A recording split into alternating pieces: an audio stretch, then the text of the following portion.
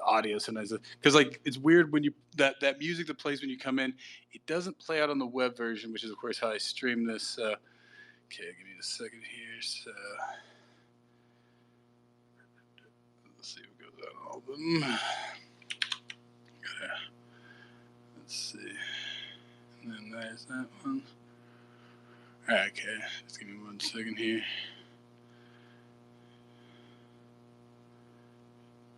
How's your day going? All right, just busy actually trying to like kind of organize my notes for today and kind of get everything I had in mind. I actually didn't have enough time to do that, so yeah, I mean, whatever, we're here. But yeah, it's so much to talk about with this book that I think I barely scratched the surface with my notes and kind of thinking about it. Like I had enough time to read it, I just didn't have enough time to organize my thoughts on it. Oh yeah, no. So give me 1 second here. I'm just trying to.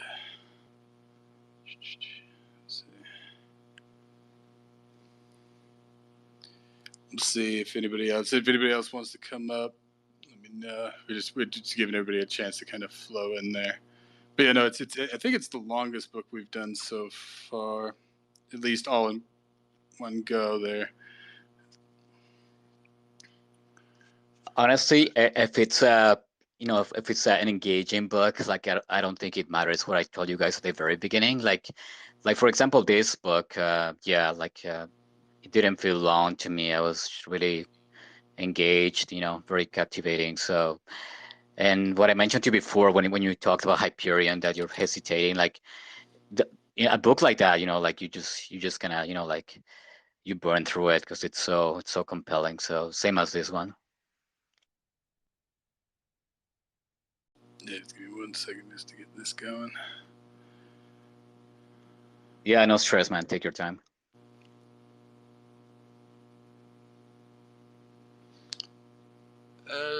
And then we'll just give everybody. How's it going? Is Adrian coming up? I'll send him the mic. We need 3. Let's see.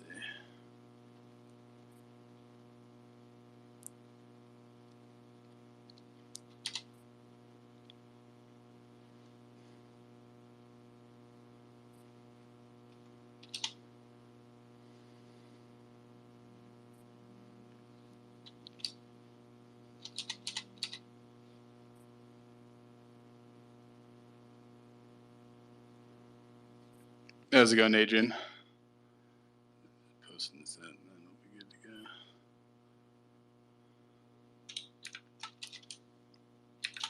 You there, Adrian?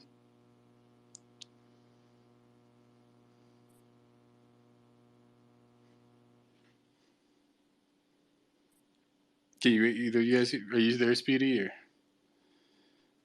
Yeah, I'm here and I hear you pretty clear. Okay.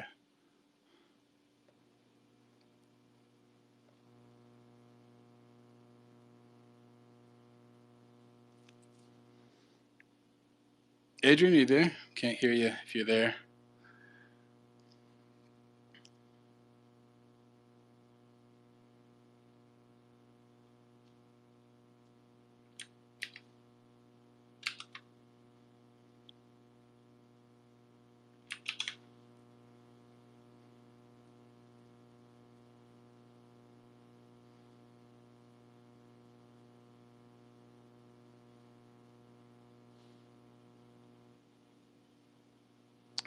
Is he messaging? Adrian, can you hear us? Because we can't hear you. I don't know, maybe he's going down for his microphone. We'll give it a couple minutes there. It doesn't ever share this right. It's weird. Okay, finally. There. Everything should be set up now. Oh, wait, he re-requested. He was probably switching equipment there.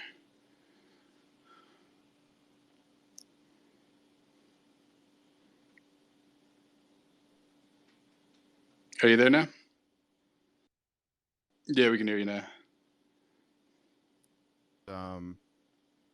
I don't know. It just said, "Oh, can't add you as speaker." Like trying a few minutes. So I just refreshed the browser and like came back up, and then it was still doing it, and then I tried it again, and then it worked. So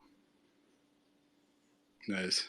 yeah, is my mic? I was trying the same. I was trying the same, and like it didn't work today my web browser, so I have to switch to my phone because I was really all set up for my web browser, and it kept kicking me down, so I have to use my phone. They might be doing things with it still, because it seems like they're still kind of working on Is that. my mic level loud enough, or is it too soft? Or it's a little soft, not all right, palatable. is that better now? I mean, yeah, for me, I mean, I like it. All right, yeah. Noisier, but All right, there we go. It's too loud for me, by okay. the way. Your mic right now. Yeah, like you can take it down a little right. bit. You can go back to where you were if you were. All right, how's that? Yeah, it's blasting through my ears. How's that? Just can you test again? How's that? Is that good, Carlo? Or yeah, that's good. That's okay, good. It's okay. good enough. Great.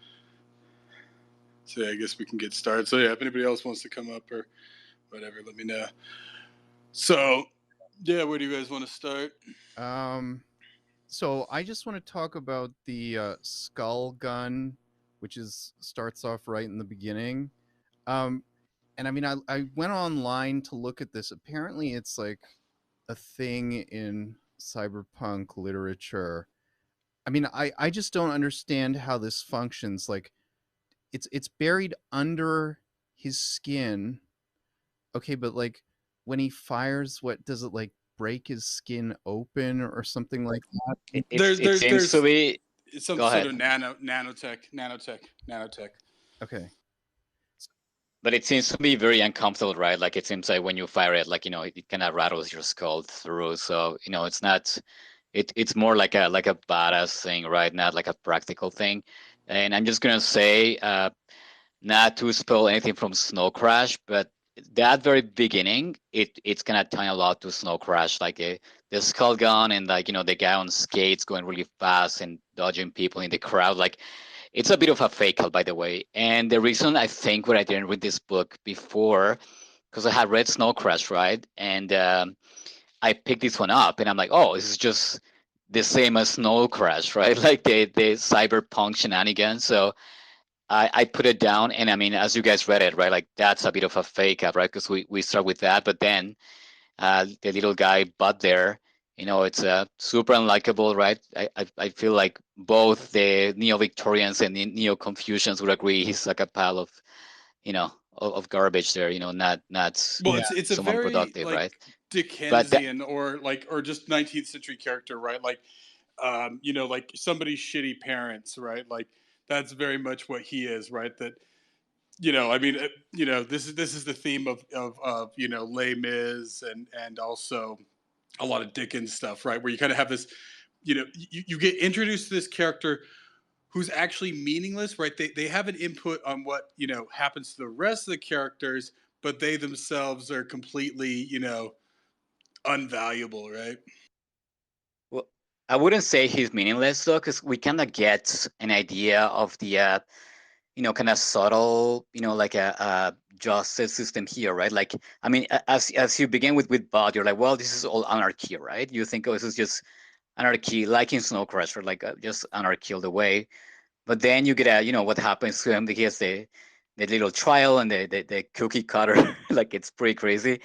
But you see, oh no, there is a structure here, right? Like, I mean, and we get into it, but the whole common economical protocol. I forgot. So the whole protocol, right? It's a very different, like system based just on the way that people are divided here within their files, right? Like they have this kind of common agreement, the common economic protocol. That's it, right? To like kind of serve justice. And I feel like he's not meaningless in that sense that we get. It's like a good introduction of Oh like, yeah, okay, no, he uses them, but things are like pretty different. you know what I'm saying? Like when you read like not even just Victor. Well, I mean both like it's the same in like I said, Les Miserables, and then a lot of Anglo-Victorian novels. There's these characters that you're introduced to at the beginning that they have a bit like the example I'm thinking, not exactly in the same way as this one because he's a more sympathetic character, but in Les Mis, right, the first chapter is about the bishop, just the bishop who, gives the silverware to Jean Valjean, right? Like he has an impact on what happens after that, but he's not a main character, right? But it really gives the flavor to the times, right? That this kind of divide between the nobility and the commoners in the church, right? Because he's a nobleman who's turned himself toward the church and trying to live a humble life, but he still has this, right? So it really kind of sets the stage for the world, right, of Les Mis. You get what I'm saying there, right, Speedy? Yeah, It's 100%. I mean, it's in this novel, by the way. I don't know if you were actively thinking about it, but to me, it was very Dickensian, right? Like many things, I'm like, oh wow, this guy's trying to do like a Dickens, like sci-fi crazy twist, even like there is a scene when Harv, like you have these kind of nanoside wars, and like it's like it's described that Harv, like all these dead nanoside is like the suit, right? Like his lungs are like corroded by the suit. It just made me think of like chimney sweeper, like in Dickens novels, right? Like Yeah, they're having like their lungs like completely, like hard times, corroded right? by. Yeah, exactly. well, it's because there was another one I remember reading. I don't know if you've ever read. Well, it was made into a weird movie with what's his name? Steve Martin, called A Simple Twist of Fate. I saw it years ago, but I guess it's based on a Victorian novel called like Silas Marner. And it's the same thing, right? It's very much like a lot of these Victorian novels. They simultaneously deal with like this idea of just luck and bad luck, and that sometimes other people get screwed, and then kind of prop up other people, right? So like throughout Nell's journey, there's kind of a lot of people who fall, kind of, yeah, have to go down for her to go up, right? So her father, her brother, the programmer guy, right? Like it is like a common, and it's not their Hackworth, fault, but it's yeah, Hackworth. but he's not a programmer. I thought he was an engineer, No, he's a right? program. He's a programmer. Yeah, he's a programmer. But I mean, they do refer to him as an engineer in the book, right? No, but But he's he is a he's a programmer. coder. He's coding behind. I mean, he's coding for eventually for the I mean, wait. I mean, we're I don't going to want to jump ahead get to it, into but it. he's King Yeah, we'll Coyote, get right? into He's it. King Coyote. Yeah, King he's King Coyote is Coyote, and nothing like, but Yeah. programming. I mean, like King Coyote, it like teaches Neil basically how to code, right? Like through the Turing machines there, and like, I mean, we're getting Yeah, pretty we much ahead, really but are like, getting ahead. it I mean, is okay. Let's go back to I'm the still beginning. We'll get into it on the later. father of Nell and Harv with the skull gun. Um, so I mean, when he goes and he attacks the African guy, so I mean, what we really get the sense of here is that sense of foreshadowing. It's like he doesn't have a file, right? So it's easy for him to be taken out. He really is a lone wolf. And actually, what I was thinking of here was, so I believe, and I didn't read this, I didn't look this up, or like I don't know this for certain, but I don't know if you guys have seen the show. Well, yeah, I know you guys have seen Mr. Robot. So I mean, I get the sense that Sam Esmail used like a lot of the themes in this for Mr. Robot, especially the sense that like Mr. Robot is a lone wolf, and like he can get to a certain point, but like he can't really get ahead as a lone wolf, right? Like he needs a file or like a tribe to like kind of get his back, right? And I mean, so I mean Nell, and I'm sort of jumping ahead here, but I mean, with the mouse, and like it's all of her girls that she's building up. I get the sense that like the father was taken out because he's a Theet. He does not have a tribe, right? So Well, so I mean, I wish Wogpog was here because I'm about to give him props to this. But I mean, so this is what Wogpog often, leaders of men versus the commoners, right? So he often talks about, whatever your shtick is, right? Your belief is, get in touch with it, really invest in it, because pretty much you have three types of people in this book, right? So you have most people fall into a file, right? They're followers, maybe they're high end followers, they're low end yeah, followers, whatever. Now the difference between what's the father's name? Jeb or Hackworth. no, the father of With the Nell. Nell's skull father. gun.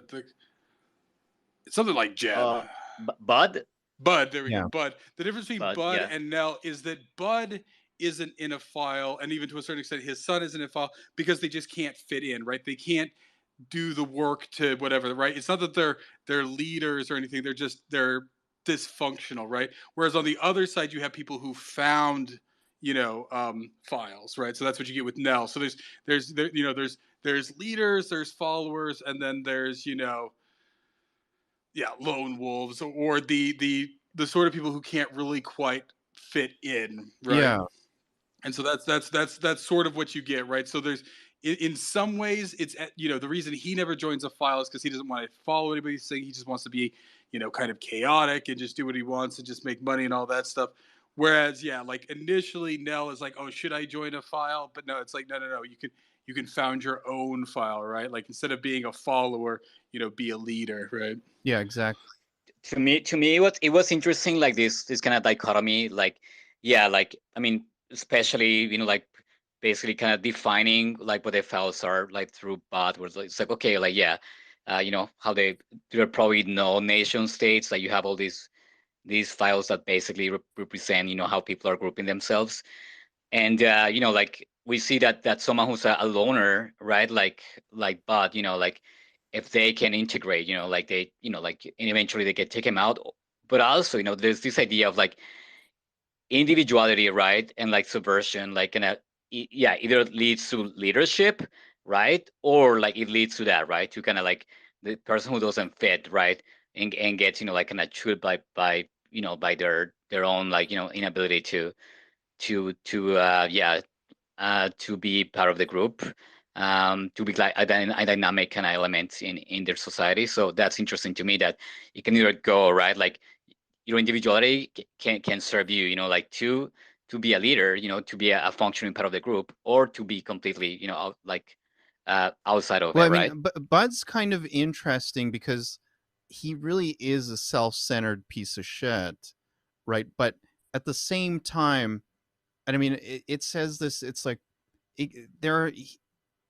So I mean, he doesn't really care about Nell and the brother, right? But and like Tequila, he kind of cares because like I don't know, he cares but he doesn't care. It's very odd. It's like, it's his family, but the writing in the beginning, it makes it like, oh, he doesn't really give a shit about them, but at the same time, he does support them in a lot of ways, right? Like, So it really deals like, and like when I was trying to pitch this earlier and I was trying to explain it, like I literally told, like, what is this story about? It's like, can you turn white trash into, heroes, right? Because I mean, essentially, not just Bud, but then what's her name? yeah, Tequila, right? Tequila. Tequila. The mother, she's also a piece of shit, right? All the guys she dates. Oh, And absolutely. if you've known people, regardless of race there, but if you've known people, who live off the system, who are kind of, they're urban, yeah, they're not like poor, they're not like, yeah, pop, like they live off government stuff, right? They kind of, semi, like I said, welfare people, people who live in government housing. It's really weird. Like they do have this low mentality, like they're very self-centered. So in theory, they sort of care about their families, but then they don't, right? So they'll get very defensive, but then sometimes their family's just like an extension of themselves, right? It's just like the Yeah, guy, yeah. like it's the same people who these people always own pit bulls, right? And they're really like to pull their pit bull around, but then they're always beating their pit bull too, right? I mean that's essentially how these people function. Now, of course, hurt people, and they come from it's multi generational and blah blah blah, right? But I mean so that is the sort of thing, right? So the one thing you can at least say for Bud is that he's ambitious, right? I mean that Well, does he seem to is be for sure, maybe but I mean, And that No. is, I mean, and maybe that's like, because that's the secret sauce, like maybe partially for Nell, is that, even though he goes a weird way and everything else, like, and this is very Dickensian in that too, he's got a lot of bad flaws, but maybe the one good flaw that he passes on to Nell is that sort of, ambition or something like that, right? That sort of trying to, dig yourself out, right? Well, it's funny that he has ambition, but like at the same time, he's kind of using, like using tech to kind of like get the easy way out of everything, right? So he has this kind of muscle, like devices that Yeah. stimulate his muscles to, like get stronger. With he doesn't have to do anything, right? The skull gun, right? Would like, it's he doesn't even have to aim or like be proficient, right? And like even like the way he's trying to join a like by desperation, their like file, right? It's like, oh well, like which file requires the minimum amount of effort to join, right? No, So no, it's does have to interesting, like aim and the and skill gun, and right? that's it. Like, I mean, they said the new skill gun that No, you just he had to aim because you, remember no, but he you no, but it's with your eyes, so you're just gonna look at it, right? Doesn't you don't need to take like a like hours of practice, let's say with a handgun or like I don't know, like a crossbow, right? You have to practice. Like this, you just look at it, like you focus your eyes at it, and like boom, like the crosser, like like puts you there. So it's got a minimum effort, well, no, right? no, Like there was a learning but once all the rewards without the there was a work, right? learning curve Go with ahead. the new one that he upgraded to because remember when he did a test shot on the mannequin, he actually missed. So the guy said, "Oh, because of the higher caliber or whatever, you have to like point your head down a bit, right, to like to where you're at." Yeah, I but think you guys are over.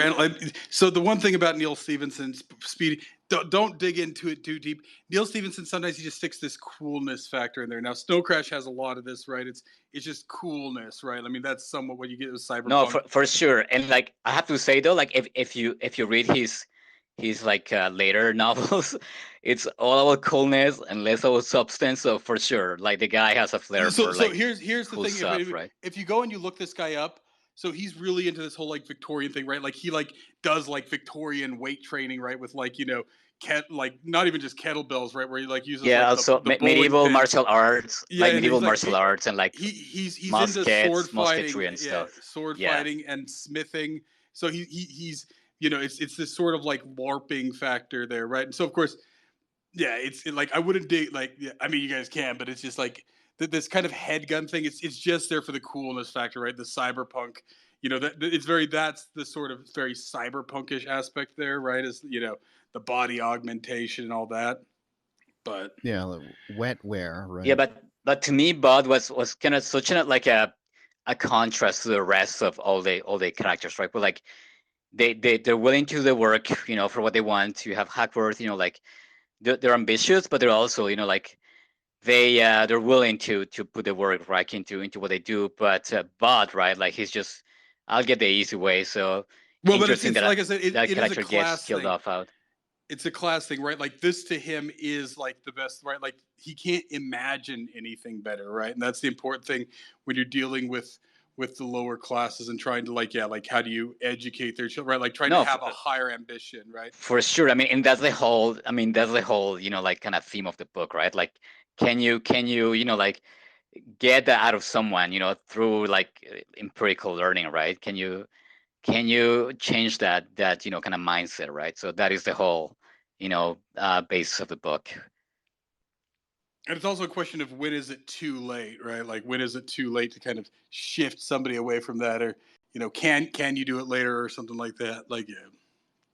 So like I said, like yeah, he kind of he sets it all in motion, obviously, because of course he's her father and everything else, and of course we're introduced to the world and the characters and the judge, the Confucian judge there, Fang. and all those concepts. That was his name, right? Fang. Yeah, It's Fang, yeah. So, you guys know I don't know yeah. the So names. so I don't know. Just before we move along, they really like set the setting for the world, right here in the very beginning. Um, I don't know. Did anybody think that it's kind of interesting that like the matter compilers will give you food and blankets and stuff like this for free, like little things. It's almost like there's a little bit of like um Well, I mean, because it's so easy to like replicate food and like, you know, basic essentials, clothes and stuff like that.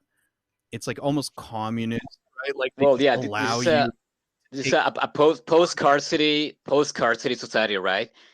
And these kind of the matter compilers are saying as UBI, right? Where like no one's really starving, no one's lacking much things, but you know, it's a kind of like fake scarcity, kind of like a controlled scarcity, right? Like there doesn't need to be any scarcity, right? Like I mean, if they just unlock, you know, and that eventually, you know, like that's the where the book goes, right? Like where, with the seed, right? Like how much power can you give to people? But for sure, like in this world, like it is a post scarcity world, but you still have really poor people, and it's all controlled, right? Like this the scarcity they have, like they just kind of clamp on the resources so they can just, you know, like MC anything they want, right? So they still keep them under control. Like it's enough for them to like not revolt, right? Not like be unhappy about it. They still have all the necessities covered, but not enough to, you know, like climb up, you know, out of their situation there. So that well, just Well, a lot of because UBI, file they right? can, right? Like I mean, and I mean that, the well, whole no, but about it's deeper than groups, that. right? It is deeper because like this is the whole thing, right? Because you know this is the excuse people give for welfare. It's like, oh well, you know, it's just that they're so busy, you know, hand to mouth trying to survive. But of course, anybody who's seen people on welfare, like you know, they really don't, right? They don't take advantage. So like the one part, like so it gives inferior quality stuff, right? It doesn't give high quality, but it does sustain things, right? Because there's the part there where like when Nell's reading the book, right?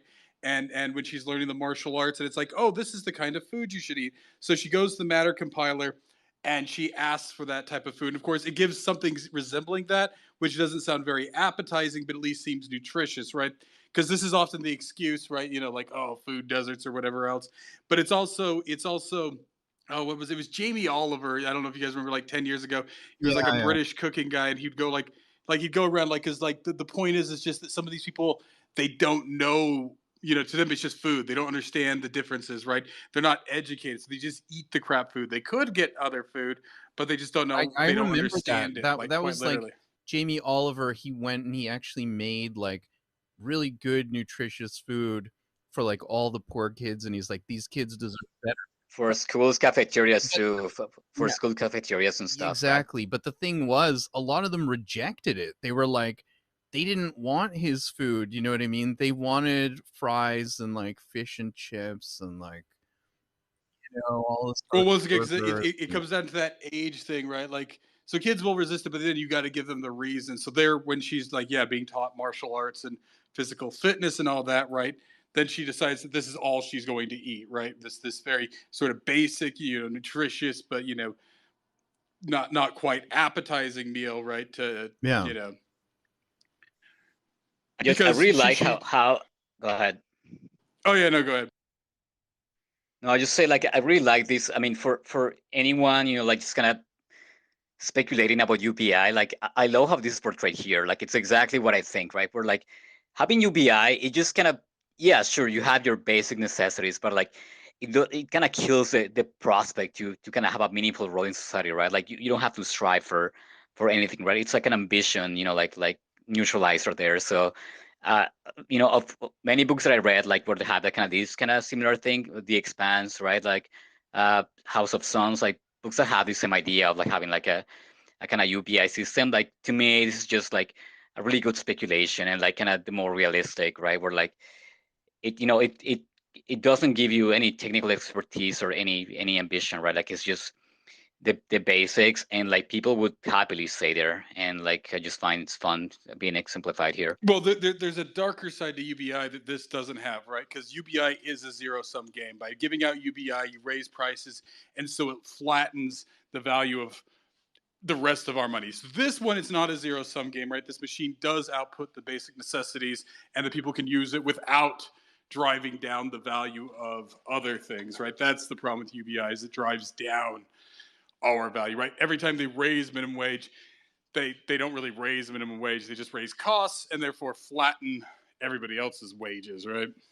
So that's so actually UBI. So yeah, it proves that. Yeah, I mean, well, it narrates this fact that yeah, even if you give certain people, you know, the bare, you know, the necessities, right? They're still just not going to aspire to much more, right? You have to somehow instill in people the desire to well, aspire to except something for more, Bud, right? I mean, as we said previously, he is ambitious, right? So, I mean, he's constantly upgrading himself, right? So, I mean, yes, his basic necessities for life are taken care of through the matter compiler, but he himself is still interested in bettering himself, right? But he still has he has ambitions, but they're misguided, and not in the sense that they're immoral, really, but in that they're very sort of low level, right? You know, it's even somewhat reflected in his son, right, in Nell's brother, right, and that, you know, it's just being cool and hanging out and, you know, watching, you know, Robbing whatever, right? Like people. they don't have like he's ambitious, but it's very sort of low level ambition too at the same time, right? So he has that spark there. It's just that, like, he can't fathom, you know, something more interesting, right? It's ambition, but it's not constructive, right? It's a kind of destructive ambition, right? Like, how can I, you know, like go out, you know, go out in It's flames in the coolest pedestrian, way, right? right? Like it's Yeah. it's just about cool, right? It's the guy who still thinks, you know, just having a hot rod in high school is cool, and then, you know, 20 years later, that's like it's that sort of mentality, right? Where they don't really have like an evolving ambition, right? They sort of have like this very sort of almost, I guess you'd say, like adolescent ambition, right?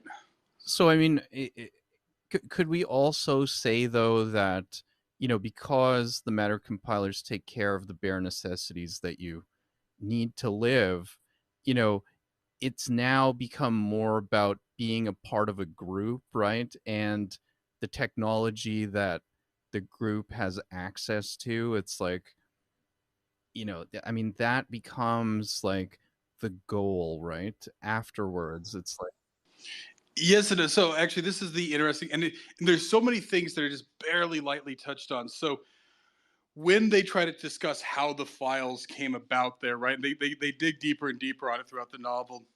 But when I think it's when we're first, you know, shown the guy who commissions the book, what's his name? He's got a long ass name.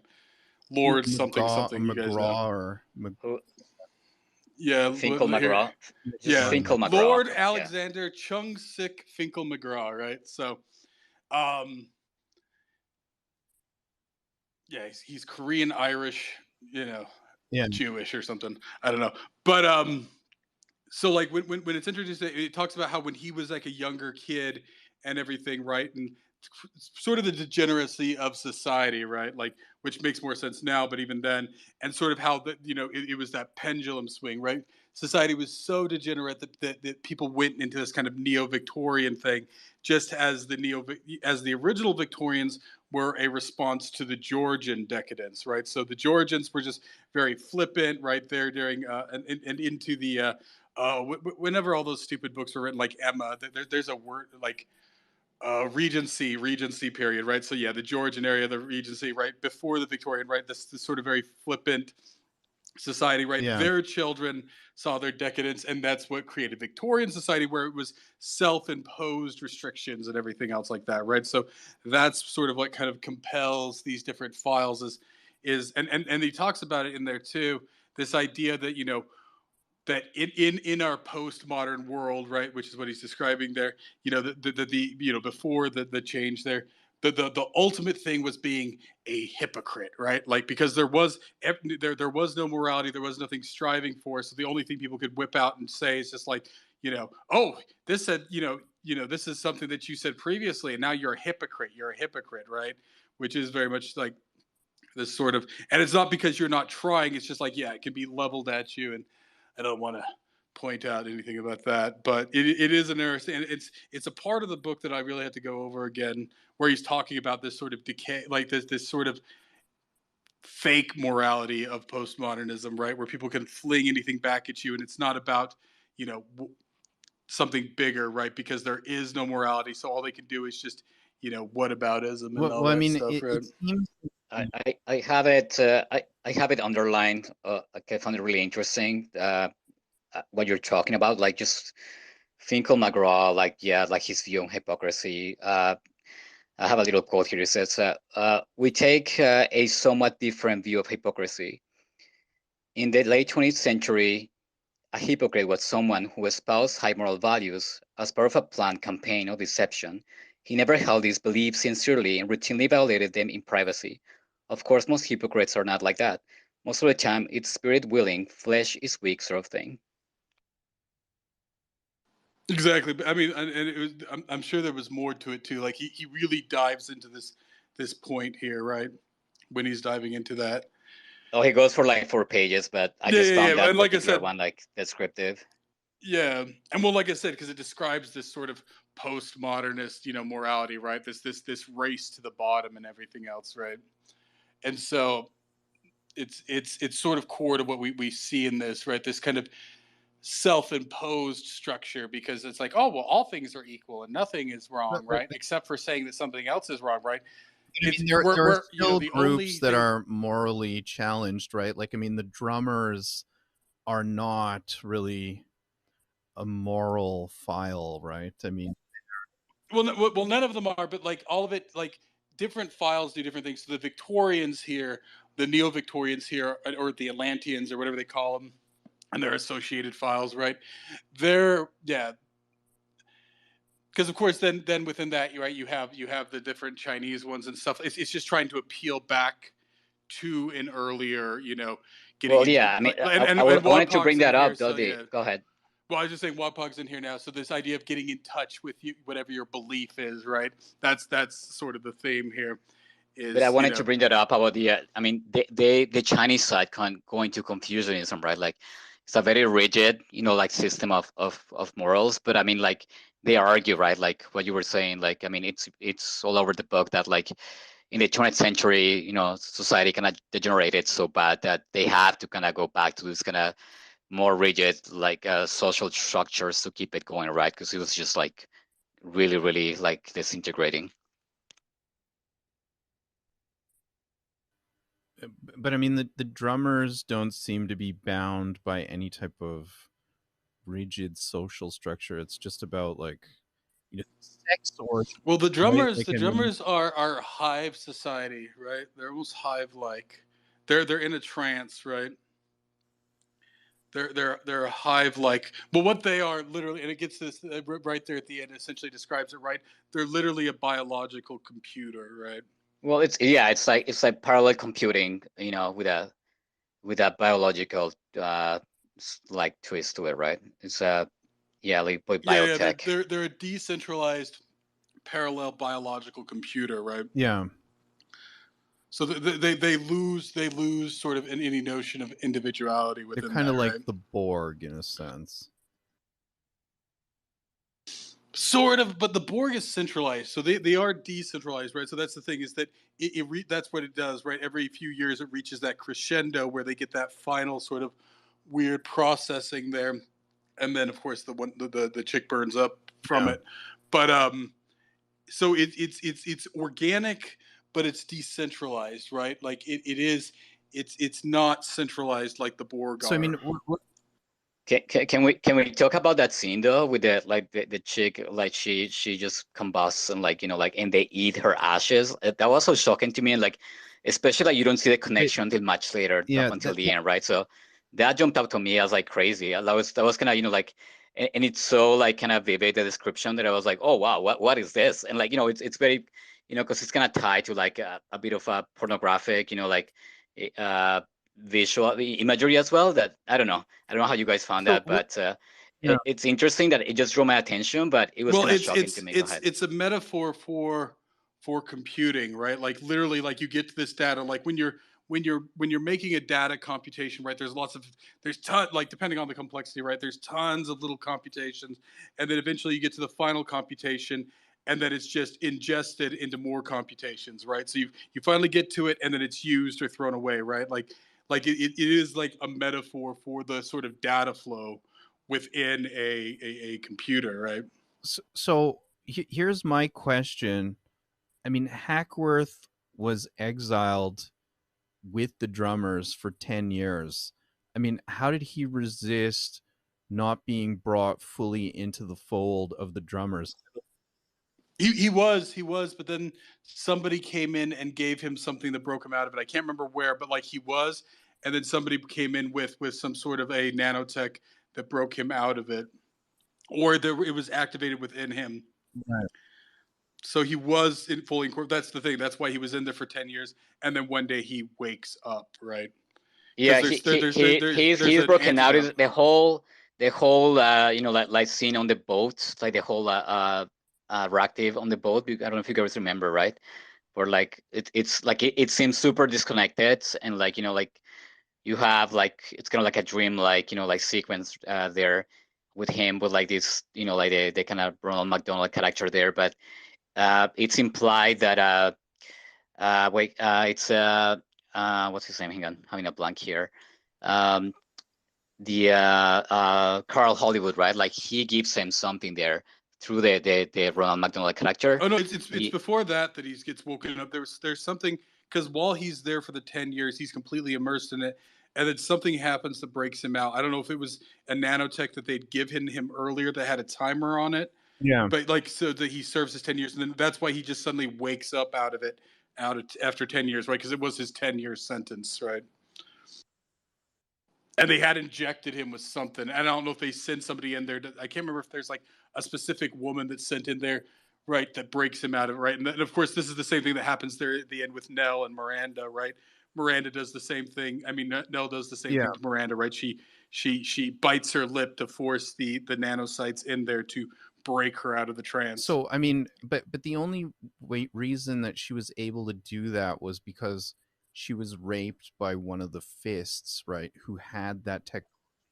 Right? Well, that's what put her into the trance, right? But then she had another thing that brought her out of the trance that I think she got from Carl. I can't remember how she gets that, the reverse nanocytes, but it's the drummers give her the forward nanocytes, I guess you could say, that like when she gets violated there. Yeah, that was when she had gone to I forget the Chinese woman. She was like a dragon lady. When she was in that building, right at the end. I mean, she only is violated, you know, after like 4 days, I think it was. And then they explain at the very end that, you know, when that happened. But I mean, are we to believe that her own file of all of the girls that she's been training to like write their own primers, like did they infect the fist with those nanobots? Like, I mean, that's sort of where my mind went. No, I think it's pretty much. I think it seems to be implied that because these drummers, it's just like the one woman, right? The woman they meet there at the cabin in Vancouver, actually, right? Yeah. Like she was in contact with drummers, right? She never went fully into the drummer thing, but she's carrying it in her body now, like some aspect of the drum. It's almost like a passive form of the drummer nanocytes, right? I think that's what, and so that just gets passed sexually transmitted, right? So it seems like it's almost kind of like a passive STD that is even outside, right? Like now, if you're fully in with the drummers, then yeah, you're probably like dripping with it. But yeah, some of the people come in contact with the drummers, get like a little dose of it, and then spread it around there. And I think that's what it's pretty much but implied. Here's the whole thing, though. I mean, Hackworth was still able to communicate with his daughter on his 10-year exile, subconsciously, you know, with the drummers. So it was like, was there like a mesh network through there? Yeah. It's implied that he's subconsciously connected, and not just now. He's actively connected to her book, right? He's the narrator of her book. It seems just like Miranda's the narrator of what's her name's book. No. But it seems like, because they're at the end when he kind of wakes up and he says the coyote stuff, and it's about the seed. It looks like he's even still somewhat connected to Nell's book too, right? That whole coyote and the seed thing, right? That's why there's this obsession with the seed, because that's his obsession. So yeah, so I mean, but I thought the book is self-contained, but at the same time he still maintains communication with it in like a passive way. Is that accurate? It's a subconscious way. I think it's subconscious. Yeah. Right. So like, because you got to remember, with Nell's book, right? Because Nell's book was originally intended for his daughter Fiona, and then of course it ends up with Nell, and Yeah. then the Raktor, takes over the narration because he doesn't. But then so he's still passively integrated with Nell's book. Now, of course, I don't know if he's still passively integrated with the Lord Margaret. Yeah. Finkel's granddaughter there, or if maybe so, but so it's half and half, right? So yeah, Miranda's doing most of the narration, but he's still King Coyote in Nell's book because it was it's implied he's like connected to all of the primers there, and not like all of them, not the Chinese ones, right? Not the no, Chinese ones. but I mean like yeah, Elizabeth's, Fiona's, and Nell's. I don't know. Is, It's ambiguous because of course Elizabeth never goes far enough in her book, so I don't know if he's King Coyote in her book, right? He's connected to Nell's book, right, as King Coyote. He's obviously connected, even more integrated with Fiona's book. But yeah, with Elizabeth's book, I don't think it is, right? Because actually, that's the detriment of Elizabeth's book is that it's just whoever takes Well, the commission on I that. don't think we'll know because like she drops early and like she has so many actors kind of adding to it, right? It's not a single person like Fiona and Nell. Like she has many people like contributing to it. So even if he is in there, like I think it's somewhere in the book it's stated that that's kind of like why it doesn't stick with her because she has too many influences mixing it, right? Yeah, exactly. It lacks that kind of. Well, and I think that there's another thing there. It's not just, but it's also that her parents are very anti it, right? So she never really gets as much involved with the book and everything else, right? Whereas, like, yeah, Nell has Miranda there at the beginning, and then at the end she has the subconsciousness of yeah. Hackworth there. But then with Fiona's, and it even mentions it, right? It almost makes her somewhat like it's almost uh I forget. It's Electra syndrome, right? It's the opposite of um, Oedipus syndrome, right? So everybody knows what Oedipus or syndrome or complex is, right? So then you get the Electra complex, which is the opposite, right? Father, there is it does hint that there's kind of a somewhat like a codependence there between the father and the daughter, right? Like, he's kind of she becomes very neurotic and obsessed and everything, right? Yeah. So By the way, the name for the woman who owns the dominatrix business there, it's yeah, Mrs. madam. Madam Ping, and the woman who's in Vancouver, who like we kind of find out like how she passes on, how she gets the drummers analyzed there. Her name is Maggie, just for the record there. So Yeah. Okay. so I mean But yeah, so the primers that Nell instructs her file, like she's basically teaching them how to make their own primers and teach themselves things, right? Like I mean, well, no, the primer she has. So like I said, Fiona. Yeah, I don't know if like Fiona never really gets all the way to the end of her primer, right? Because the point is that at the end of the primer, when she defeats Coyote, right, she then gets the ability to make, right. She gets two special books right there: the Book of Books, which allows her to create more primers, and then the Book of Seed, which allows them to create this sort of yeah.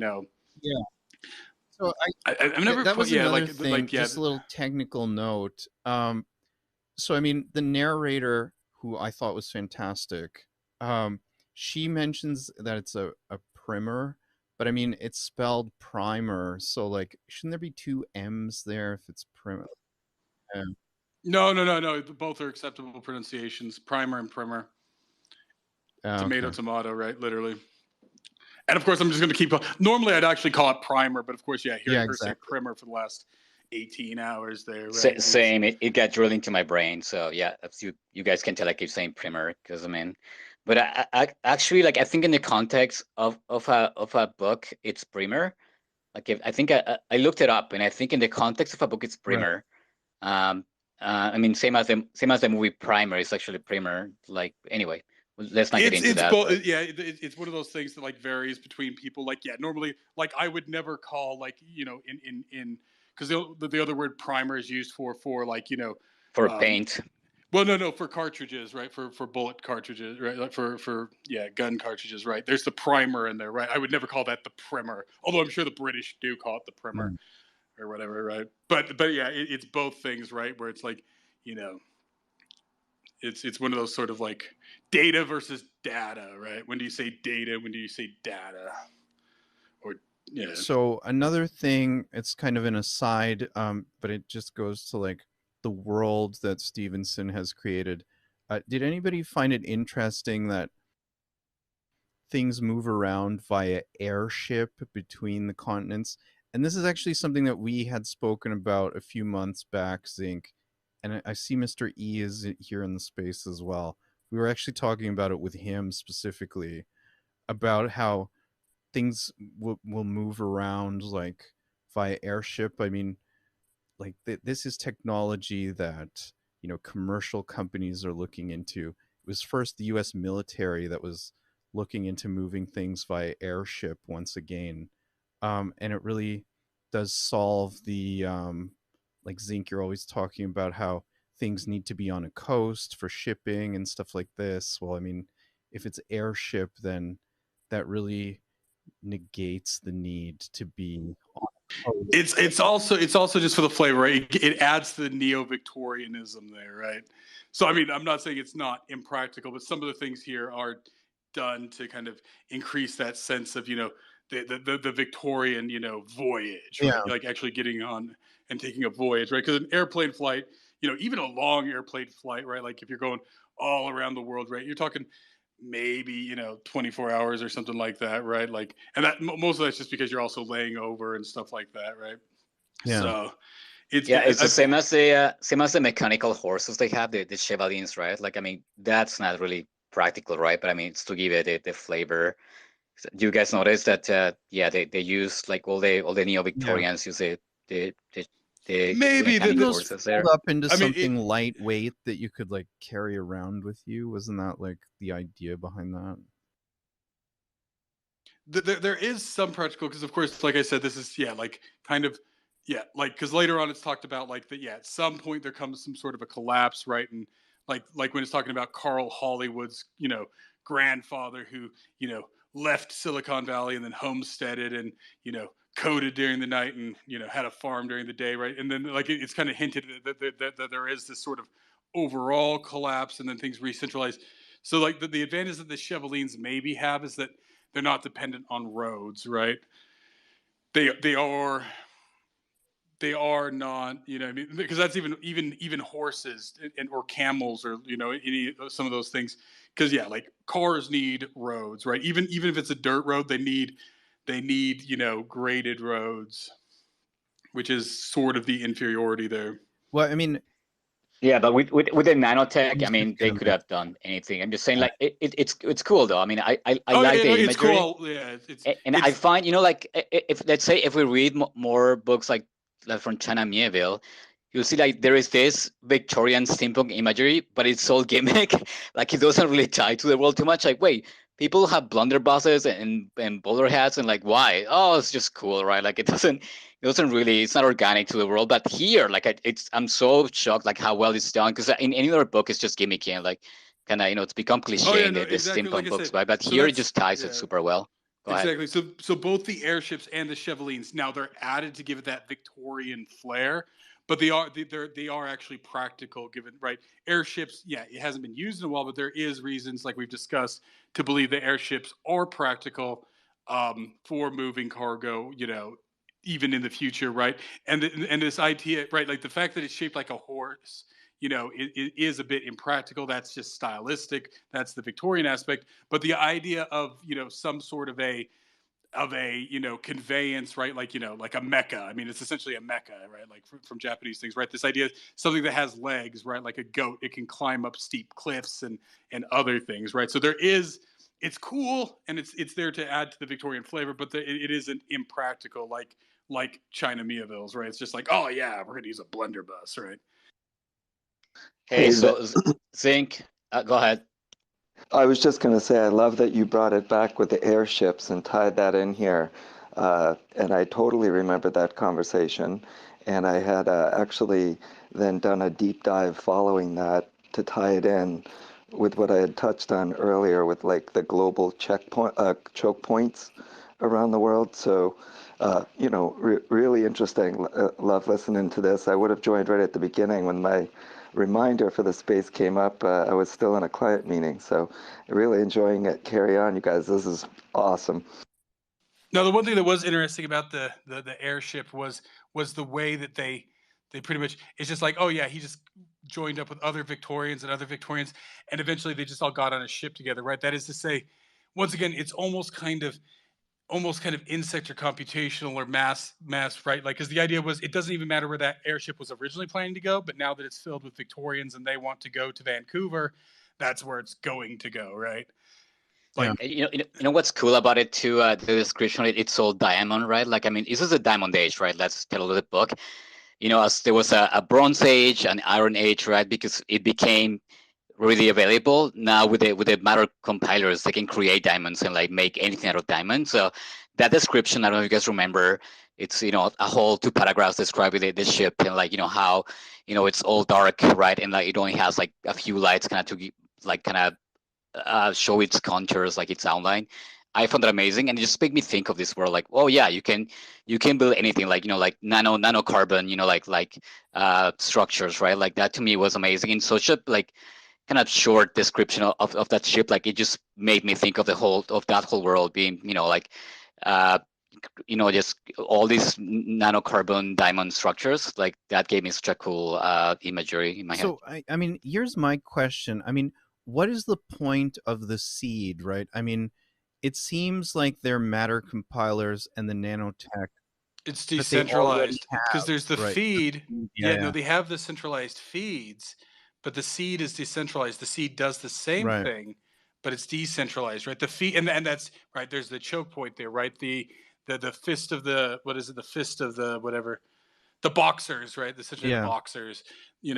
They're going after the feeds, right? That's a centralized thing, right? But if you grant people the seed and it's decentralized, right? There's no need for the feed, right? Which I Yeah, exactly. Feast of Righteous Harmony. The Feast of Righteous Harmony. So the feeds just pump like raw material to the matter compilers so that you can, build whatever you want, like whatever you ask it to make for you, it will just do it, right? That's generally. Yeah, I think it's like, yeah, it's raw matter, and it's also like the schematics and stuff like that, right? It's essentially that. Yeah. If you think of a 3D printer, it would be like for fused deposition modeling, it would be like the spool, that you have to load in, and the STL file and then the machine does the rest, that type of a metaphor.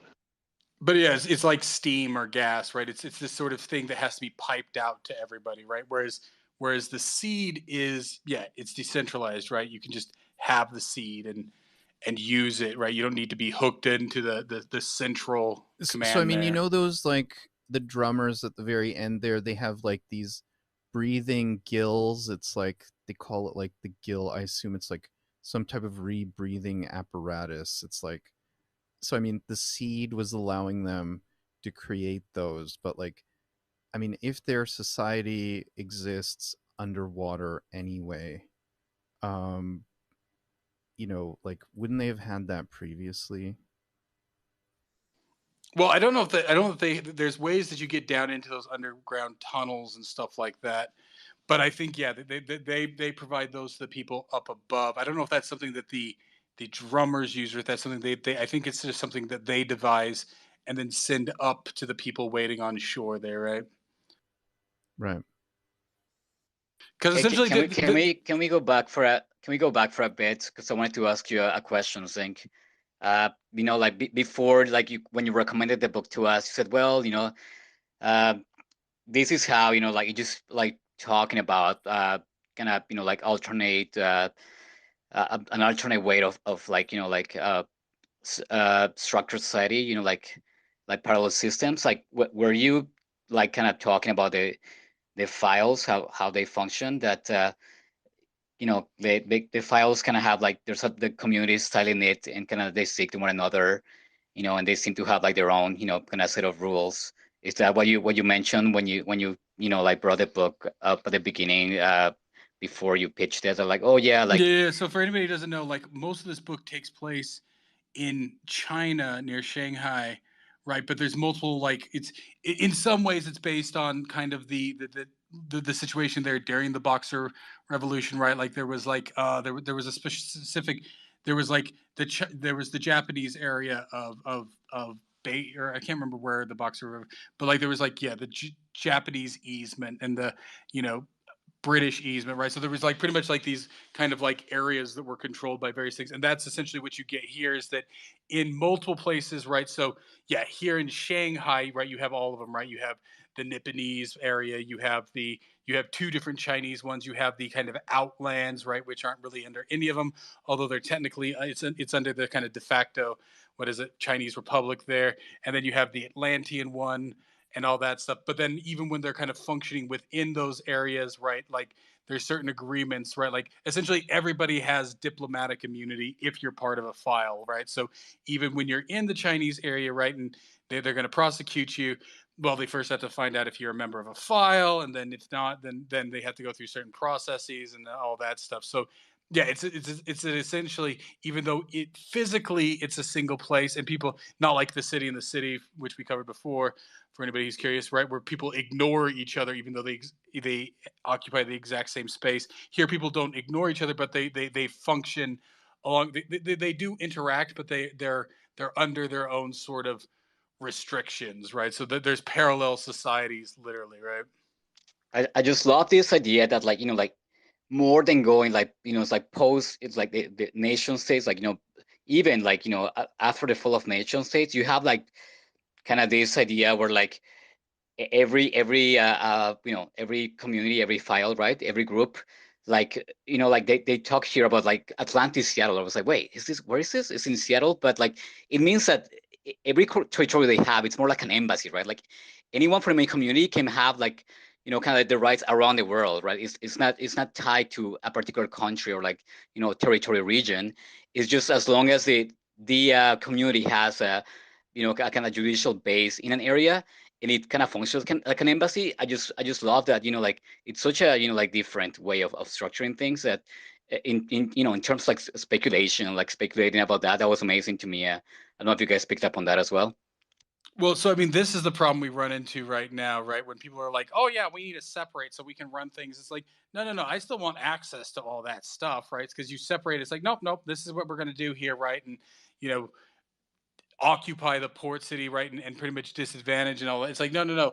I don't want to be, if you don't like it, go somewhere else, right? Like these sort of charter cities, right? But that doesn't get into the fact that yeah, people have to be in a certain physical place or they want to be in a certain physical place, but they don't want to, yeah. Like I don't like that, like this idea of like yeah, city states where it's like, well, no, if we want to be under like an oppressive communist regime here or oppressive religious regime, well, that's just how it works here. It's like, no, no, no. People should be able to like exist in a same space, but like yeah, get to be under different rules there. Like so long as it's because that's what you get, right? If you're not part of a file, then yeah, the de facto rules there. It's like well, it's technically part of the Chinese Republic there. So then that's what happens to Bud, right? It's like are you part of a file? No, okay, then we're gonna dump the Chinese Republic rules on you, right? But if he is part of a file, it's like okay, well, then under the agreements between the files, then this is how we have to handle this and all that stuff, right?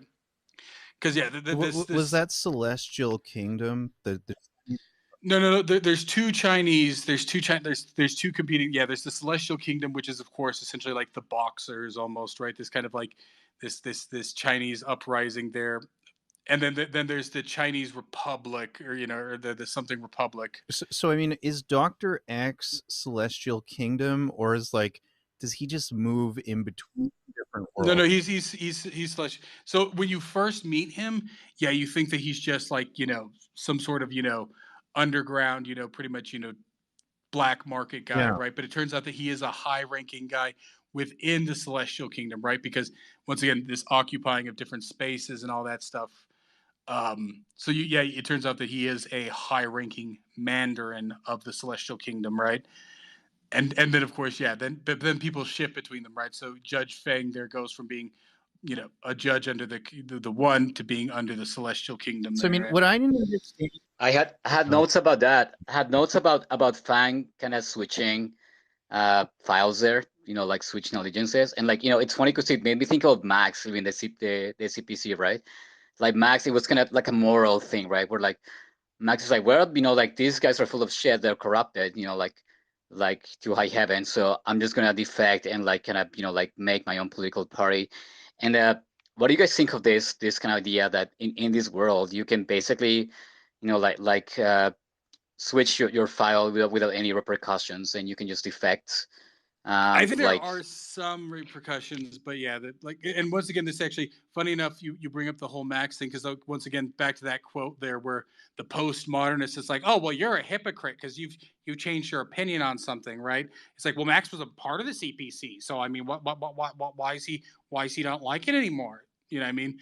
So I mean, it goes back to that, right? Like this kind of low level, baby, mentality of morality. It's like, nope, no, so like, but yeah, no, I mean, it's well, and this is what I'm kind of pointing out there, right? So like, these people who like, oh yeah, I want to run this charter city, right? It's like, okay, but obviously I come from a place that's very religious there, right? And of course I left it for obvious reasons, but yeah, what do you do? Like, it's like, well, I don't want to be part of this, right? Can I exist in this same space, but join, be part of something else? You know what I mean? Like having to be under, an Islamic dictatorship or, something like that, right? Even though, you don't want to be, right?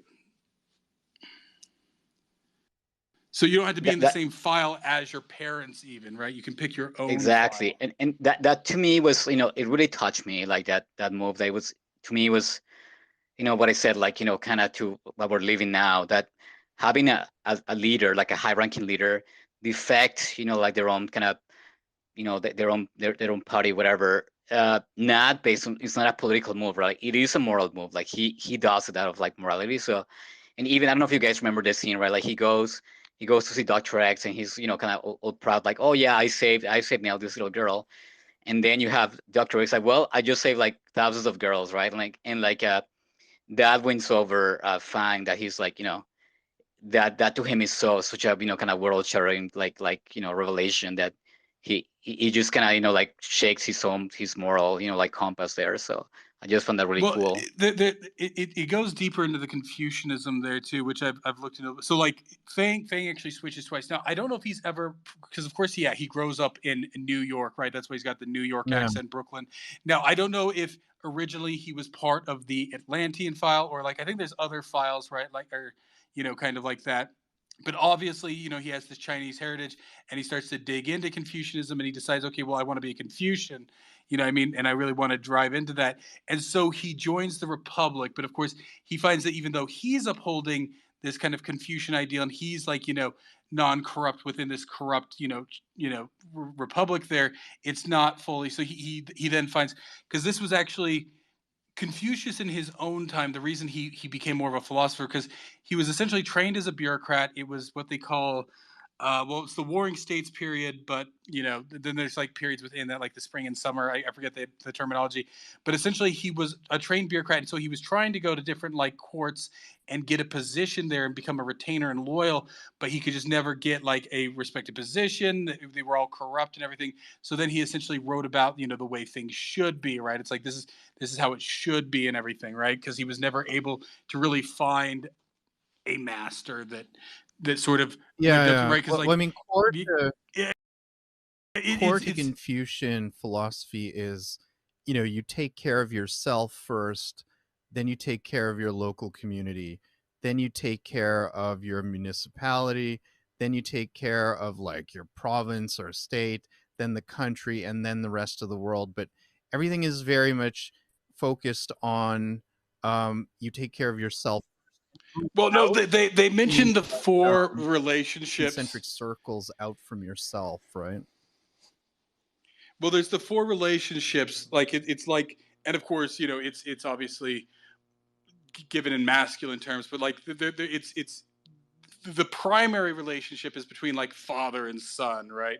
And then there's like older brother, younger brother, stuff like that, right?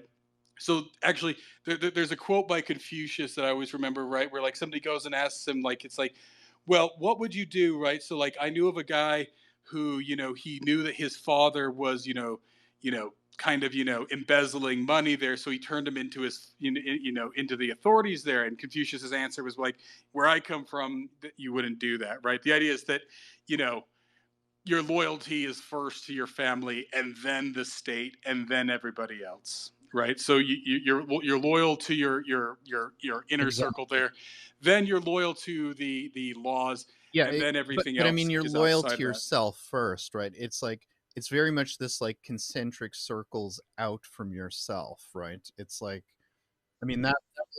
Yes, and like, so I mean the problem is because like it demands that you be loyal, so that this is the problem, right? And so of course samurai, kind of evolved a bit from Confucianism, right? They're like, and this is a theme you see a lot in especially like samurai movies, right? Like, so you have the loyal retainer who's an upstanding, moral samurai, but then he has a immoral master, right? And so how does he rectify that? How does he act morally?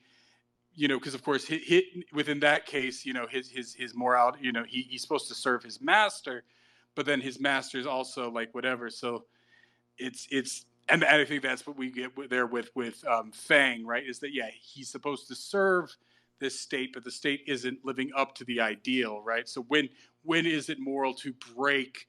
So that's the thing with these relationships. So when is it okay? If these relationships are broken, so that a son is supposed to be loyal to his father, but then there's a loyalty that a father has, right? So if a father isn't properly, enabling, instructing his son and doing what's best for his son, when does the son, throughout Chinese philosophy, actually, you see this. It's the mandate of heaven, which goes back to semi-mythical times, right? There was what was it? It was the Xia dynasty, the Shang dynasty, and then the Zhou dynasty, right? And the idea of the Zhou dynasty was that the Shang dynasty had become morally corrupt and therefore had lost the mandate of heaven, right? So you're supposed to. So it's a bit of a catch-22 because you're supposed to, like, if we win, then therefore we have the mandate of heaven, but then we have to win. So we were supposed to be loyal to the Shang dynasty, but except they've become so corrupt and decadent that now we can claim that they have lost the mandate of heaven. So, I mean, do you think that's why he allowed Nell to keep, why Fang allowed Nell to keep the primer?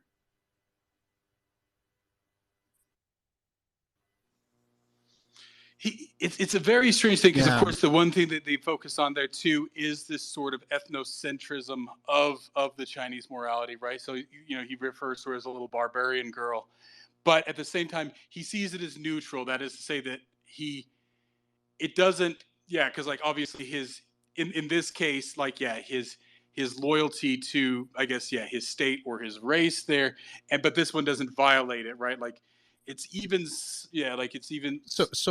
But I mean, his rationale is, well, I mean, it's not very clear. He just says, well, let's just allow her to keep it, and like it's almost like an experiment to him to see what will she do with it. There's no disbenefit, right? Like it's okay to to give it to her because it's not a deficit to his, right. There's no deficit, at least at that time, to his own loyalties, right? I So mean, but in there that is case, there is because it's that third the- circle, right?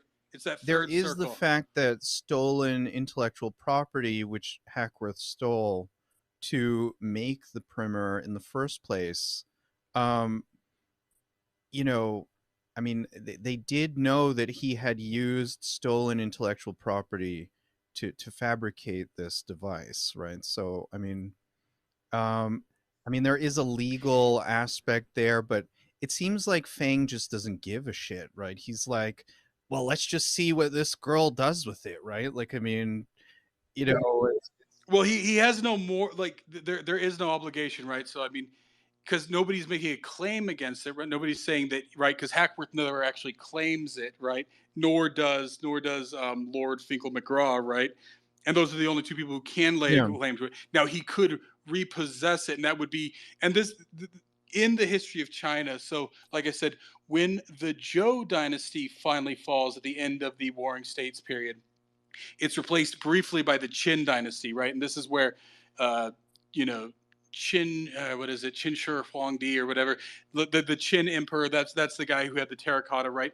Now, when he got in there, he came from a philosophical background of legalism, which was very sort of like, nope, nope, this is what's codified, right? It was very, it didn't allow any latitude there, right? It's just like, nope, this is against the law, so you just go to the letter of the law, and it's considered moral because, well, everybody has access to the law, everybody's applied the same way, but it doesn't allow that latitude. And so, of course, the Qin dynasty falls very quickly. There's only 2 Qin kings, and then you get the Han dynasty, and the Han dynasty was Confucian, right? And then the following dynasties, for the most part, were Confucian as well too, for some more so than others, right? But so the idea with the Confucian dynasty, with Confucianism, is that it's there in kind of opposition to pure legalism. So under the pure legalism of the Qin dynasty, then it's like, nope, the book has to be repossessed, even if nobody claims it. It has to sit on a shelf and do nothing, right? So the Confucian idea is, it's like, well, this book isn't going to be claimed by anybody. It has no use to anybody else. So it's not morally beneficial. If anything, it's arguably morally detrimental, right? Like there is no higher calling, right? Legalism for the sake of legalism would actually be immoral to a Confucian. Yeah. Okay. Right? To just repossess the book from her when nobody else is making a claim to it, which nobody is. So that is, I think, what he's kind of touching on there, is this idea that a Confucian can kind of, not have to be beholden to the law, right? Right. What it doesn't hurt. I mean, who is it hurting in letting the little girl have the book, right? Nobody. But he does allude to something that it's more of an experiment to sort of see what she does with it. I mean, this really is a turning point for Nell's life in the story, right? Like, I mean, this well, he's wondering to this. He's wondering in court, right? Like he's talking to the woman there, Miss Pao, that he's saying, can the boy be saved, or can the girl be saved, right? And it's kind of like he's kind of giving her that redemption opportunity there, right? He says, I think I underlined it here. Hang on. Yeah, he says, think instead of the girl in her book. Since the victim has not contacted the police seeking return of his property, I will allow the girl to keep the book for her own edification. As the master said, in teaching there should be no distinction of classes. I will sentence the boy. Well, anyways, like that's what he says, right? He's kind of, like, it is a moral choice, right? And like kind of, like this idea that it really, resonated with me, that like he really wants to be no distinction of classes, or in giving this an opportunity, which is like a turning point there. But it's his choice, right? That's like, I'm trying to go against this class system by giving this item that's meant for someone of an upper class to nail there. Now, here's what's interesting, because at the end of the book, I remember he's like, there's like, I think it's when they're trying to get out of the city there, right, as the uprising's happening, and they see 4 statues, or it's right before. And it's like 4 statues representing the 4 bonds of Confucianism. Now, I was trying to think about this because, like I said, as far as I remember, there was only 3. And so I don't know what he's touching on, because I'm going to just, so this is just from Wikipedia, right? The 3 bonds are between father, son, lord and retainer, and husband and wife, and they constitute 3 of the 5 relationships described in Mencius, right? So, I don't know what he means by the 4th bond there, what the 4th bond is. Because, as far as I know, there was only 3. Well, I mean, maybe the 4th bond is like, I don't know, the connection to the technology of the time or something. Well, that's what I'm wondering. Like, did he add a bond, and is that the joke there? Is that he added some extra bond, and he's not going to tell us what it is, or did he? No, I think he did, and like at some point they took. I couldn't find it actually today. I was trying to find it. There is a passage there when I think Dr. X is talking about tea. Like, he's saying like, oh no, I'm not talking about drinking tea. It's like the Confucianism principle bond of TI, right? And then he attributes that to technology, but I can't find that passage. And obviously, if I kind of look in the book, but with TI, I get like 2 million results, right? So I can't find that passage, but I think that's like I want to talk about that actually. That he mixes Confucianism with technology there, like very specifically. Well, I'm curious if by T there they mean what we normally call chi, right? And like like if anybody who's watched, Dragon Ball Z, right? Your chi, that kind of energy, right? Your chi that you're trying to balance. Don't know if that's what if he's referring. Because of course, if you've ever dealt with Asian romanization, right? Some things, and of course they even talk about, and this is always, you know, there's a big difference between Mandarin Chinese, and then there's Shanghaiese, and they're not mutually intelligible. They really are different languages, a lot of these things. So I'm curious. Yeah, like he says T, but is that what we normally call chi? No, in Confucianism, like I read about this as I was reading the book. Uh, TE is basically, when the philosophy transcends kind of the physical, it goes more into the metaphysical. Like that's the T, kind of the heavenly aspect, the heavenly harmony. So that's what I read on T.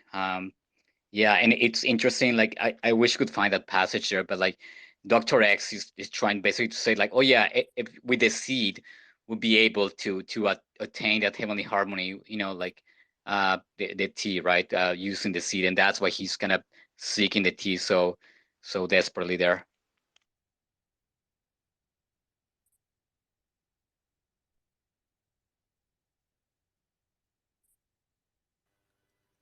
So, I don't know. Should we move along with the plot? So, I mean, I guess the next most significant thing that happens to Nell is when she's adopted by that Constable Moore, who, Well, by the Amish cult there or whatever, right? The handicrafts people.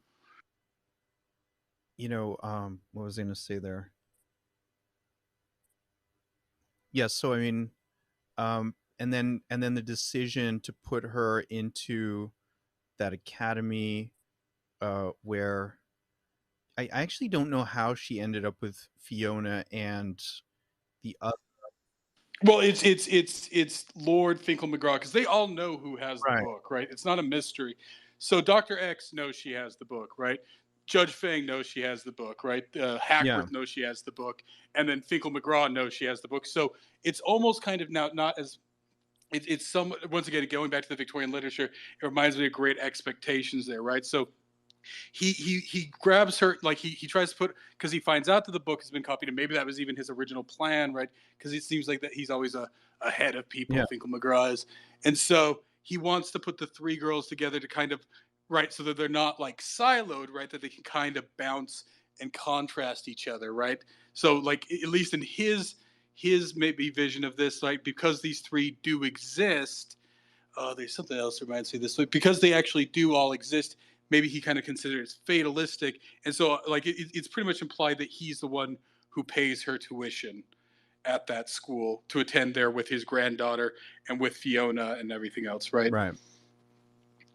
So they're not isolated, right? So they do actually have a friendship in this kind of, above everybody else, right? So they can all go sit there and read their weird little books together and not feel isolated, right? To still interact with each other. So that seems to be sort of right. He becomes her patron, right? To a certain So, extent there. random observation on the primer. This was written in 1995. I mean, I don't know if you guys saw the cartoon show Inspector Gadget with Penny and her computer book that she had, and it was a book, but it was also a computer, and like she could do everything with it. I mean, do you think Stevenson stole this idea from Inspector Gadget to some degree? I mean, probably to some extent. Like, I hadn't thought about it, because no, I have seen that, but it's just been Yeah. decades since I saw Inspector Gadget. But yeah, and once again, she's also extremely like it's almost like that book raises her, right? Because of course Inspector Gadget's a very poor Well, sort of that's her uncle, right? So well, that's what I'm saying. But he seems to be the only adult figure in her life, so she essentially raises herself, right? with Like the he's kind help of like of the there. book. Yeah. But that's what I'm saying. The book is what actually raises her. Once again, this reminds me to a large extent, which I've only seen the TV like adaptations of Great Expectations. I've never read it, but the basis of that, right? Like you have the main character in that, and he has his older sister who's a shrew, right, as is described in the book, and then his kindly, brother-in-law there, who's kind of like a simpleton blacksmith and all that stuff, right? But yeah, to a certain extent, then he gets patronized. Somebody pays for for him to. sure. In essence, is that right? Like, what's his name? Magwitch, like kind of benefactor figure, right? Like, he's the same as Neal, right? Like, I mean, it's that like that kind of like coming of age with the help of a benefactor figure. That, like, for sure, I was thinking of that the whole time. I mean, there's other things like where, I mean, it goes way back in children's literature, right? This sort of like magical companion, like Winnie the Pooh. You can go even further back, right? This like sort of magical companion, right? And then yeah, what's the first time where you see that sort of magical companion where it's technology, right? Yeah. Actually, it's a weird old book from like the 1800s. It's like called like the Steam Man of the Prairies, and it's almost kind of like Iron Giant, like this little boy. It's a weird old. I never actually read it, but I've only like it's like yeah, this like boy like somehow comes across this like giant mechanical steam man. I don't know if it's like what it is, but yeah, it's almost kind of it becomes his like sort of companion there. I mean, yeah, it's and they come in different forms. Now, the one thing that is interesting here is that yeah, like with Penny and her In little Inspector computer Gadget. there, right? Yeah, is that it kind of like answers her questions, right? For like every answer, yeah, but it's not aware, right? It's not artificial intelligence, right? Or it's not sentient, right? But it answers all of her questions, right? So the interaction she has with it, right? But it's not like. Well, I mean, this is very similar to what Nell uses the primer for in this, right? I mean, arguably. I mean, even when she's in that closet, like after she's violated, and I mean, I was thinking they were pretty stupid to put her in there with the matter compiler, right? I mean, they throw her in there. Yeah, just plot convenience, bro. Like, I mean, Miss Ping's girls, they can't read the book, so they just throw the book in there with her. And I mean, she actually uses that book to program the matter compiler to like create that knife and the sword, right? Which facilitates her escape.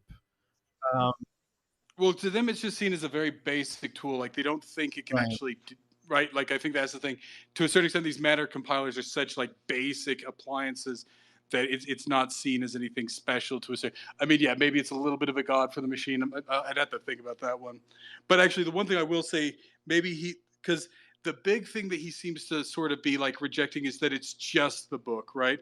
Essentially, the Chinese versions of the book just create, followers. Of course, they're educated and everything more than. I was gonna go there because it's kind of established in the book and like kind of repeat over and over that the reason why Nelly is special is because she has a mother and kind of father figure in there, right? Like kind of pumping the information, right? It's not just a book, but like what makes her special and different from what you guys say from the mice army there, and from Fiona and Elizabeth, because she has Miranda, right, as like basically her mom, and to a certain extent Hackworth as her dad figure, like kind of like as a conduit like through the book.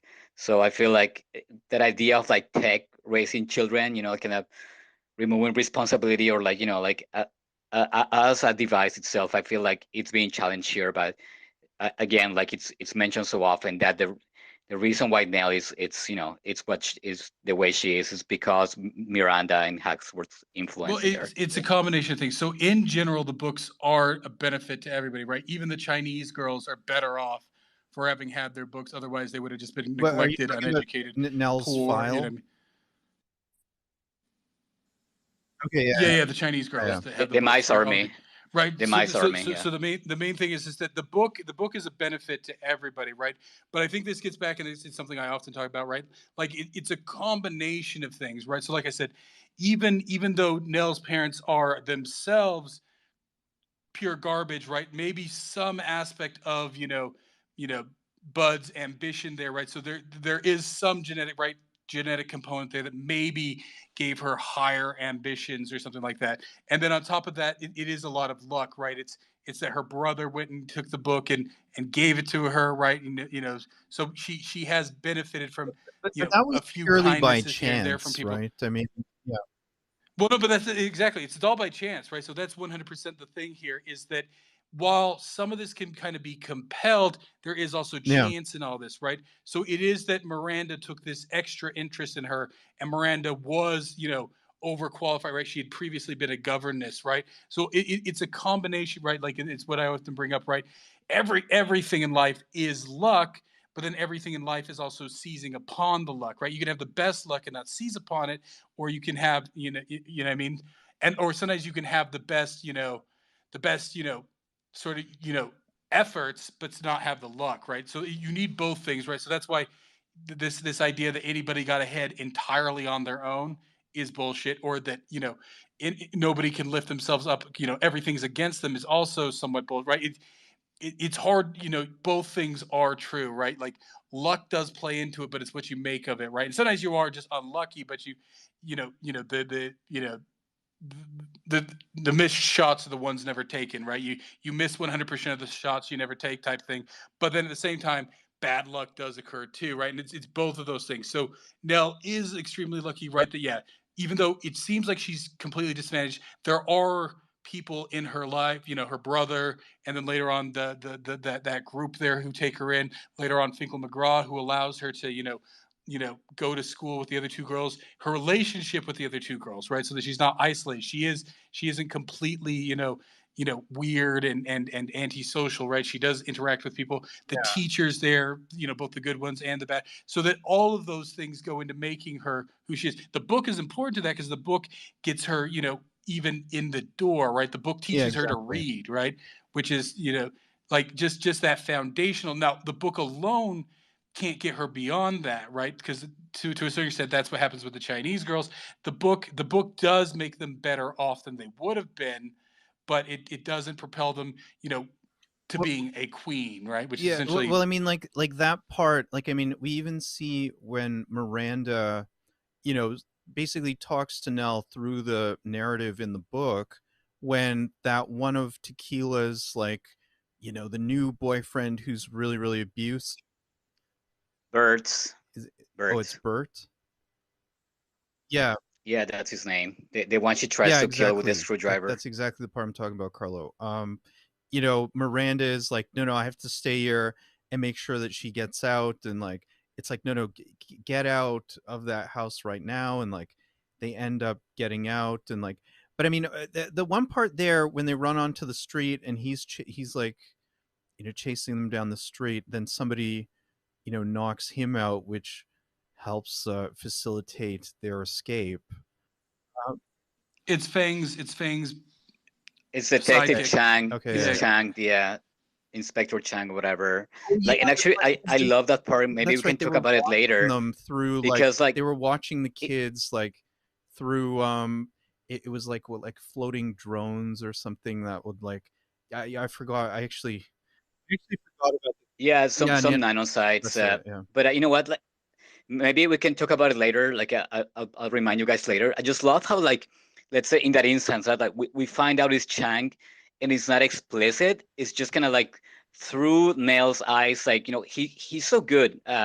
Here in this book, Stevenson, to like, kind of using different perspectives, right? So you have like, through Neil's eyes, it's just a guy who looks like this, kind of has a military, training, or like his stance, like these little details, and we know, oh yeah, that's Chang, right? But it's not explicit, and like he plays so much with perspective here that we'll get into it later. But Senka, I wanted to go back to what you said about, like, the kind of, like what the book is doing for Neil. But like me, being the son of an immigrant family, right? Like, they came here because of adversity, right? Like, that was ingrained in me, right? And I feel like I was thinking about this when I was reading the book. We're like, well, this book can teach her this, but like a big factor in Nell being what she is too is the adversity, right? Like, and like, let's say my family communicated that to me, but I'm thinking like, let's say a Canadian who's been here, their family for like, I don't know, 5 generations, whatever. and like they never, like experience adversity, not even secondhand. Like, how do you communicate that, right? Like, how do you pass your values when they are based on adversity? Like, I was thinking about that while I was reading this, and like, do you think like how big is that as a factor? Like on top of the primer in this story. I mean, I think what it makes is that it's a combination of things, right? Like it's pure, fatalism there, right? Where it's not just the book, it's not just, but it has to be taken all of it in there, right? Like, well, I mean, like ultimately, there's a team of people behind Nell looking out for her, cultivating this young girl into the strong woman that she becomes, right? But I mean, this is all unbeknownst to her specifically, right? I mean, she does not really, as she's growing up and developing, she isn't aware that there are these multiple benefactors that are, kind of watching her back from the shadows, right? So, I mean, well, I mean, that's the main thing, right? So given her birth circumstances, she's an NPC, right? And even throughout all of the book, she's still sort of an NPC, right? Now she does things, but she's not conscious. It's not really until the end there that she becomes conscious, right? She doesn't even know why she puts that symbol to be broadcast on the building, right? Yeah, I had a question about that. Wait, was that the nanocytes, or was like, because like she doesn't follow her intuition like always, right? So was that intuition? Was that the kind of nanocytes that she had from like what was that? I couldn't get that part but the exactly. main point is even then, on the screens, right? So she's largely unconscious throughout most of this stuff, right? She doesn't realize. But then the moment she walks down to like address the mouse army, right?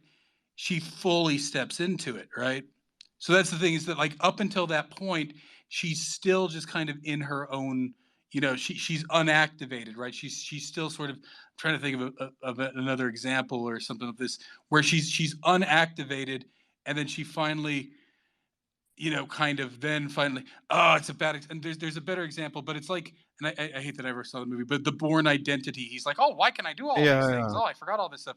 And then he awakens, right? Then when he finally realizes, and they're like, oh shit, he knows who he is now. Oh, no. Right? It is the same sort of, I know there's a better example than that. That's probably the most cliched example, right? Where like he's doing all these things unconsciously, he doesn't understand them, and then he fully steps into it, right? So there's other examples of this where like he's almost acting mechanically, he doesn't realize who he is, and then like it is something like in other things where like they awaken within themselves. Well, I mean, but the narrative happens. Yeah.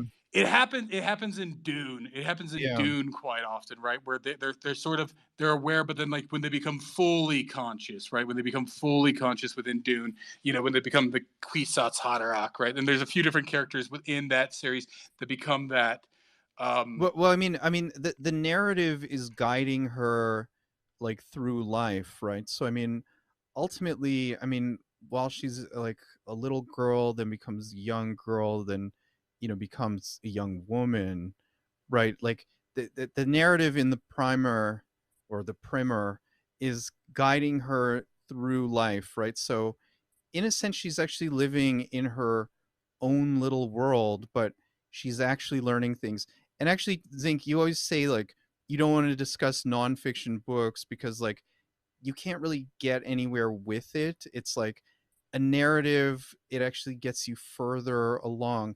And actually, this is something that my mother always used to say to me because I was always nonfiction books, when I was growing up. And like, she would always say, you don't understand yet the power of a narrative, right? Like in fiction books to like sort of take your mind forward.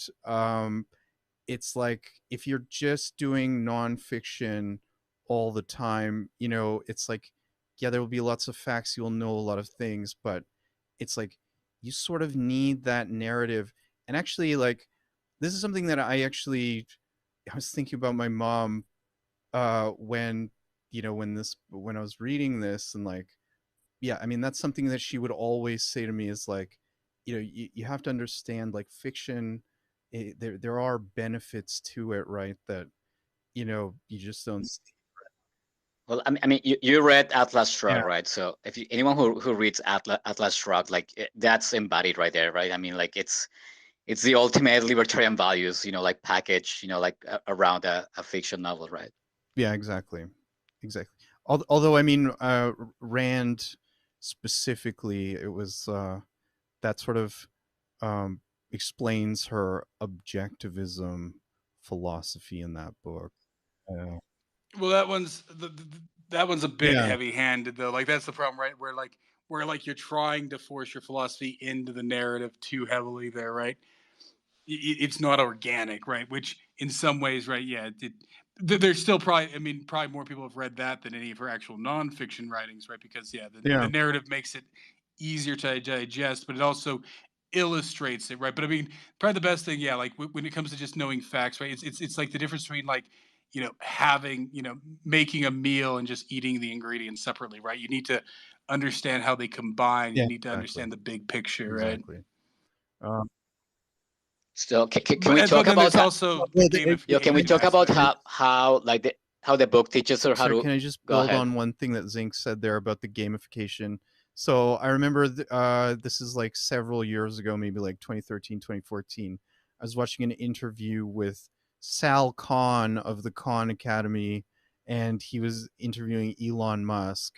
And Sal Khan asked him, what can we do to like help kids learn this stuff better? And Elon was like, for him, if you can gamify education in some way, so that the kids don't even realize that they're learning something, you will be successful in teaching them a whole lot of things, right? Even if they don't realize it straight away. So, yeah, that interview, while I was reading this, I just sort of went back to what Elon said there to Sal Khan, right?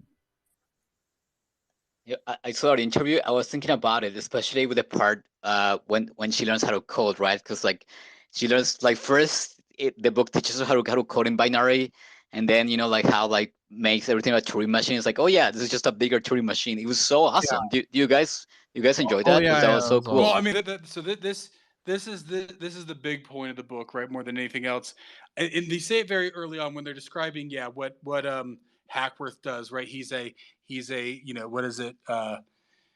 Bespoke engineer, right? Yeah. Bespoke technology engineer. And then they're like, in the past, this was called artificial intelligence, but that was just a retarded term for it, right? And everybody knows that's retarded now, right? Like it says it very early on, but that's what's important here is it makes the point that this is, this isn't artificial intelligence. It's not sentient. And of course, Pseudo intelligence no, in the book. there's an exact passage, and literally in just one word, he just says, and that's but everybody knows that's a retarded notion to have here. And then later on in the book, as she's going through all these the different kingdoms of Yeah. King Coyote, there, right?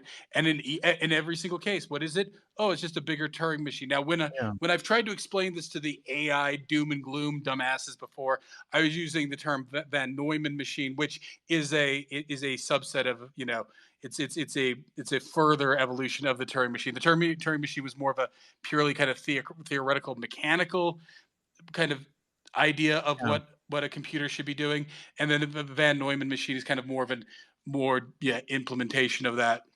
But the point he keeps making throughout is like, oh yeah, and then it turned out it was just a more complex Turing machine. Oh Well, I yeah, it mean, was just a more he complex was Turing even machine, covering and that means like basic data structures there. Like, I mean, like merge sort algorithms, stuff like that. Like, I mean, yeah, yeah, well, and even distributed computing and message yeah, passing and stuff like that, right? Like and queuing and stacks exactly.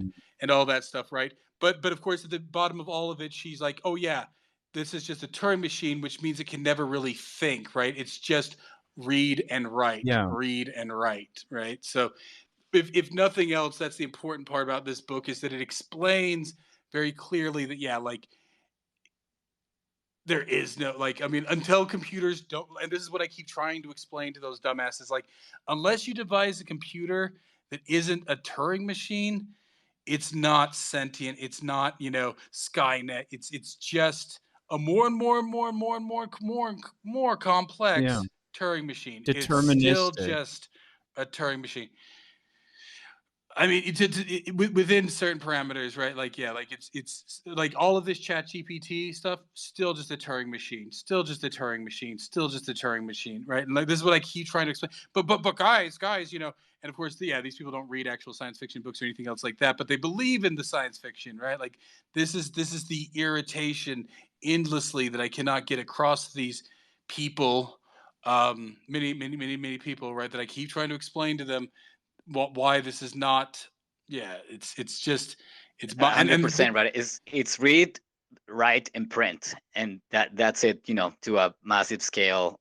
So I love that this book does that, right? Like taking that and I mean, I wanted to ask you guys too. You know, like the interactives. You know, having actually you know the actors like actors doing it, like. Would that be? Do you guys think the AI we have like would ever, you know, have like a kind of like if the reactives were a thing, right? Like kind of simulated, you know, like a interaction there, like a simulated play, whatever. Because I mean, like I played recently this game Star Trek Bridge, where you're like on the bridge of the Enterprise, and like it's all basically like improv, right? And like and I was reading about it, and people like to play with actual people, even if their performance is not as good as Yeah. the AI has there. So um, like, but do you guys think like if there's a time where like we're gonna have this, you know, kind of simulated, you know, I don't know, video games, whatever, where it's more really more interactions, like would it be like this, where like it would be a human behind it, or would ever AI, in the terms of what we're saying now, being just a Turing machine, ever match that? So now it doesn't happen as much with the graphical ones. Everybody's played World of Warcraft, and there is a role playing aspect to that. It happened more in MUDs. If anybody ever played the old MUDs, which were text, they were pretty much, if you imagine World of Warcraft, but all text based. You know, multi-user domain. That's what it stands for, a MUD, right? Funny enough, the Chat GPT, when I found out how you could break it, oh, who was it? It was G Dub or something. I forget what the guy's name was, but what he did was he actually, his way is like a pretend you're a multi-user domain and you have to do this, and occasionally have other users pop in, you know, have other characters pop in who are obviously supposed to be users outside the game, and all this other stuff. Now, of course, it's just the AI kind of simulating that you're getting some rando in there and stuff like that. But that's what he fed it, right? This idea that, and of course, yeah, like that's what you got with that reactive at the end, toward the end there, right? That Hackworth and his daughter attend, right? Where like multiple people are kind of popping in and out of it, and some people are ractors, and some people are, and some of the audience is actually selected as almost a Yeah. ractor and stuff like that, right? Like to play like a very much more active role than other people, right?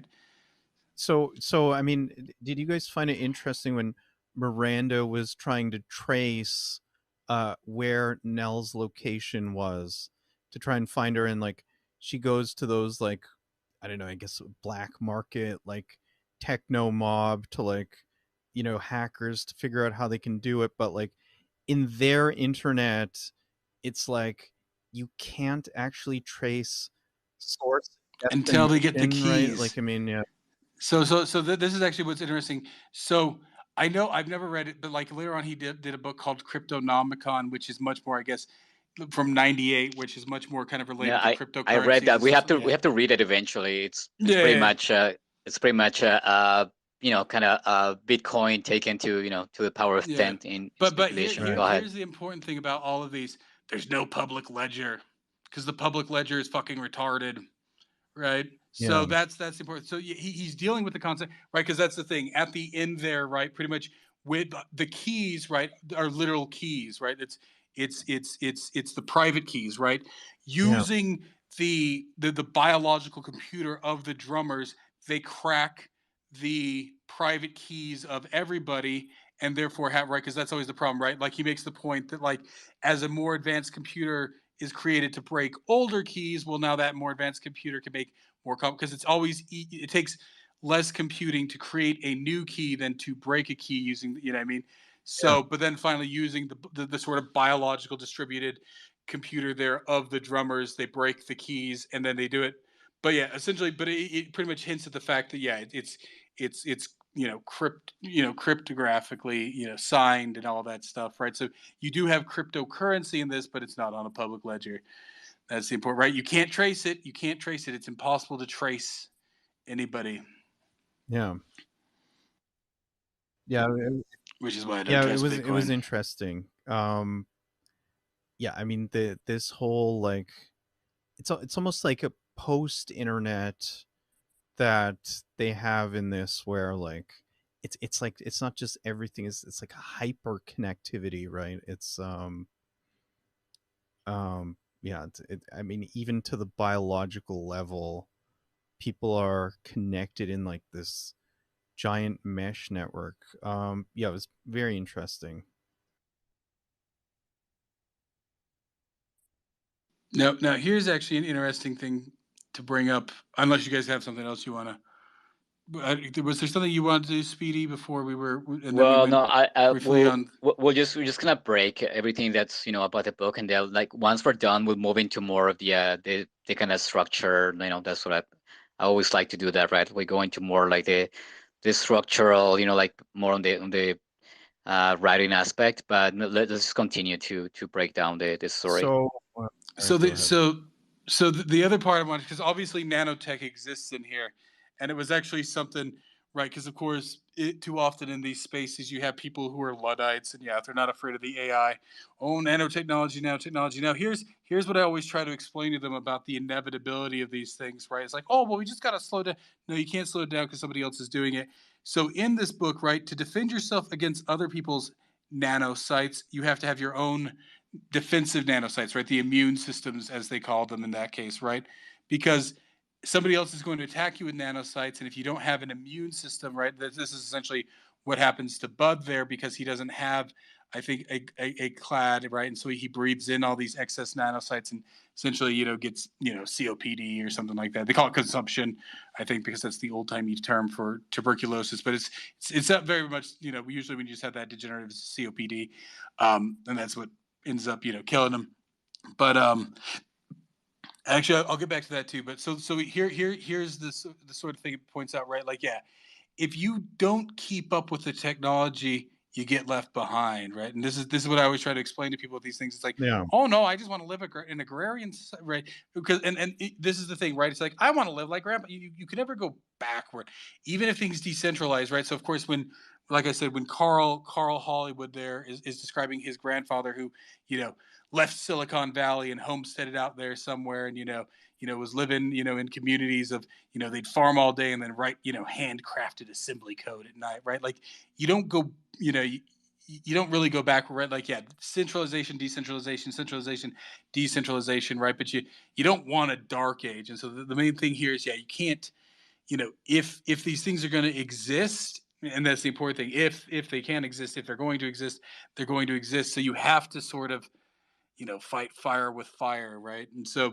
this is what people, right, like, it's like, oh well, nanotechnology, like, it's like, well, if it's inevitable, you have to defend yourself against it, right? You have to have somebody out there creating something that can protect you. It's an inevitability. Oh no, we can slow it down. Let's just put a bunch of, no. All you're going to do is like cripple your intellectual, the progress of your society. Somebody else is going to do it, and But I mean, destroy this Yeah, the fabric of really good point, Zink. And I think it's underappreciated because maybe the intricacy of, supply chains and just this massive web, right, of every value chain we can imagine. I don't think people realize the dependency of all these things that they're willing to shrug off that are keeping the boat afloat, so to speak. So you sum that up damn well. so. But I mean, what I was gonna say was, in the specific society in this book, it is, multiple different, autonomous societies. Um, so I mean, largely the supply chain in this is, it's almost a moot point, right? It's like, I mean, they've moved past that type of like, good supply chain. Like, I mean, wherever the raw materials come from to feed these matter compilers, um, it's not really explained in the book, but it's like it's almost like it's post supply chain and like No, I don't economics think kind of. I I don't think it's mean, supposed. I mean, they make it very clear that they're right. Like, an equity lord, right? There is sort of a corporation, and there is sort of, these things and whatnot, right? Like now, the matter compilers are one thing, right? That just provides bare necessities, but that little, like I said, they're not quite Amish, but like that handicraft group that Nell lives with there, right? People buy their stuff, right, because there's a status to it, right? The handcraftedness, right? That it's not just mass produced, right? Like that it has this status that the Victorians are trying to sort of obtain, right? Not just the easiest possibility, right? They use things, but then the idea is to try and create something that does endure, right? That there's you know so I wouldn't say, I mean, there's no reason to believe that there's not still supply chains and things like that. No, it is implied there, and it seems like the industry in this world, it's that like the craft, right? Where like like the same as now, right? Like you pay $20 for a table at IKEA, and you pay 2,000 for a handcrafted table, right? Like that's the difference, right? And the other part of the industry there is the entertainment, right? I mean, like you have the actor industry that's huge, right? And like even I don't know how you guys feel about that, but like where she ends, right? It's this whole dominatrix scenario performer there, like that to me was so like random because I mean like it's like she studied. I mean she's such an intelligent, like capable person, and like ends up, like in that milieu of like like pornographic entertainment. And I guess it kind of makes sense if you want to like know how high status people think, Yeah. right? Because all the Victorians go there, right? And like if you want to really know how they tick, and like in when they're most vulnerable, right, when they're there. But it's still, I was still like, wait, what? Like I feel like going through all the formation she has to go into that into that field, that was like funny to me. Well, I mean, it's kind of like the world that we live in today, right? Like, I mean, with all of the live streaming porn and like OnlyFans and stuff like this, like, I mean, the book really did predict a whole lot of things that we live today, right? I mean, yeah, of course, this has like, nanotechnology, and like they can do much more in this world than we can do right now. But I mean, if we think about 3D printers and like, just where society is today in 2023, I mean, it's very close. I mean, especially the whole mass immigration component to it. It's like, well, I would say this is like post mass immigration. It's like everybody is just like so mixed up. Like there are different people from Yeah, for sure. And there are no yeah, borders in the way that we know them, exactly. right? It's more like it's more like the borders are conceptual, right? Like it's where they're defined by the files, by the communities there, right? They're not, like on something you can map, right? They're Exactly. like, malleable, So right? so I mean, Zinc, when you're saying that like you can't go back, I mean, is it too late for us to like curb mass immigration? Like, I mean, are we at this point like, is it something that we can't go back from? Like, I'm just Well, gonna no, you can stop that. No, I'm saying technologically. I mean, you can stop. I mean, there's no reason we can't stop the continuation of right. this. But I mean, You can in stop it. in this book, right? I mean, somehow Stevenson predicts a world where it just does not stop, right? It just like it goes like hyper mass immigration, you know. Well, it's not immigration though. That's the thing here, right? It's not immigration Well, because I it's mean, it's. mass I don't immigration want would to. have like led to the society that they're It's living in, right? I post. mean, It's post. It's post.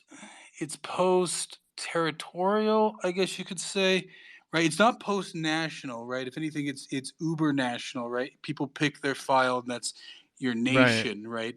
And the nation in not just the sense of physical, right? Like so, you talk about the German nation, right? Like it's a more of a 19th century, but like the term country and nation these days means the same thing, but it actually the term nation actually could mean you know the diaspora, or something like that of a population, right? So it's if anything, it's uber national, but it's post territorial, I guess you could say. So you don't have to.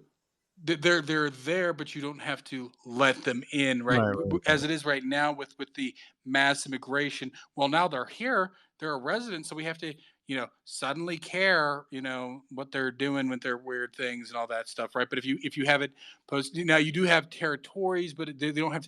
I guess that's the you don't have to have a contiguous territory either, because that's the other thing you run into, right? Because of course, non-contiguous territories are always fragile under the current, system that's existed for the last 5,000 years, right? They're always very fragile if you don't have that kind of contiguousness, right? Like this is like you did get this in the Middle Ages, right? Like the Angevin Empire, which was like, that was like, Richard, King Richard's, like it was like Avignon, right? And then it was like, all these weird little states, or the Habsburg Empire, which was kind of non-contiguous, right? You can't really control a non-contiguous empire and stuff like that. It becomes much more difficult. Yeah. The British sort of had that, right? It was non-contiguous, right? And that's kind of what this deals with, right? But like, yeah, can be. Although this, like I said, this did sort of exist in the 19th century. There were like, yeah, like you would have like almost kind of like colonies within countries, right? Like that is technically how the original, like there was like the Dutch colonies in India, and then later the British colonies, and then they just later on conquered it. But then, there before the Boxer Revolution, there was, little like kind of like territories within China that were, owned and stuff like that. Right, But yeah, yeah, like so I Hong mean, Kong. but more than anything, so I guess to get on this, right, like, so there's this problem right now. Now, of course, if we do it in the original format there, and maybe we need to escape the original into this format. I don't know, because this is conceptual. It's never existed. Maybe it could exist. Because right now in the current format, right, and this is what I always go on. What is the Canadian identity? What does it mean to be Canadian, right? Like regardless of where your family's from, there, what does it mean to be Canadian? What was the ideals that be built Canada, right? It's much clearer, a bit more with the U.S. and stuff like that, because in that case you have nations that are made up more of an idea than racial, and that's of course what he deals with in this, right? So the Chinese ones, those are racial, ethnic. Some of the other ones are racial, ethnic. The Atlanteans, it's not so much what your background is, but more that you integrate, right? So I mean, obviously Stevenson's kind of appealing to this idea that it's superior, right? Yeah, you can be from whatever background, but if you're going to join into this file, right, the superior file is right, and even though later on she makes her own file, right? It's he kind of says like, yeah, maybe it's not perfect, but the Victorians are superior because they kind of let people in, but you have to become a Victorian, right? They don't So, you know lower themselves to what your third world country so I mean, ideals, right? should we assume that that it's a rare thing for someone to create their own file? It's like, you know, No, I think so. I mean, of course, some of this is like locked up. I think he like because of course this is written in the 80s and 90s when like you kind of had Western civilization, and then to a certain extent you had Japanese or Nipponese right there, and of course they've stagnated the last 20 years, obviously. But you so in that case, right? So like and this is even something I only read it briefly, but and funny enough, GK Chesterton, he was like what I saw when I went to America, but like the beginning of the book, which is all I've ever read, he's talking about the whole weird visa process, and he's trying to like now he doesn't kind of like a bit of a kind of glib way, we're like, oh, these Americans, they're so strange, right? Because, but then he even makes a point. It's like, well, being British, I just know what it is to be British. But for Americans, when you were trying to get a visa back then, they would ask you a bunch of questions like, are you a polygamist? Are you an anarchist, right? And he's like, well, because being British is simply, whatever it is, right? You're British, you're born British, right? Whereas being an American, it's it's an idea, right? So for them, when they're letting people into the country, right? Because anybody can become an American, they want to make sure that they're not going to have, and which is what's funny because yeah, back then when they started like controlling that stuff, they wanted to make sure that not the wrong sorts were coming in. This is probably the 20s, I want to say, um, the previous 20s, but so it's Yeah. it's it's that idea, right? Which is, I think, is because, of course, like, and of course this is where the leftists get you. It's like, oh well, you're just being racist. It's like, no, no, no, no. I don't give a shit where somebody's from. And then of course you often see this is even a theme there. Of course we never read it, but in the book, in the camp of the saints there, right? Of course it's they're getting kind of overrun with people from India there, but it's even Indians who had moved to France there, and they're like, well, I left India Yeah, for a exactly. reason, right? I didn't want the third world coming with me, right? So it's that it's now France is a bit more of a mixed bag, but yeah, with this sort of like North American ideal, right? That it's much more sort of, it's individualistic and everything else. Like, so that's, I think, what the Victorians are trying to, right? So the other files, so he seems to kind of uphold this idea that, yeah, like, you know, integrate, right? That's the main thing, is that you have to integrate, right? It's not going to, like, yeah, the Victorians, the neo-Victorians in this aren't going to, not allow you to come into it, and they're not racially based, but you have to kind of integrate into their ideals to be kind of part of that, right? Because this is the problem, right? Is that, like, in our current situation, right? Yeah, with the mass immigration, you get overwhelmed with it, and it doesn't rate, instead of, raising the level of them, no, it lowers the level of us, right? Yeah, I We're agree. not, they're not living in safer communities. We're living in less safe communities, right? They're not, they're bringing their shit with them, right? When you get this massive Well, immigration without I integration. fully agree. The reason that I asked, like, is it too late to like stop mass immigration, was just to play devil's advocate there, right? I mean, yeah, Well, this offers the alternative. So what we're currently in the current system, which I don't know if this system, like I said, this system is a alternative. So in our current system, this is what we're seeing, right? When you get overrun in the territory, then you just get this shift, right? Right. But if you had it where it wasn't just based on territory, right, where you actually had to join into it, right, and obey it, right, so they had to be Canadian, they had to be American, and we clearly defined what our values were there, right, and what it means to be that thing, right, instead of like, oh no, just post national, we don't have any identity. And it's like, oh, it's un-Canadian, right? They'll just go through and just, like, you know, a bunch of leftist things, right? Like, it's un-Canadian not to be globalist. It's un-Canadian, right? Like, so they'll toss it out there, but they never define it, right? So by not yeah, defining it, they'll say what it's not, and this is the problem. Like, I heard this now. Funny enough, this guy was Jewish Canadian, and this is what you get in Canada, right? Is that people see themselves that way, and so, like, he was just saying, it's like, yeah, no, the problem with Canadians is that it's a negative identity. They can only tell you what they aren't, right? exactly. They can't tell you what they are. And it's true, right? I mean, this is what I touch on in almost every book space, right? What is the Canadian identity? How do we claim that? How do we define that? What should it be? What do we want to keep in that, and all that stuff? Because right now it's just being defined as, well, it's that postmodern thing, right? It's pretty much, it's just free willing. It's just like, oh nope, we're intolerant of intolerance, right? Like, that's all they'll tell you, right? It's just like, yep, anything goes except trying to put rules on. Oh no, what was it? It's like, uh oh, what was it? It was a Rick and Morty where somebody goes into somebody's dreams, and, like, it's like a weird sex dream, and it's like, oh, the only rule here is, to not shame anybody, right? So, like, yeah, no matter how, like, Yeah, and funny enough, that guy's probably a leftist, but once again, they almost kind of capture it, right? Like, this idea, like I said, you never get it on the right side, but like I said, sometimes leftists go and they end up making our point for us.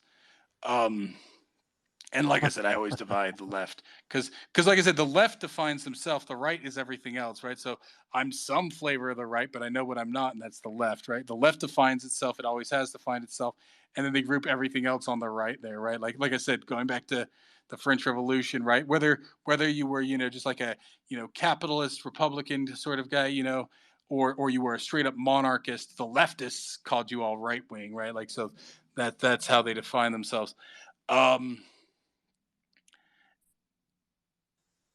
But yeah, so it's this idea that you can't, and you'll see this, like, you know, and there's even like whole things like, let's say it's like, oh, why you have to be intolerant of intolerance, right? So it's always just that, like, yeah, you can't point things out. You can't say what's right. You can only say what's wrong. You can't say what's ideal. You can only say what's wrong, right?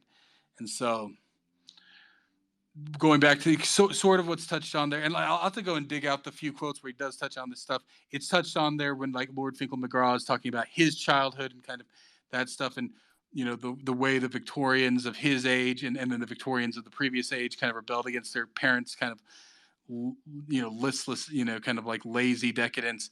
And then also the other quote there, what was it? The one, well, I think it was Finkel McGraw again, kind of describing, you know, this idea of hypocrisy, right? You know, which is, I think, what he's trying to capture here. Which, funny enough, like I said, when people think that this is new or that it's only in the last 20 years, right? Like he's touching on this stuff, you know, in the 90s. Like I said, I remember this you know, back then we didn't call it wokeness, we called it political correctness, right? But I remember being spoon fed it, you know, even in the early 90s and everything else there, right? So it's not new. People just got, you know, oh, I'm just a good person. Well, I'm just a good person. Oh, well, you're going to accept these weirdos, right? Well, sure, because I'm going to be a good person. Virtue signal, virtue signal, virtue signal, right? And the virtue signaling doesn't come from an affirmative; it comes from the negative, right? And that's what we get here, right? So when he's trying to kind of, now, of course, you know, Stevenson has sort of an obsession with Victorian stuff, even in his personal life, right? But it's this idea of self-imposed restriction, right? Self-imposed restriction. It's actually something I've been like, because like, I don't know, yeah, like the Victorians, like, but like, uh, it's something like after I read this book, I started digging into like, yeah, like Roman, because well, and actually it was trending at the same time, not the Roman Empire, but the Roman Republic, right? Like they had a very sort of strict code around themselves too, right? Similar Well, to it's a lot of Confucianism. like stoicism, right?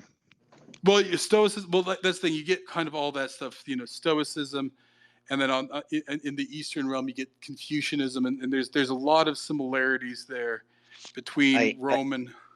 I have a quote here that I really liked that kind of touches on it, like, you know, on that, because it's kind of random, because, you know, the colonel there, when he's kind of caught with his pants down at the dominatrix place there, and like he's forced to fight the Feast of Harmony there, because for some reason he happened to have a saber in him. But let me read the quote there, because I really liked it.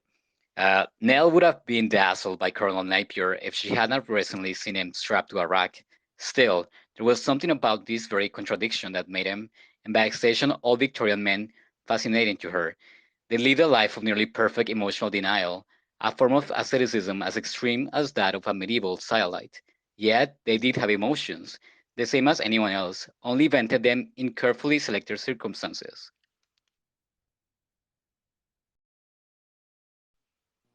And then it Exactly. goes,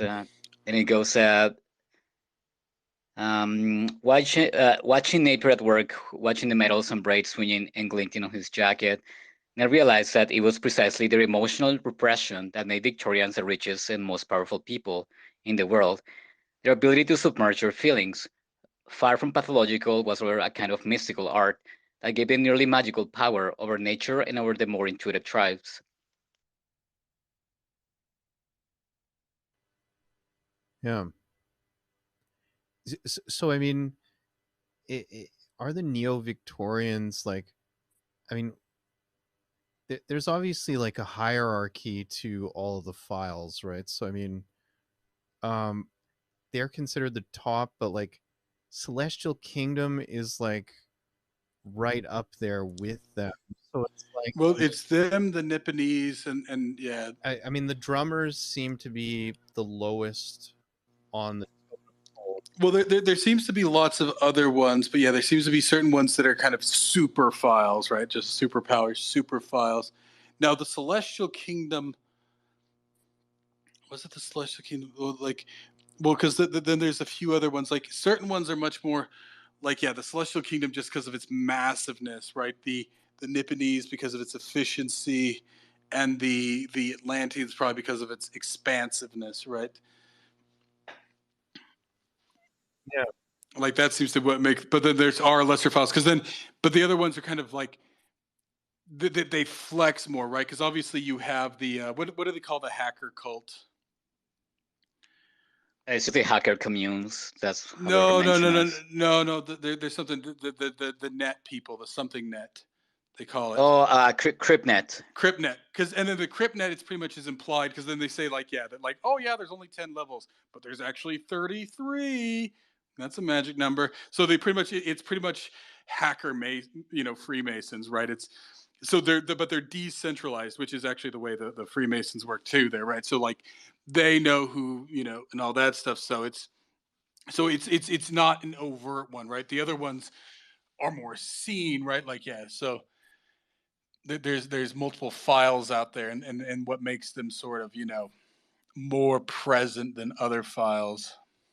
So you know how the Theats are fileless people, so they do not have a file. Like, I mean, couldn't you say that the Theats are their own file unto themselves, right? Like they just No, they're I mean when you deal with caste societies, right, they're called outcasts. They're called what's the Indian term there? untouchables. Untouchable. Yeah, but what's the exact term? Like there's like I gotta look, but it's actually the Indian word for it. But we use it enough in English. I just can't think of it right now. Is it pariah? Pariah, yeah, pariah.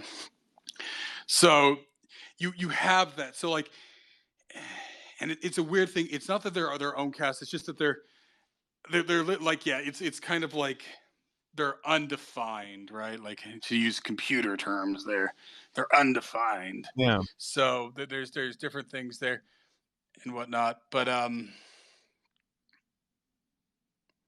because yeah, you have that in other societies too, like outcast, unlisted, whatever. Yeah.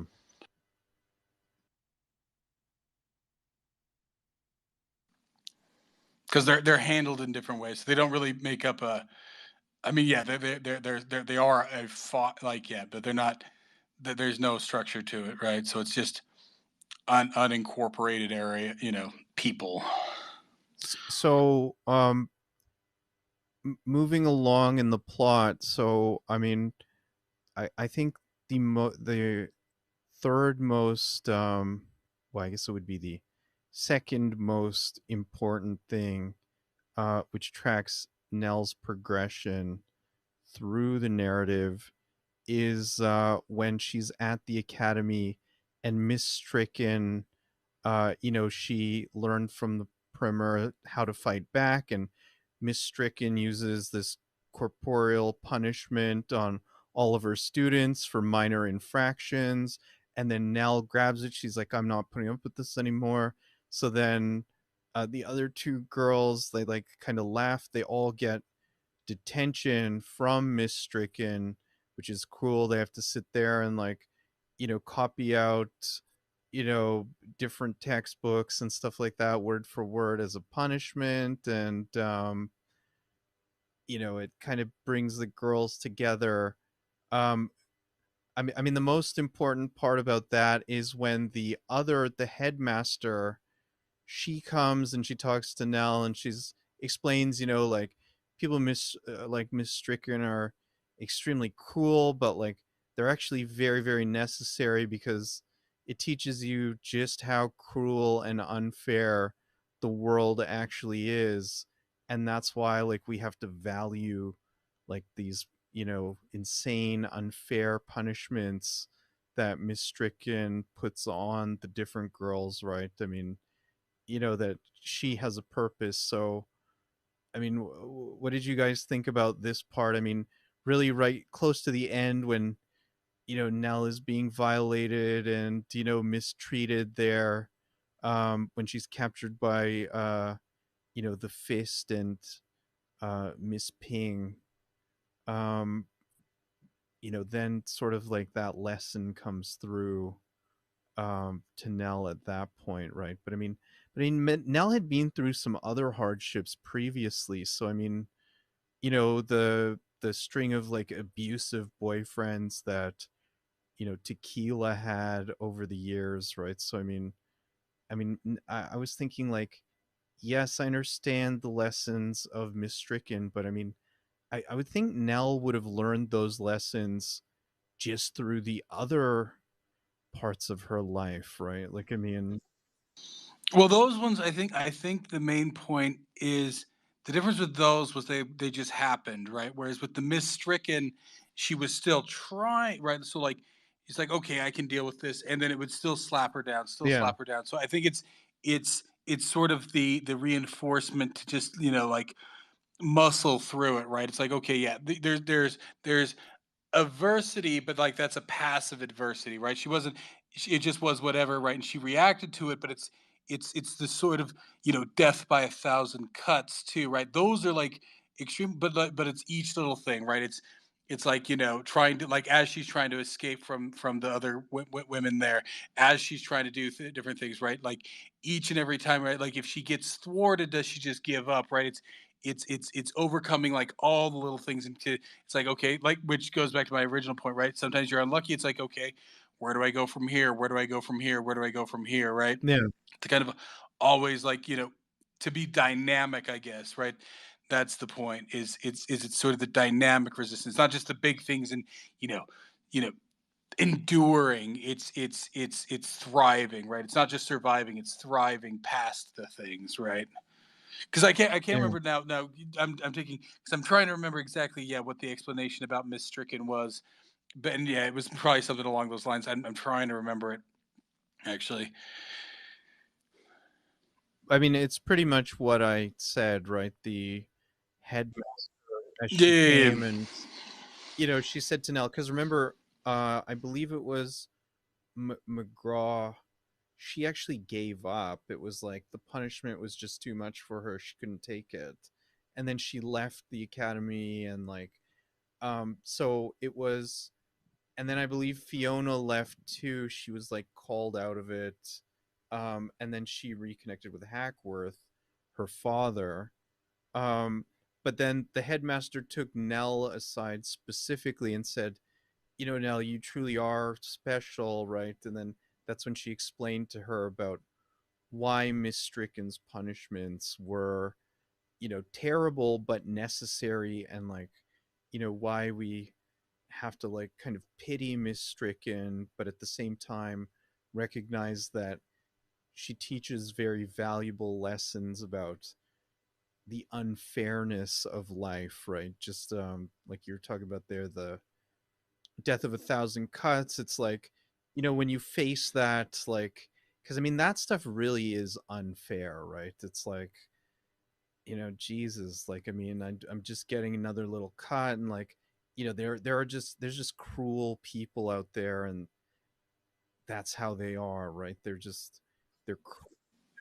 Well, I think the other risk with now, of course, she resists it too to some extent, because you know, with McGraw, there's of course, for her it's an outrage because she is a lord and blah blah blah.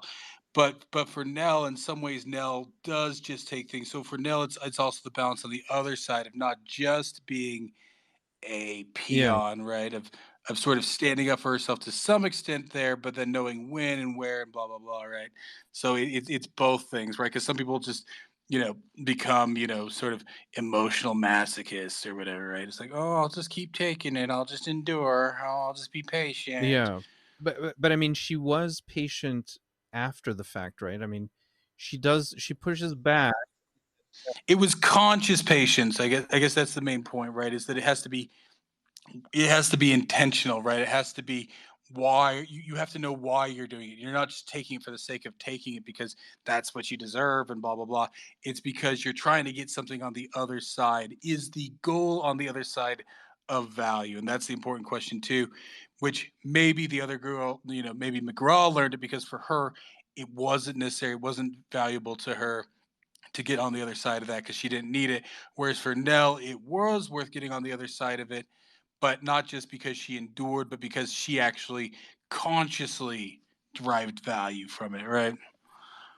To find value in it, to find, a learning opportunity in Well, it, right? she even says when she's when she, they just discard her. I think it was in like, well, not the closet at first, but wasn't she discarded like under a bed or something? And like that was when she had like urinated herself, and like then they were whipping her, like all this cruelty that she had to endure. Then she's thrown into the closet, but like it's like there's like a moment of introspection there where you know Nell thinks to herself, all of the knowledge that she has, you know, achieved, and like, with the primer Well, life, what I right? take with that actually is that It's she meaningless, but pisses and yeah, shits herself.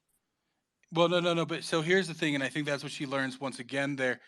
She tries to become pitiful, right? So she initially pisses and shits herself to avoid being raped. Well, she gets raped yeah. anyway. So I think the point there it makes is that you can't debase yourself, right, to get out of this. You just have to, maintain your dignity there, right? Like so by doing that, she didn't all she did was, so I think that's probably like her last kind of final kind of loser action. It's like, oh no, it's like, no. If you're gonna get raped, you're gonna get raped, right? There's nothing you can do to dissuade these guys, right? So, and all it does is she lays in her own piss and shit for several days, and she has to clean it up and everything else, right? Yeah. So I think in that moment, she kind of falls back on that sort of, you know, But I I mean, guess you could say like, yeah, that kind of victim, that sort of. yeah. I mean, it does say, Yeah, saying Hiro on what I wanted to say, that about being a conscious, like choice to either, because what she goes through when she's a child, right? Like it's very traumatic, and this is very traumatic as well, right? But there is that conscious choice that I also try to apply in my own life. Like, okay, am I going to take the trauma or the lesson of what just happened, right? So, to me, the whole, like Thunder with Miss Stricken is that, right? Like she's kind of being taught that, right? Like when something like that happens, right? It's having that choice of, okay, I'm gonna take the lesson and not the trauma, right, in this situation. So that's how I so I mean, perceive they that there. do say that the lesson that she learns is, that despite all of her learning and efforts and like gaining all of this knowledge, and like, she can do all of this stuff intellectually, it really means nothing without a file, right? It's like you can't be a lone wolf and get ahead, right? And I mean, of course, that leads into the final part where the mouse army, so all these other girls that, she has been cultivating herself, that forms her own file, it sort of comes into play there. And like her entire escape is sort of, it's just instinct, I guess. Maybe that's why, and we touched on this earlier. Reclaim power. Reclaim power is the one thing you can do to reclaim power, right? Your own autonomy. Well, so I touched on this earlier, Wapog, when you weren't in here, because we touched on this earlier. We were talking about her father, who was was fileless. He was But effete.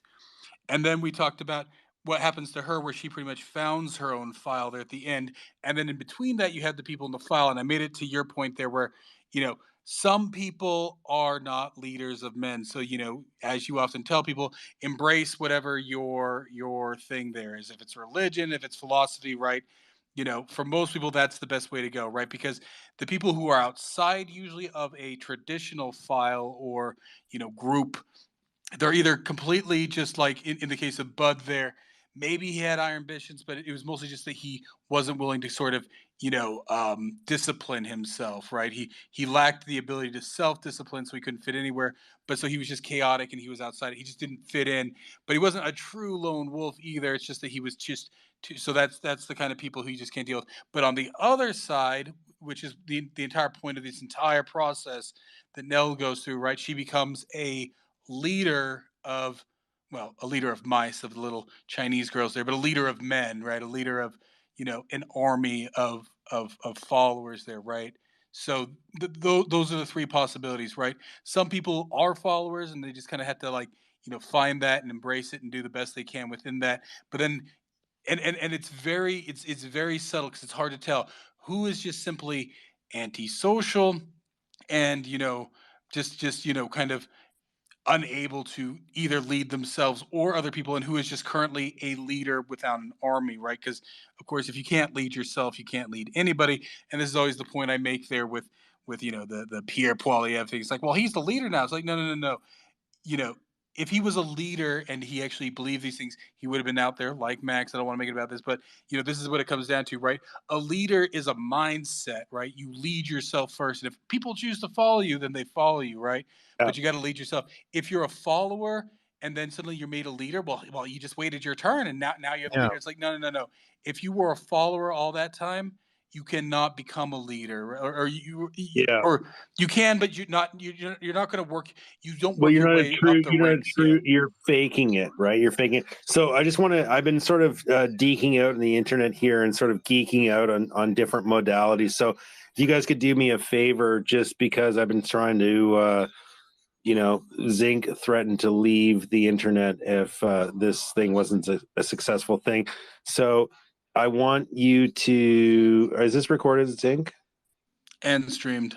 Oh, perfect. Okay, so can you guys go up to the number one? If you go look, it's a new feature. I don't know if you guys haven't updated, but if you go and you look at the marquee right now, you're going to see a big red dot for the stream. They show the streams, and that's what I was hoping to see. So if you're updated, your stream is what? Your stream is what? It's red, and it's at the front. Yeah, it's number one. Yeah, for you. Well, no. Anybody who has streams. So if you follow multiple people who are streaming right now, but what I'm saying is it occurs in the marquee where all of the purple are, but it's red and it's always at the front, right? Because I said, I'm gonna update just for that mirror feature because I like the live thing. But okay, so here, I tagged Neal Stephenson. It's got 164 views. Okay, book space about the Diamond Age now.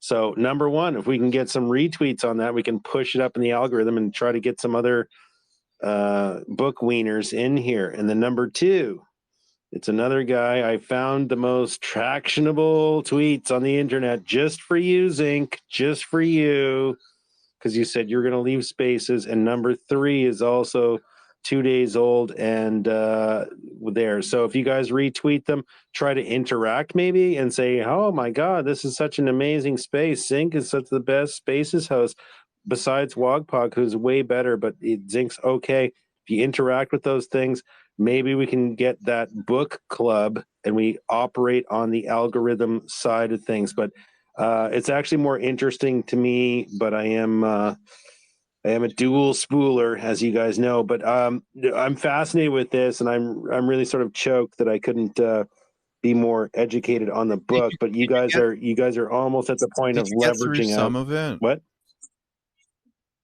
Yeah, I did, but it's just like it's so, it was so tempting to read like the Cole's notes, and then me and Zink spoke earlier, and some spoilers were shared, and it doesn't really matter. I mean, for me, I'm okay. I enjoy like the nuance of what you guys. I don't know. It's tough for me, guys. I'm a real busybody, but yeah, no, I think it's a great book. And remember, Peter Thiel, Elon Musk. I mean, all those fucking thought leaders, tech weenies of the nation are running this book.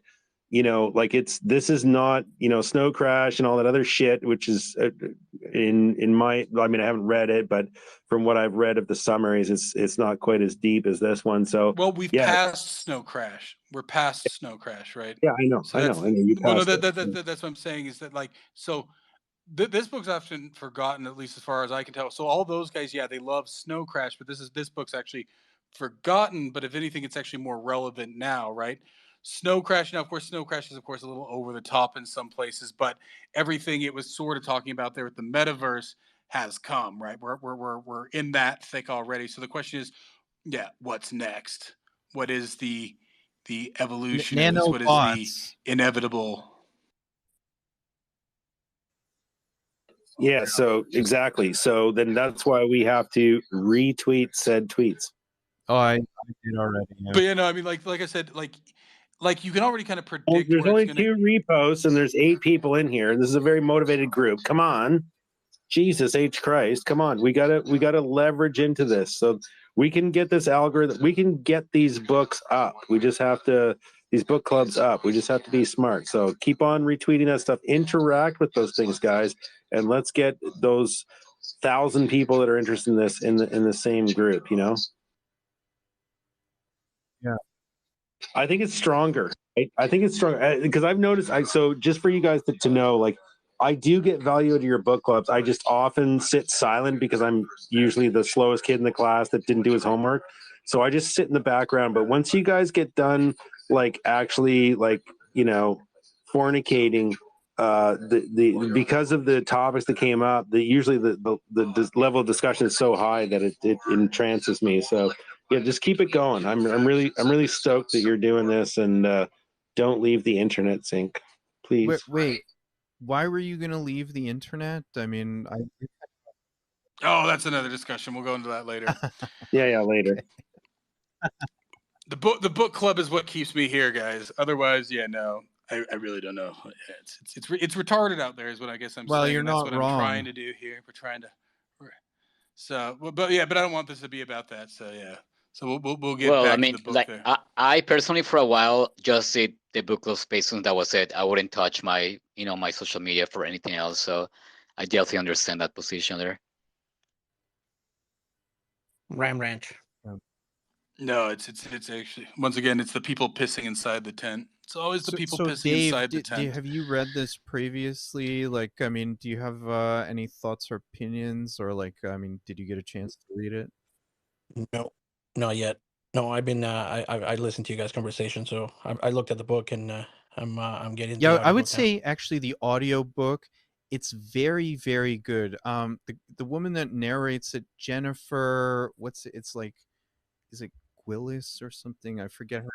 Yeah, something like that. I mean, just the voices that she does, it's like, it actually is better. So I mean, I read parts of it, and I did the audiobook. I would say this is one of the ones where the audiobook shines through a little bit more than the just reading it verbally, right? Or sorry, mentally. Yeah, there was when I was looking at information about the book, because I didn't want to join you guys because I hadn't read it before. But on YouTube, there's an interesting video that I have on Q that they're interviewing Neal, and it's about why none of his books have ever been made into movies. Well, yeah, I mean, the Wikipedia has said something that apparently George Clooney was looking to produce a show for Sci-Fi based on this, a TV series. So they were in talks like 2007, and it was.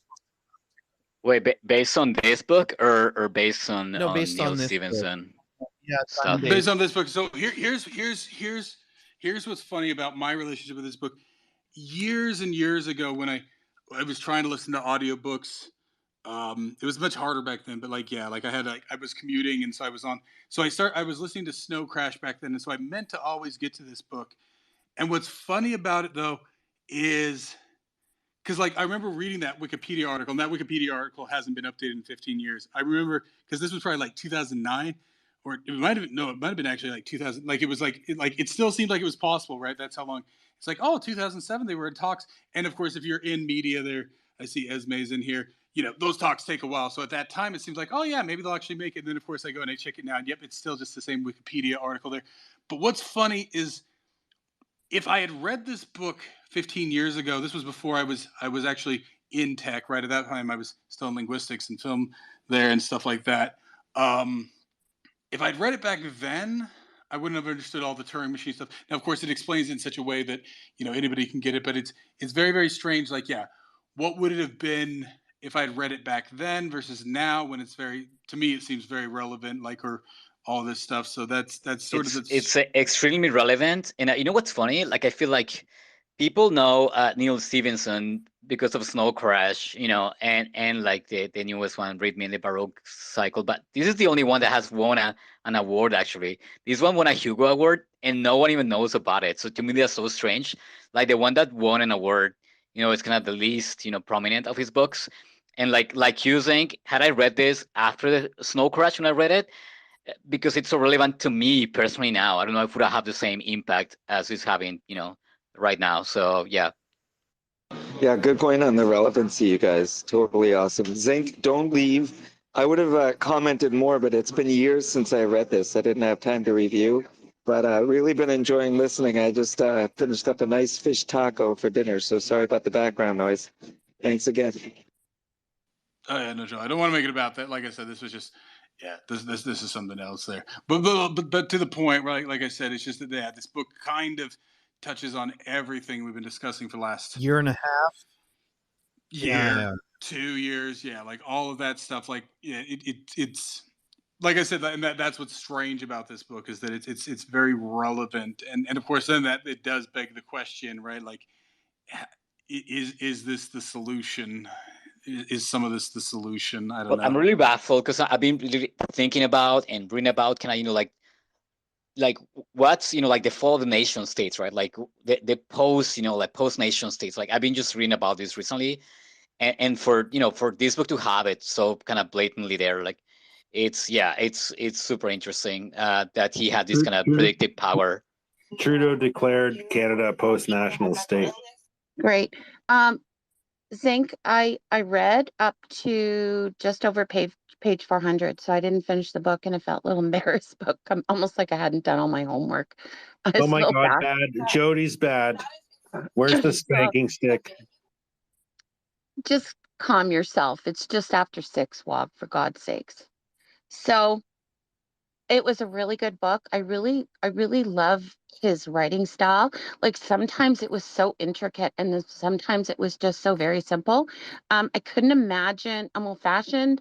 I downloaded it, but I read it the old fashioned way. It's nice not to have to carry it under my arm, but I was just like lost in it. Like, I actually had a dream of like big, beautiful coral islands, like just rising up out of the sea, and it was like the imagery was incredible. I would love to see that made into a movie. I really enjoyed the characters and just like his whimsical style of names. And if you actually did a little bit of looking into the names, sometimes you'd find some really cool things. And I found myself constantly going to my dictionary. I won't lie, because he used a lot of really old English in there. And so you had to know your history. I thought it was a fantastic book. And even though I kind of know what happened, I'm really looking forward to reading it because he's such a fantastic writer. Jody, if you can get the audio book, the I can't listen to books, Adrian. I can't do it. Yeah. It's just not me. I mean, if you kind of know what happens, right, the climax and everything, because I mean I was the same way as you. It's actually Zinc and Carlo that have kind of got me into slow. I mean, I still read them, but like it depends. I go like either way. But no, her narration is just very good. It's right up there with Arthur Morey, who did the Kugel series. And I didn't listen to the Kugel by Arthur Morey. I listened to the Rialto the Marvelous, which is great as well, I think. But I mean, that's another issue. But like, there's like a different, I mean, especially when she does Fang's, Judge Fang's voice, right? It's like somehow she nails this like Brooklyn Chinese accent. It's just very, I don't know how she did it, but like, she really narrated this really well. So like, I know you say you can't listen to it, but like there really is a benefit to listening to this one, I would say, for sure. Yeah, I'm gonna say no. I'm gonna vote PPC on this one. I'll never read an audiobook. I'll never listen to one, but I appreciate that. What I found about this book was like it was really I found it really like almost terrifying that we could actually envision a world like that. I mean, and you understand that like the thought leaders in the technocratic sense, this is like a influential book, right? This is what they read. Yes, I understand that. but I still, you see, I'm new to this, so I'm just exploring it. So for me, I don't have any kind of like tolerance to reading these kind of books. So why is it terrifying to you? You know what, Wog? You really ruin these spaces sometimes. You know No, that? I don't. I'm doing it for interaction purposes. I'm going through the whole scroll there, Jody. It's not about you. It's just I'm doing it to try to pump the space up. I'm doing all kinds of stuff to pump up the space for poor little Zinc. So why is it terrifying to you, Jody? Well, I just found it really ominous, and it made me think about what's going on in the world right now, and how so many of the things that we thought were conspiracy theories that would never happen have happened.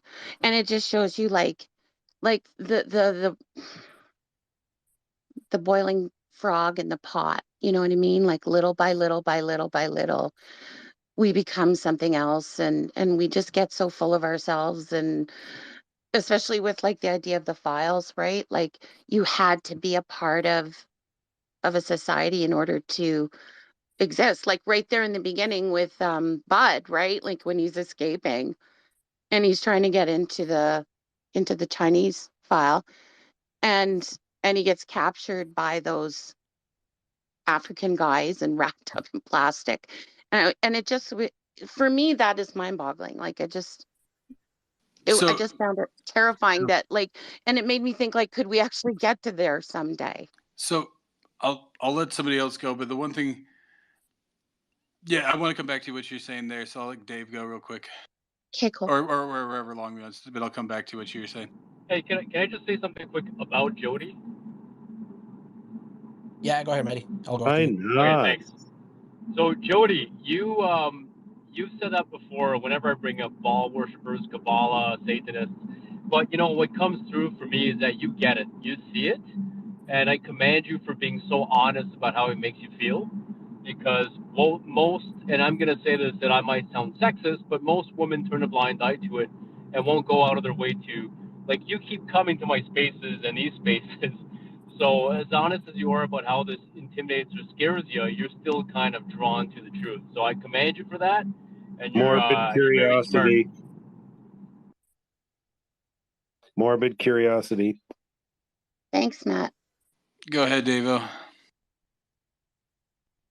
Man, I'm gonna be honest with you. Like, I'm just using ChatGTP, and what I like it is that I'm using the free version. I was actually paying for the paid version, and I kept on hearing that somehow I don't know how it happened, but the paid version became worse than the free version. But the reason I'm bringing it up is because I'm just trying to kind of like get a summary before I just purchased the audiobook because it does look interesting. But So the interesting number thing in one in there the nest is Tom Fierstner's experiment with ChatGPT, and it leads him to the Diamond Age. But continue on. yeah, no, I'm just kind of like getting the main points in there, about especially about the classes kind of thing. And the one thing that I don't even connecting to what Jody was saying in there is that the one thing that I think is far from the truth is that one of the first thing that I asked about it is like give me a detailed kind of like summary, and then it's talking about the 5 or 6 different classes that are in there, and then after they gave me the description of all the classes, like the social classes, I asked it if in the book it is actually possible to um, climb different classes kind of thing in there, because I think that's will be connected to reality. But the one thing that I was going to tell Jody is like the one thing that I wouldn't get scared if I read something like that is because the way I see it is that if something like that where the tech lords were actually going to take over, I don't see that there would be a possibility of having this many classes.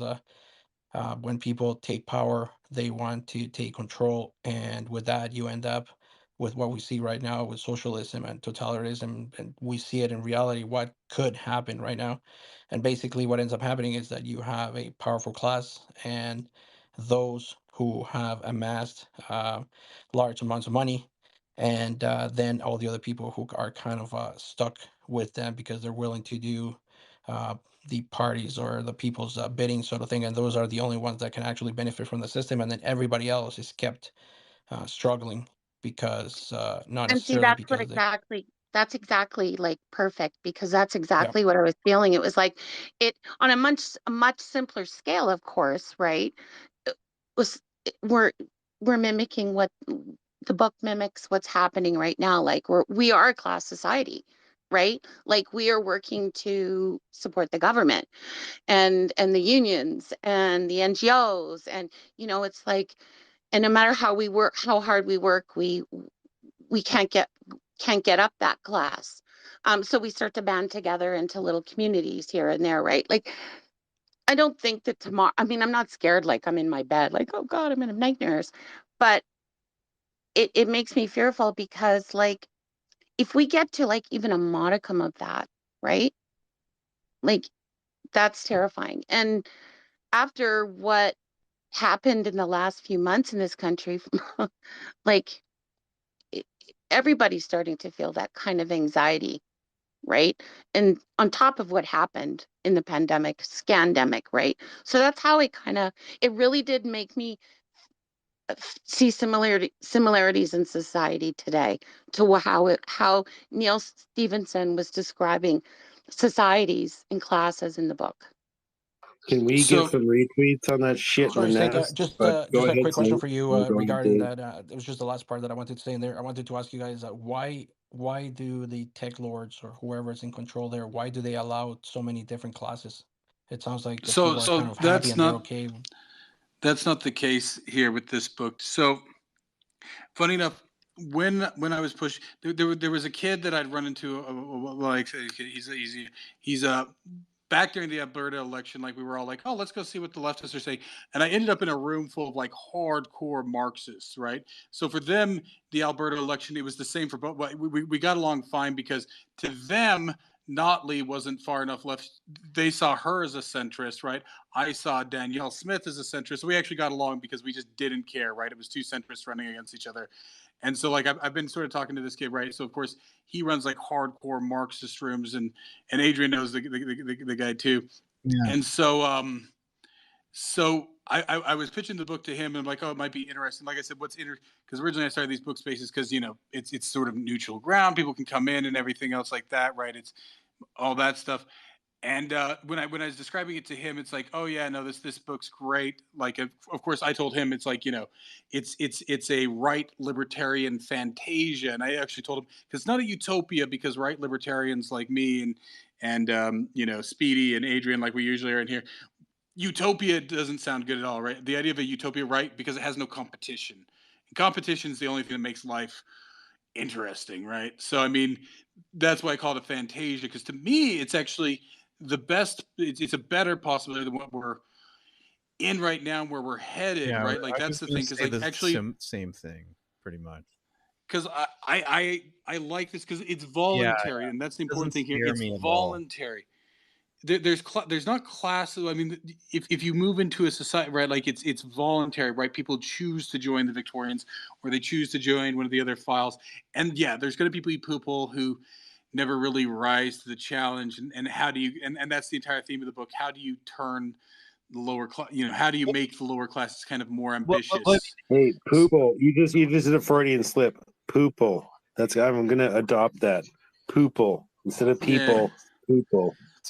But so I mean, like that's so what you have with this book, like it kind of touches it at various parts, because it kind of hints at its sort of internal history there, right? So at some point, modern society sort of collapses, right? So like I said, Carl Hollywood's grandfather, he was like a tech, to use Wogpog's terms there, he was a tech weenie, and then he leaves Silicon Valley, he goes out and he homesteads, but he doesn't become like an anti-tech, whatever. He goes out there, he sets up a homestead, he unites up with other guys so they don't get robbed and everything, right? It's kind of a chaotic time there, but they're still tech weenies, right? They still handcraft code in the evenings, and they farm in the day, right? So that's and this sort of evolution that he sees it going through, right? Because pretty much what he's describing there, it looks like it's it's kind of like 80 years or so in the future, right? It's like it's about 3 generations in the future, right? Like grandfather, like maybe the children of today are the grandfathers of this age there, right? Like Finkel McGraw there, right? And so to me, like it's kind of like he's imagining where we're not bound, because you choose, right? Like I said, it's voluntary. You choose who you align with. You're allowed to be a Theet. Like, I mean, you are Well, totally because allowed.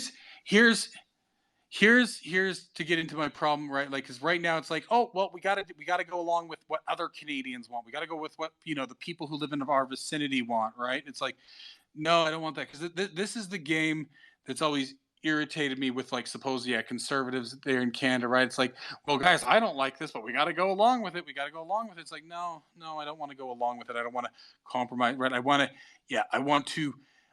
to be with the people who value what I value, right? But I don't want to have to necessarily, like I had to move to do that, right? The idea that Yeah.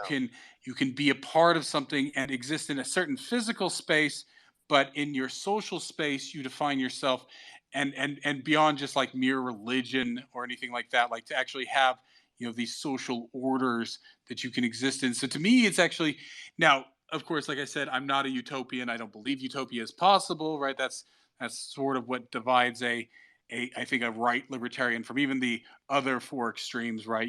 Left libertarians, living in their communes, and left authoritarians in their socialist states, and right authoritarians in their religious, fascist states or whatever. I don't know what they are, but is that, yeah, we see competition as part of the natural order of things, and the only thing that actually makes life. Now, of course, yeah, like over oppression and stuff like that, that's another problem.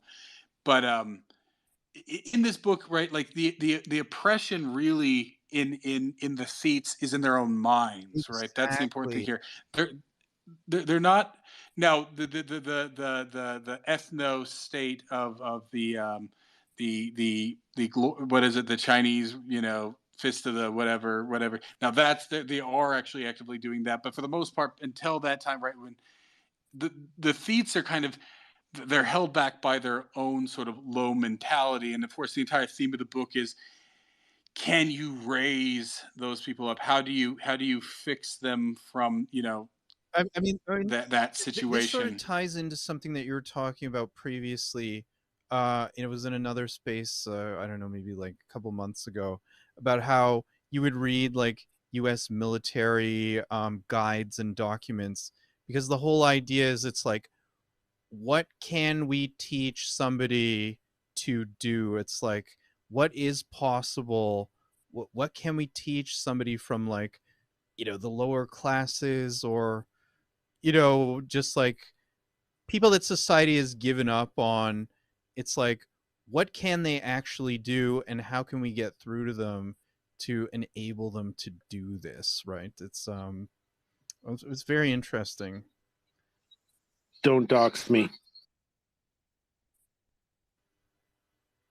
Well, Down but not out. So yeah, that's actually classic. That's very good. No, 5 stars. one of the few good So one of the how do few we good do that? How do we manuals do that that, Zink? Canada's produced. How do we do that? How do we do that, Zink? How do we get Well, those, or how does anybody that's in the room, how do we do that? How do we do that lower class appealing, right? Well, once I again, mean, now, with class, one thing that came to mind was this idea of nobility, and I don't mean in like a king in a sense. I mean in like a noble character, right? Noble principles. But the value based, side of things is one little slice of the whole thing, but it's still important. dignity is the word I like to use for that. Dignity. I think But actually, though, this is actually a core. one thing, Zink, is dignity is amazing word, but I think dignity is what you afford often to others, right? Nobility is, just for me, is something I focus on like intrinsically. I guess, you know, that's partly my background with that context. So this is actually, once again, the fact that he brings Confucianism into this. This in Confucius's writing. Now, I'm sure maybe Nietzsche had, because of course Nietzsche has his term, right? The Übermensch and the Untermensch, right? The upper man and the lower man, right? But in what is it, the jousture, it's pretty much, now it people usually translate it as like, the term is like the nobleman's son, or sometimes it's translated as the gentleman's son, or in this book he actually calls it the superior man, right? So that's the dichotomy that Confucius talks about a lot is, pretty much to use more kind of a Germanic language, right? There, the upper man and the lower man, right? But it's not just purely it's how you conduct yourself, right? That's of course everything Confucius focuses on. There's right is how does the superior man conduct himself and all that stuff, right? And how does the lower man conduct himself? The superior man, the inferior man, there, and so that's Yeah. a something Well, that and that Confucianism. ties into Bud's character, right? I mean, he does not conduct himself very well, right? I mean, he's all about himself. He's willing to rob people. He's willing to shoot them dead. I mean, take all their stuff. I mean, his conduct is poor, ultimately. Ties into Bud, but also Fang. I feel what I mentioned before, that gesture of like he, kind of changing allegiances, not out of a political decision, but a moral decision. That to me ties into it as well, right? Like, what would they, the superior man would do, right? In that, like, even if it means going against his whole political, basis there. You can class hop. You can class hop. But anyways, go ahead, Zink. Well, so this is actually, and it kind of ties in, and it's part of the story. So early on in the book, and it kind of gets lost halfway through the book in a very Victorian novel sort of way. There is, we don't see them like in the later half of the book, but yeah, there's Judge Feng. What is it? His like, what is it? Inspector Chang, right? His, and then there's the woman who's always with them, right? You guys, do you remember the name of them? Speedy or Adrian? The woman who's like his other right it's like hand, his assistant. It's Miss Yeah. Powell. Yeah, Miss Powell, right? So there's like a three, and it's never hinted there, but I'm like, I get this sense that she's not at all Chinese, No, right? Like she's that not. she's just, yeah, and of course, because when of course to the narration there, right, when he has the three different characters there, right, there's a dichotomy between them because Judge Feng is very deliberative, but he's got this like Brooklyn accent, right, which is kind of a contrast with what you'd expect there, and it even points that out early in the book is that he's very much this kind of deliberative Confucian character, but yeah, he has this New York accent that kind of makes him seem a little bit more jovial than he actually is, but or open, but he's actually very, very whatever. And then on the other side of that, you have Miss Powell, who is actually extremely sort of uptight and very rigid, and in her thinking and everything. But of course, she's got like a Texas accent, right? And then on the other side of that, you have Chang, who just has like a Chinese accent, and simultaneously, all of them, it's because Chang seems like he's just kind of like a bumbling fool, but then he's actually very deliberative, right? Both in the way he fights there, like when he's defending Nell there. Yeah, he's like a drunken master, right? He's a drunken exactly. master. Well, I mean, yeah. he's or even when he's interrogating Hackworth, right? He comes up there like he's acting kind of like the foolish, dopey, like the corrupt, Columbo, Chinese inspector. Court exactly. jester. But you can skip class, right? And I'll let you go back to the hands here in a sec. But you can skip class if you're taught proper diction, vocabulary, manners, etc. You can skip class, and you can see those people. If you remember back into junior high, there was always those people latching themselves on to let's call them the aristocracy or the professional class here. Dr. so-and-so's daughter, and you would see like the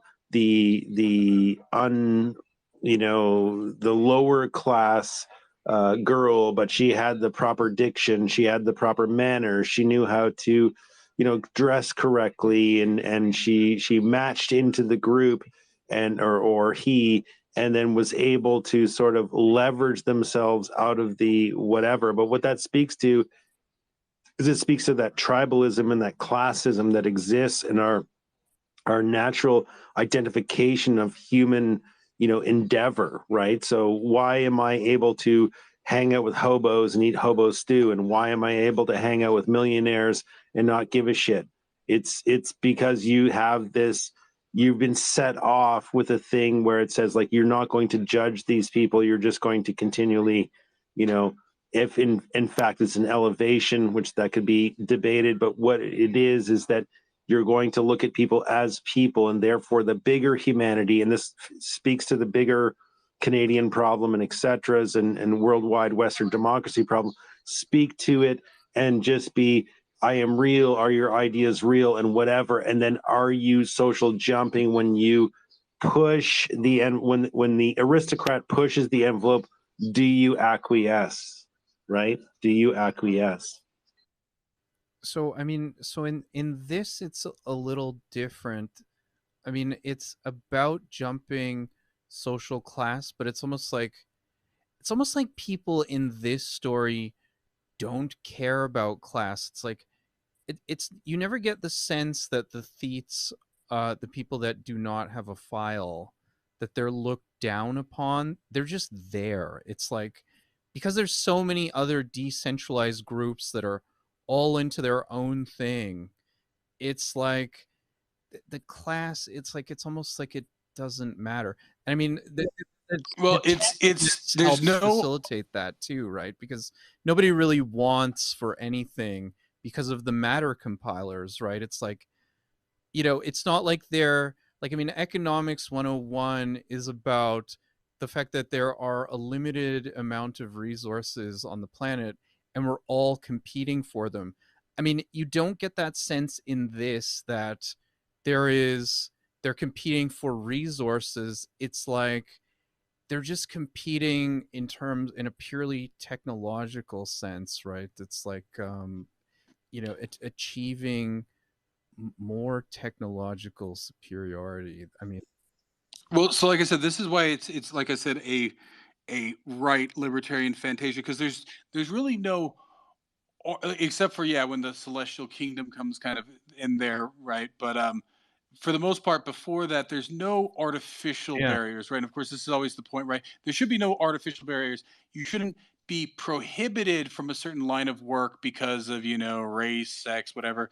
But you shouldn't be propped up into it or forced into, right? Like, yeah, artificial barriers, but artificial, you know,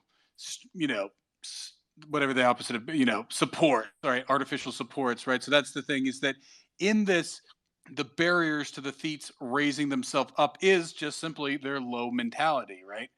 They simply, exactly. you know, right? They could join the other files, right? They could raise themselves up. They just often don't, right? And that's just because, now, to some extent, how do you break multi-generational loserdom there, to use my common terms, right? How do you, like, and that's of course the entire point here, right? Under all circumstances, right, Nell should be on a course there, except for a number of lucky sort of things, to be, little better than her mother there, right? Pretty much be in the same sort of Yeah, yeah, situation, right? But the question there, and this is of course the question that McGraw asks himself, especially around his daughter, right? Well, actually, he's worried because the other thing we don't touch on, and it's something there that he makes the point that these children of successful people often come out to be very sort of mediocre, right? And it's because they end up just becoming sort of an upper level sheep, yeah. and so They don't his have to goal is to strive get them for subversive. anything And because it's given to. yeah, and he doesn't even like it mentions it like on the Wikipedia page, but even I think within the book, that's the way I remember. Like, he's not overly disappointed that his granddaughter kind of goes off there to rebel, right? It's a different, right? It shows to him at least some potential for her position in life, right? So for Nell coming up from the bottom, right, there's a different sort of trajectory. But for her as like a noble woman, right, to kind of be just like shown to society and then just find a man and then like wander off there and whatever. But this shows in her a streak. Now will it manifest in the way that his did? Because that is the theme throughout the book, right? That's the point that Hackworth makes, right? Is you need to be a subversive to make a difference, right? You have to break things, creative destruction, right? Yeah. You guys will just have to jump in because we really don't keep track of hands. Oh, hey, did you guys get to me? I went away from my phone for a couple of minutes. Well, we just No? jump in when we really, yeah. It's Yeah, small yeah, enough. yeah. All right, all right. You're up. You're up. I liked what you said there as well. I'm on board with Wogpog. I like the use of the word poople. I think it's gone so far that if you still don't see it for what it is, you're now officially graduated from sheeple to a poople. So I'll start using that, like poop-ol, And thank you for getting full credit. Not sure if that was a slur or not, but I love it. So on the book, I haven't read the book. I wanted to just come up for a sec and commend you guys for reading. I am finding it increasingly hard. I educate myself mostly through YouTube, which I know is a fallacy, is a mistake. So I want to thank you guys and commend you guys. I do read, but it's not like it used to be. Audiobooks. And I tend to think, audiobooks. yeah, That's I know. the That's secret. what I was listening to Jody, and I'm like, that's the thing is like I'm pretty busy, so I find audiobooks allows me to multitask. You know, do like really boring tasks around the house. It's a perfect like way to motivate myself to do it. It's just audiobooks. So, but I I've been doing multitask spaces for a until like, yeah, living already. right. But can you read a book and do something else? That's not the point. I have a business. Okay. I don't. My Yeah, I know. private time is my private time. Oh yeah, no, that's fair. I get. Maddie, just and But I'm YouTube just telling you, is like, like man, a, I'm attracted, like, Unum, if you have time to watch YouTube videos, that's what I'm saying, then you can do it. And actually, if anything, audiobooks the Well- last several years have actually ruined. I can't even watch a YouTube video anymore because, like, I can't be doing anything else. I can't be cooking while I'm watching this YouTube video. I can't be, cleaning while I can't be working while I'm watching. Right? Like, if anything, like, Yeah. I actually can't even watch it anymore because now I've become addicted to being able to do something else whilst I listen. Right? Yeah. Maddie, I was just Yeah, gonna tell you, and like, you use 'cause that app. I feel your Oh, struggle there. I just wanted to tell you something quick, man. That I tried Go that. for it. I feel like what you're talking about in there is hard, and I'm just telling you what I did for my last audiobook. I literally listened to the audiobook probably 15, 20 minutes while I was brushing my teeth and getting ready in the morning or in the afternoon, and that's it, man. I got through my book. I'm trying to remember how long it took me, probably like a month and Really? a half or something like that. It's you Yeah, would that's the think that thing. it's like no time, but it's a good 15, 20 minutes, and the book was like Yeah. 17 hours or something like that. And, All right. How I about got the through. next book we read? I will give the audiobook a try. No Well, I'm promises. saying Yeah. it's just another way because, like I said, and there's I would different applaud. like at any given time. Usually, I have like 3 or 4 audiobooks because like there's audiobooks that are like a bit more less in depth, right? Usually not the ones we'll cover in here, but are the ones. So like ones that are more like kind of shallow, like those are the ones I'll be doing while I'm working. But then like ones when I'm doing kind of more menial tasks, like like cleaning or buying groceries, even, right? Sometimes I just have the earbuds even when I go buy groceries. That then I'll have more kind of detailed audiobooks and whatnot, right? So like usually I actually have multiple, Yeah. right, for different sort of levels of my I get that. attentiveness. Yeah, I was about to say, how much attention is it demanding? I mean, this was perfect to listen to you guys having a taco. It's not great, But here's crowded. the thing. I really love to just like. Jody can't hear me. Let Sorry, her carry on. Go ahead. I'm sorry. I didn't mean to cut you off. Go ahead. No, I was actually going to comment about you next. I was about Oh, to just say you know what? no, go ahead. Go ahead. No, go ahead. I was going to say, I'm sorry for the background noise. I just finishing a drink here and heading out. But what I was going to say was about the audiobooks is I've always preferred to read a physical book. And it wasn't, until like I had a client almost, 2 hours away that I used to go down to either every week or every other week. And then I started to get some audiobooks in the car. That it was a couple of years ago on CD, and it was just using the library for that. And that time, it was perfect. So I think in the right context, it can work. But like you say, Jody, it's not for everyone. But anyway, this is great. I like to just lose myself in a book. Like that's just how I learned. My mom was like a huge reader, and she just would curl up and read for hours and hours, and that's how I kind of learned how to read. And I still prefer it. It's like an escape for me because my life is all tax and finance and blah blah blah blah blah. I like to put that away, and it's hard to listen to a book when you're reading like like a contract or you're reading tax legislation or something.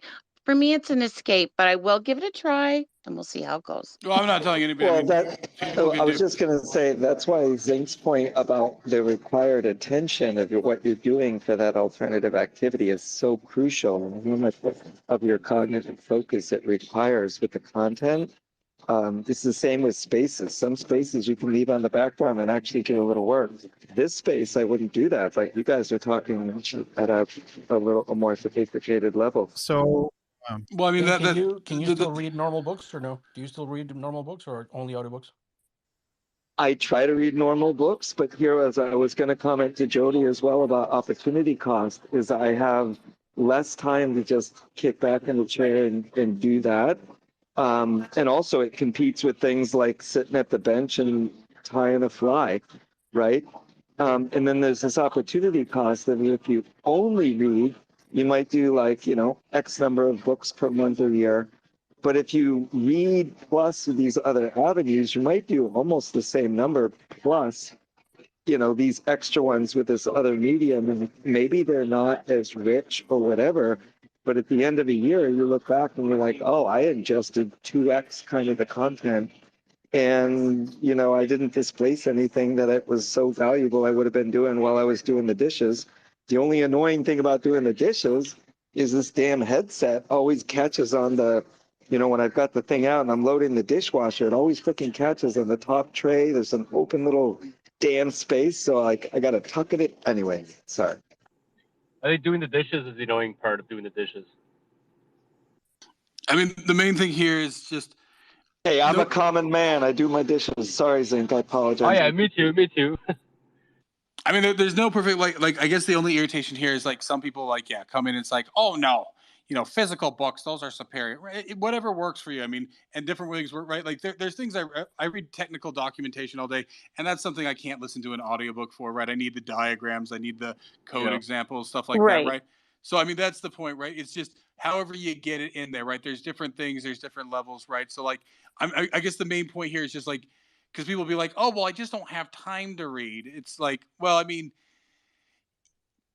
the audiobook allows the time. And the other thing for me, like, I mean, is it's much easier to like revamp, right? Like, so like, I mean, like if I walk away from a normal book for like, say, and it's a whole thing about memory, right? You don't remember the last thing you read, but it gets reinforced by like, so like, say it's been like 3 months since you were reading that book, right? You probably remember most of it, but not immediately. And if you got to go back 30 minutes or an hour in that book, right? Say it's a 20-hour book, right? If you got to go back an hour in it and you're just listening to it passively, it's not as much because like when you're reading, it's like, wait, this sounds familiar. But then you feel like, well, do I keep reading? Right. But if you're like listening to it, then you don't feel so irritated at the review. Right. So that's the main reason that because like there was lots of books that I'd tried to start reading over the years. I'd get like halfway through them, leave it for 4 months. I'd come back and, where my bookmark was like, well, I don't remember any of this. And then I'd go back. It's like, well, I do remember this, but then it feels like this extra time investment. It's just like, I don't know. Like, and then my mind starts to wander as I'm reading it actually. Right. Cause it's like, nope, this is familiar. So like I said, it's just, different. It's just different modalities there. Right. So nobody needs to get like a defensive, right? It's just another thing to try. Right. But the one thing is some people come in, it's like, oh, well, and I'm not saying if you prefer the paper, but like some people come in and it's like, oh, the paper is superior. I like having a physical book. There's certain things I have physical books for, but there's other things where it's like, whatever, ebooks, like, I mean, we're all reading technical stuff. Like, I mean, we're here on Twitter reading. It's like, oh, well, I want the physical version of Twitter, guys. Somebody mail me out a copy of the timeline, every other day, and I'll just read the timeline there, and then I'll mail in my response there, right? Like it's like no, we're all reading digitally to some extent anyway, right? And so actually that's the thing. The funny thing here is in this ritual around it, right? Like this is what keeps people. And this was kept me. It's like, oh no, I have to go and I have to sit down quietly in a room and I have to read the book. You're never going to read those books that way, right? Like that's the thing. It's like, if you make a whole ritual out of it, it becomes a barrier to entry there, right? And so you gotta rip the Band-Aid off. And it's like, you know what? I'm never gonna read this if I don't do it by an audiobook, if I don't do it ebook style, right? And the book never read is not worth a shit, right? So that's the important thing here, guys. However it takes to get it in there, right, and different things like that, and then you find different modalities. Right? Like I said, there's certain things I have to still read, like very technical sort of like I guess instructive text or stuff like that, right? Like that has anything that has like math or diagram, like you can't. But so if I may add something there, regarding the level of complexity, you get used to it, okay? I was like Jody, I would just read paper books, then eventually made it to ebooks. And for other books, it was not that I wasn't willing to try. It was just I could not focus on it, right? Like if, I would say, oh yeah, I'm going to do my cleaning, whatever. I'm going to do, while driving. And I have to like rewind, right? Like every 5 minutes, right? But then then I got better, and then like even like more complex books that I'm like, oh wow, like even like, and sometimes I would have to go read the actual book. Like I would get the ebook and the audiobooks. I would kind of do both. But then over time, just my brain got much better at like, kind of multitasking in that way. So, someone kind of coming from this angle, like, oh yeah, I'm not used to that, or I just can't, if I'm doing something, I won't be able to get all of it. Like you will eventually get used to it. Just keep doing it. It just become intuitive, and your brain get used to it. Even more so, you can then listen to them on higher, because like this is the thing, right? Listening is a skill, and people say that often, but it's usually in the sense of conversation, like, oh, you got to be a better listener. You're just always waiting for a moment to talk. That's not what I'm meaning here, right? Listening and being able to ingest information listening wise, because it's something I discovered like a few years back.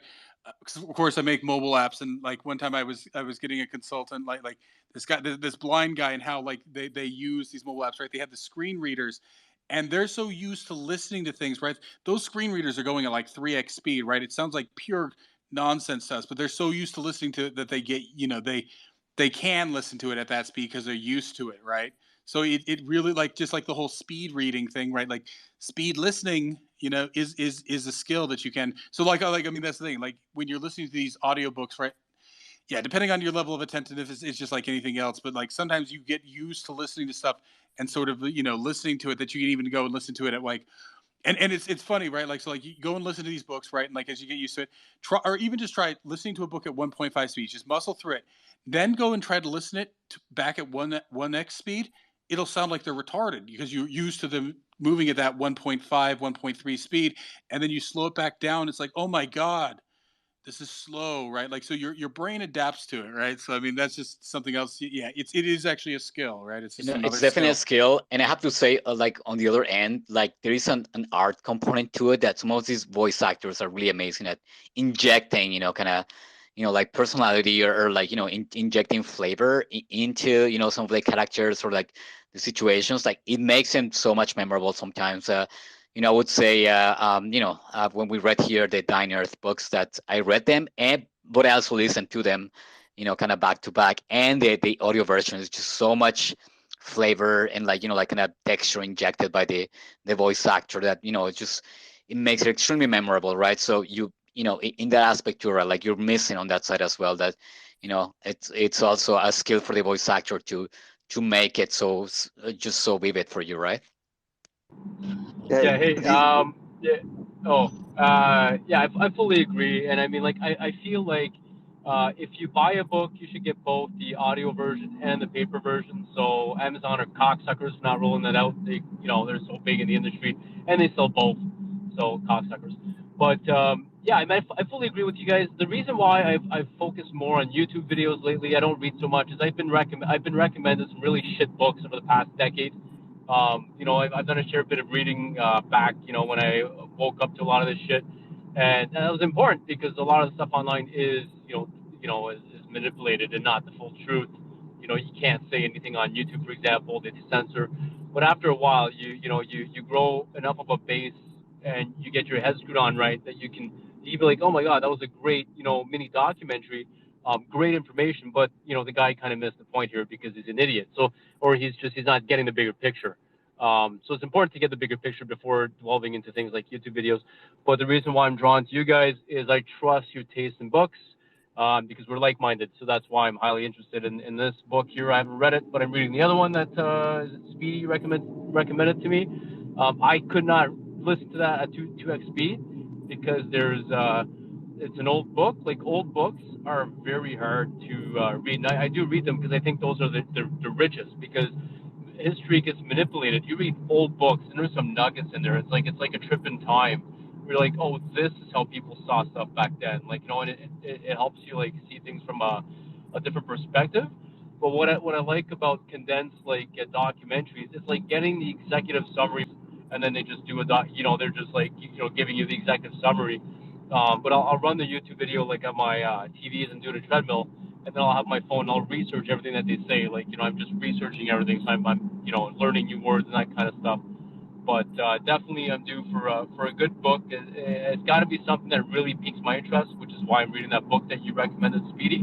And whenever I want to read a book, it's because I want to be able to dive deep in the subject and get a level of expertise where I'm holding on to the key terminology and the key dates are in the book, like stuff, like all the levels of details that you never get in a video. And that's important for a lot of topics too. So that's where I'm at. You know, So you mentioned old books. Someone like Italo Calvino, who has some amazing short stories. That's another way to approach it if you're kind of easing back into the books or struggling with your time. I just love what you guys said, Zink. You nailed it with the listening speed. I've gotten into listening at like 1.5x, and I found the same thing. I was on a space the other day. Someone was playing something. Somebody interrupted, said, turn it up to 1.5. Everybody was like, that's great. Just a quick funny story. Way back in the days of Pong, my grandfather, late grandfather, had gotten a video recorder in the early days. We were watching a videotape with my little sister, and we're kids at this time, me and my brother, Song of the South, and just couldn't stand all the music and the musicals, like happy talk, da, da, da. So I had the the remote controller, and every time a song came on, I pressed fast forward through it. And my sister got so upset because my little sister was there for the music, and we're like, oh, sorry, Grandpa must have recorded that and fast forward. So, and it worked right through the whole movie. so what was I going to say? There's Sorry. Yeah, no problem. Because this actually does come back. So like, because this is actually like most of the programming languages I learned. Like, it comes down to right. Like, once again, over ritualizing these things because like I've had that problem in the past. But just let it happen, right? You just let the book, let the information flow in. Don't try to capture everything on the first pass, or even in the book, right? If it's valuable knowledge, you're going to try across it more, right? It's all about the big picture, right? Like drilling down and trying to capture every word of a book. You lose sometimes the bigger picture, then sometimes you even lose the details, right? So like this is like a bigger thing, right? Like trying to go across more, but right, like you know it's not quantity over quality, like, but like yeah, like how much can you really divulge from that, but like things reinforce there. And that's the main thing here, right? It's just to kind of like let it happen. If it's going to go in, it's going to go in. If it's not, it's not. And if you go in it again, and but yeah, if you kind of like over, like this is just actually how like I approach any book. If it's right, so some authors are overly detailed and they describe the color of the tree and everything. I zone out. Now when I was reading, that was hard enough. Now when I'm listening, that's another thing. And you develop a skill. There's another skill here, and it goes across books or just conversations, anything else. Relevant information, right? What is just color? What is filler? What is you know just jack offing, about describing every vein of the tree, right? Is this relevant information or anything else? Will it be reinforced later on and stuff like that? And that's an important thing for me within good books, is that yeah, like it's sort of circles it. It doesn't like over, it doesn't front load and all that stuff. And even if it does front load, well, then it's just poor. And then maybe, yeah, you'll have to, usually that's more technical stuff, but a good book, it's sort of, yeah, it kind of carries you along there, I guess, to a certain extent. But I then, have to say one thing I like about the book that I remember, if I could interject. The very first, actually, I really, really liked the quote that Stevenson used to open the book. And and it really did make me think about, before I even had read a page, that this is going to be reminiscent of society today. So it's by nature, men are nearly alike. By practice, they get to be wide apart. Confucius. So I thought that was really very appropriate. Hey, Zink, if I could just say one more thing about what you said about the flowery, the descriptive words of an author. I was sitting there reflecting on what you said, and I thought about Anne Rice. And I used to read her when I was younger, college and days around that time. Even Anne Rockelore, the more racy stuff that she wrote under a pseudonym. And so she was very descriptive about places, people, clothing. Part of it was also great because she would be back in time, some Italian, whatever. And she did so much around New Orleans. And so I read that, and I had been to New Orleans around like college days, Mardi Gras, other times.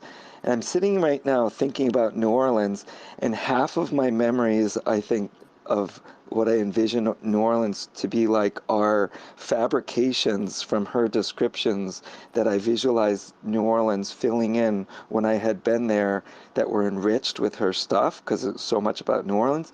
That I just sat there and was thinking about New Orleans, and these memories I have are halfly created because of those vivid descriptions. It was fascinating. I just was flying through it.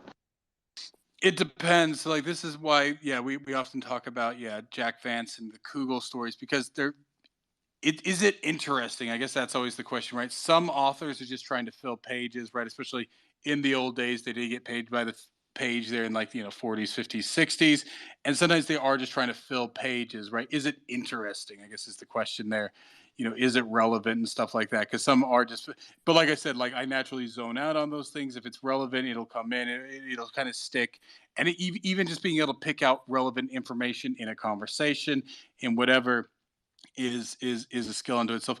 But it does go back actually to the book, and that is actually the thing about in this story, right? Is that it's narrated, right? And of course, the superiority of Nell's book there is that it's narrated by somebody who actually cares about the child and everything else like that, right?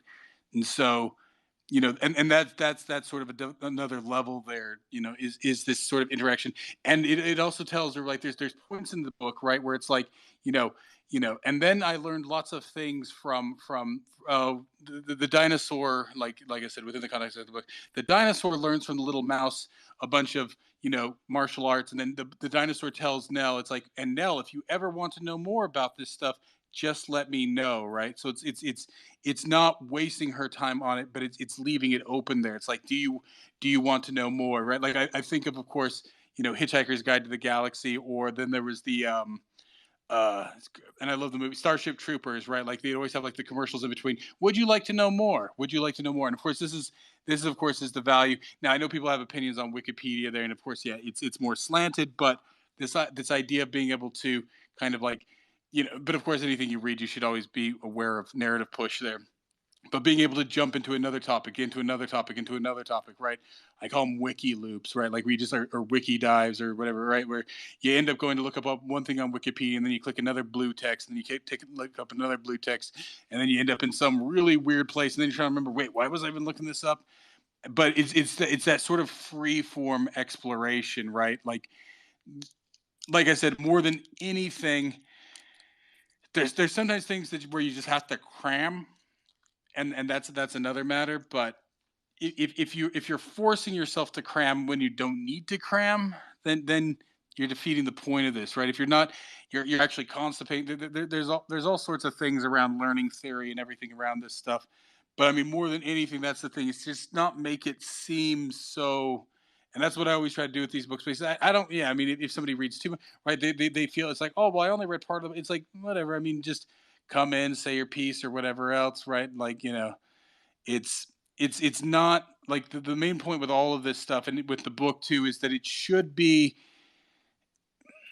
yeah, it doesn't need to be ritualized, right? It doesn't need to be rigidized, right? It needs to be sort of organic, right? Organic learning, I guess, is what I'm trying to get at here. And that's of course what this book tries to capture, right? Is that to a certain extent, even the little Chinese girls, right, like, with their inferior copy of the book, um, it's still organic to what that they sort of want to know, right? What they dig into there, and how they choose to kind of explore it, right? It still allows for a certain amount of that, right? And so that's the main thing with all this stuff, is that sort of organic learning. So I mean, what's kind of interesting there when you mentioned the dinosaur and the little mouse is that, as Nell outgrew those characters, they went away, right? It was like, it was sort of like pacing her through uh, the overall story, which was teaching her things, but like, they vanished as she didn't need them anymore, right? So within this book, and like I said, like, when we're trying to, like, say, like, oh, was this, where did his idea for this? So like I said, there's always been this sort of notion in various books, especially books about kids, like, of some sort of like a guardian angel, and you see the different manifestations of it here, right? So the book in some ways is a guardian angel, right? And then there's the physical, sort of more Victorian guardian angels, right? All the people who kind of are protecting her, like sending her to school and all that other stuff. Yeah. And then kind of even to a somewhat supernatural, because of course there's no supernatural guardian angel within this book, but the closest one is Miranda there, right? Where she is almost like a literal guardian angel, right? She speaks at distance and kind of in cryptic tones, and she just loves the girl, but she's kind of loss of self, right? Where so she actually becomes like almost to the supernatural level of the guardian angel, right? Where it is at a distance there, and it's this sort of theme of like this companion, right? Like and a young lady's illustrated primer, right? It's this idea of having like a constant companion there, Yeah, right? but to a certain extent too, it's kind of derived from like the fantasy trope of a familiar, right? Like that's also, if you read most fantasy, right? Like most people have a familiar which can have a similar, right? Like it can be, it can teach them stuff, also kind of be like their kind of voice of conscience, like voice of reason, right? And that it's constantly with them, right? And like it's more of a neutral, like a presence, right? It's not, kind of uh physically, like influencing them. It's more like, more on a intellectual aspect. So I was thinking about that too. I'm like, oh wow, cool. This is like that same concept of familiar, but actually, in a sci-fi setting and being dynamic in an intellectual level, which is really cool.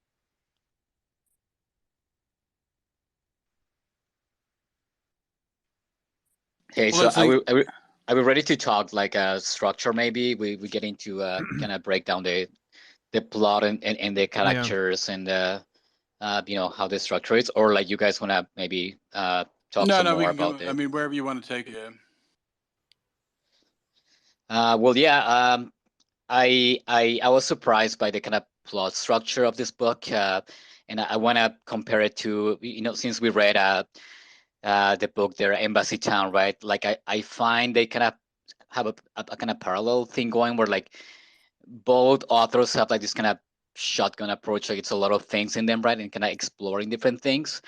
And what we saw in Embassy Town, right, is like you have, yeah, like a lot of ideas, right? We were saying, oh, all of these ideas, but like, it's gonna, like, I feel like in that book, he focuses more, he tries to add more to the drama, right? Like, okay, now we have to have a bad guy, like, Yeah. let's make Sile, the character there, like, look at the bad guy. Oh no, we have to have some plot twist, right? So, like you have the as the guy there, oh no, he was actually a spy, right? Like all of these, like, oh wow. And then you have to have the big boss battle, right? And like so like, whereas in this one, like he's not being dragged down by that, right? Like there's no actual bad guy. There is no, like he's not like structuring a way where like, okay, you need to clear cut your first act and second act, right? Where like something, kind of like an event that's, like very dramatic, right? Like he's sticking more to exploring like all of that he's thrown in there, right? Because I mean, we have nanotech, we have, yeah, like the whole kind of iPad aspect of the educational. We have the different files and like social structure, and he's actually playing with it, right? Like, and I was just so surprised that what I said, like an author like China Miéville, we have really cool ideas, would have like awesome things to explore, but he would be like he would just kind of scrap it all to like just conform to a dramatic plot structure instead of just kind of be more, like less conservative in that aspect and like exploring more. So I have to like for that, like for the plot structure, I just love that this one is in this way, right? Like even the ending is kind of loosey goosey, right? It doesn't have like the, oh wow, like the whole like boss battle, or like it doesn't have like the kind of conclusion that's like kind of shocking, right? Or it doesn't have like the all of the kind of tropey dramatic, like beats there. It doesn't have them. So I don't know what you guys think about that. Yeah. So the plot structure is obviously very, like I said, Victorian. It has like the chapter summary. It's like Nell finds a new friend, and Yeah. something Yeah. happened, right? Like those, like it's always like triplicates, right? Like something, Yeah, like pretty Dickensian, good yeah. expectations there. Yeah. And also the way it kind of jumps between different characters, right? And then it doesn't feel the need to wrap up, right? So like at some point, right, in the first half of the book, right, like we get quite a lot of Fang and Yeah. his cohort, right? But then they just disappear, and it's not felt that it needs. It's like, because a lot of these people like, oh, it gets, I get tired. Like, well, you guys have probably heard me, right? Like sometimes like, oh, it's a plot hole. It's like, what happened to Fang? It's like, I don't know. It's not about Fang, right? Like it's all moving toward But a I mean, certain somehow that aspect there, doesn't right? And, like, matter in this one. You know, yeah. well, yeah, that's what I'm saying. So like here, but this is like a very Victorian sort of way of writing, right? Where like, yeah, you get these, they're episodes or vignettes that do contribute to the overall and kind of show the other point of view, but then it doesn't feel compelled to like, and then Fang, became, whatever, right? Like it lets it just kind of run off there. It's like, nope, we're done with Fang, right? And then it introduces new characters and kind of moves along there, right? So. No, Well, interestingly enough, even Miranda is like, like most of the books she's not around, right? It's like she's very absent, and it doesn't even affect the kind of flow of the story. Yeah, go ahead.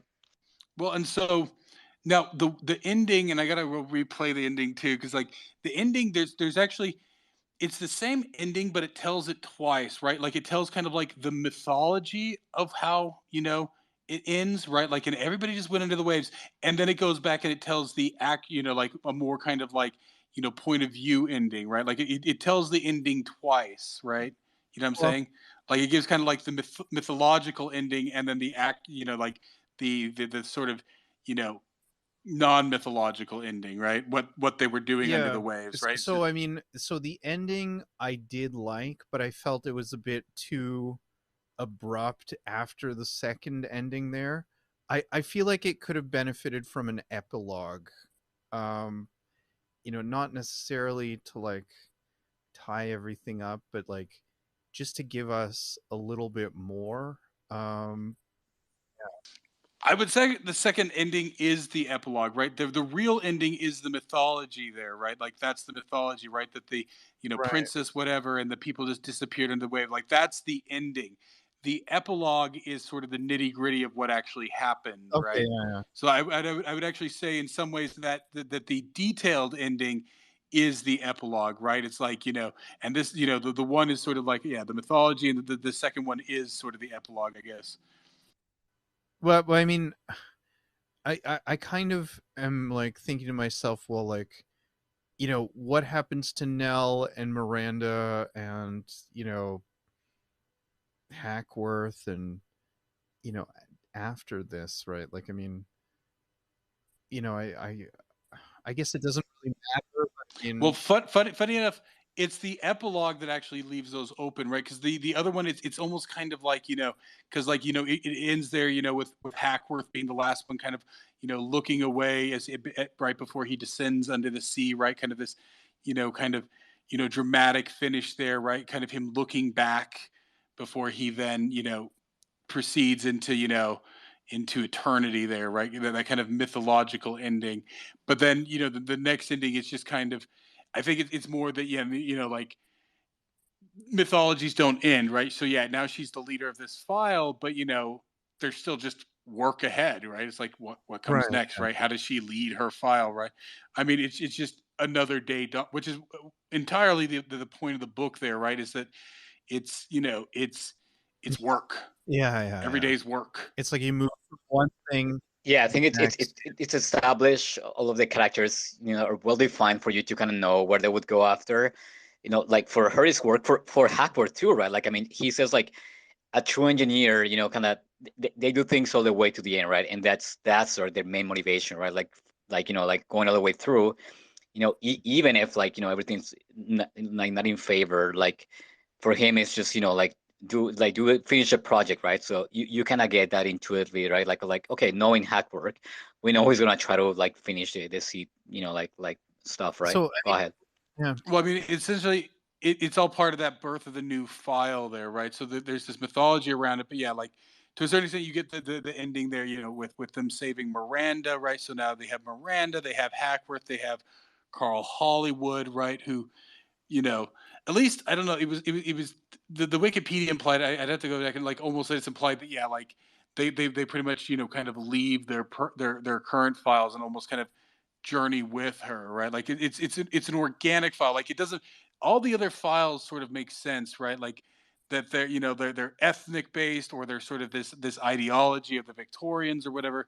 But this file, it's sort of it's you know it's the island of misfit toys, right? It's Princess Nell, right? And then her weird mouse army, and then these characters who just like kind of don't fit in with anything else, right? Miranda and Hackworth and Hollywood, right? Like it's kind of this kind of weird, you know, Yeah. almost kind of like I think you almost get this sense that they are kind of an itinerant file, right? Almost kind of like the Horde, right? They're almost kind of like a weird, organic one. They're not there by ideology or whatever. They're just sort of flung together by circumstances, but it's organic, right? It's sort of an organic file, right? It wasn't planned, and it wasn't born out of ancient ties. So is Zinc talking there, or like it looks like we? No, Oh. I'm fair enough. Okay, yeah. So, I mean, just building on something that Carlo was saying about Hackworth, that he's an engineer and like he wants to see the project through to its full conclusion. I mean, something that we did not touch on previously was Gwendolyn Hackworth, so Hackworth's wife. I mean, it does say that he was happily married to her and stuff like that.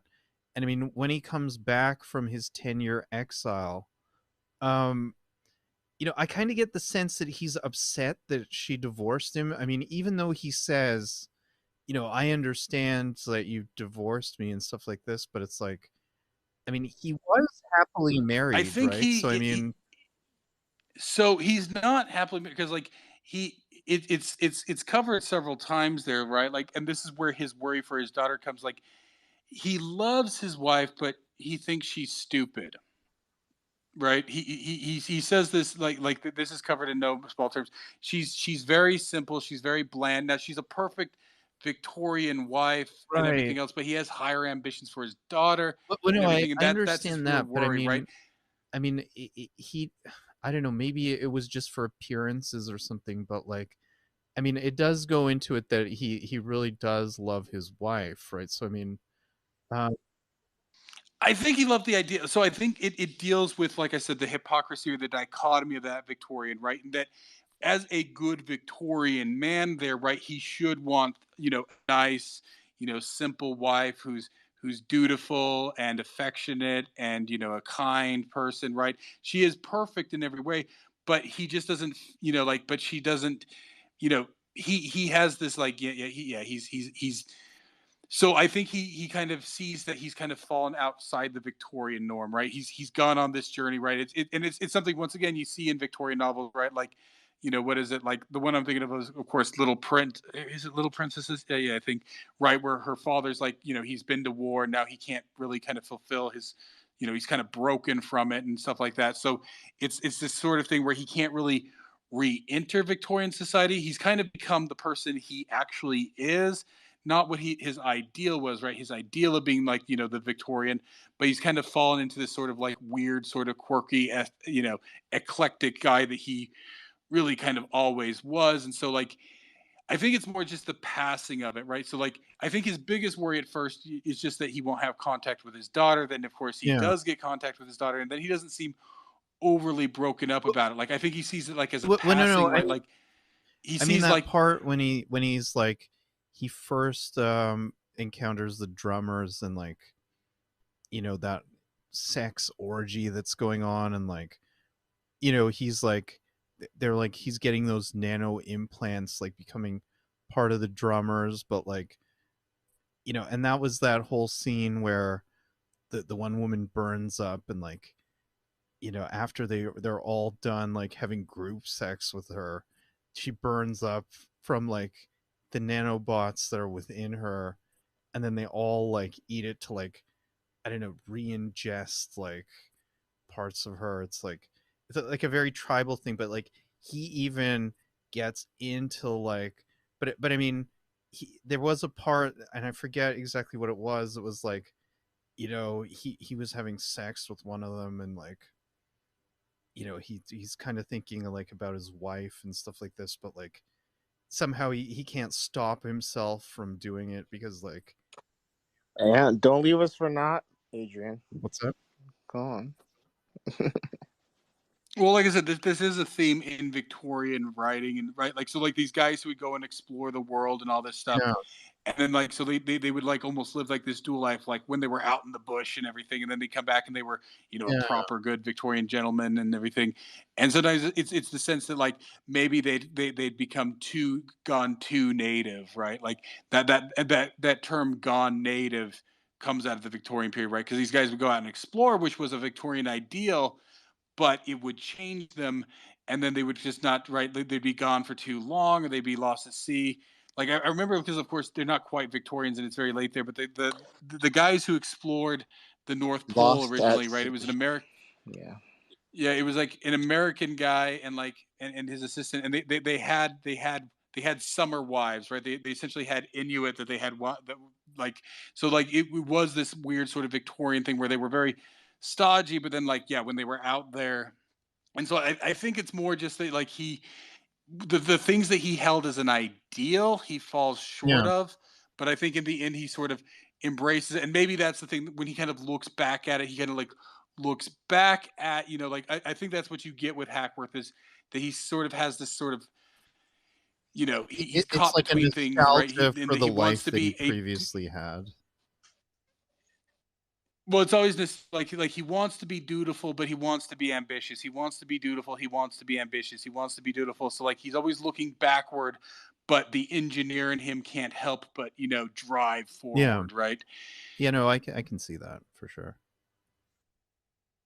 And I think just as I say this, and I think that's why, like I said, in the true ending, right, the mythological ending there, right, he's the last one who goes under the waves, right, because he has that sort of nostalgia, but inevitably he always surges ahead, right? Inevitably.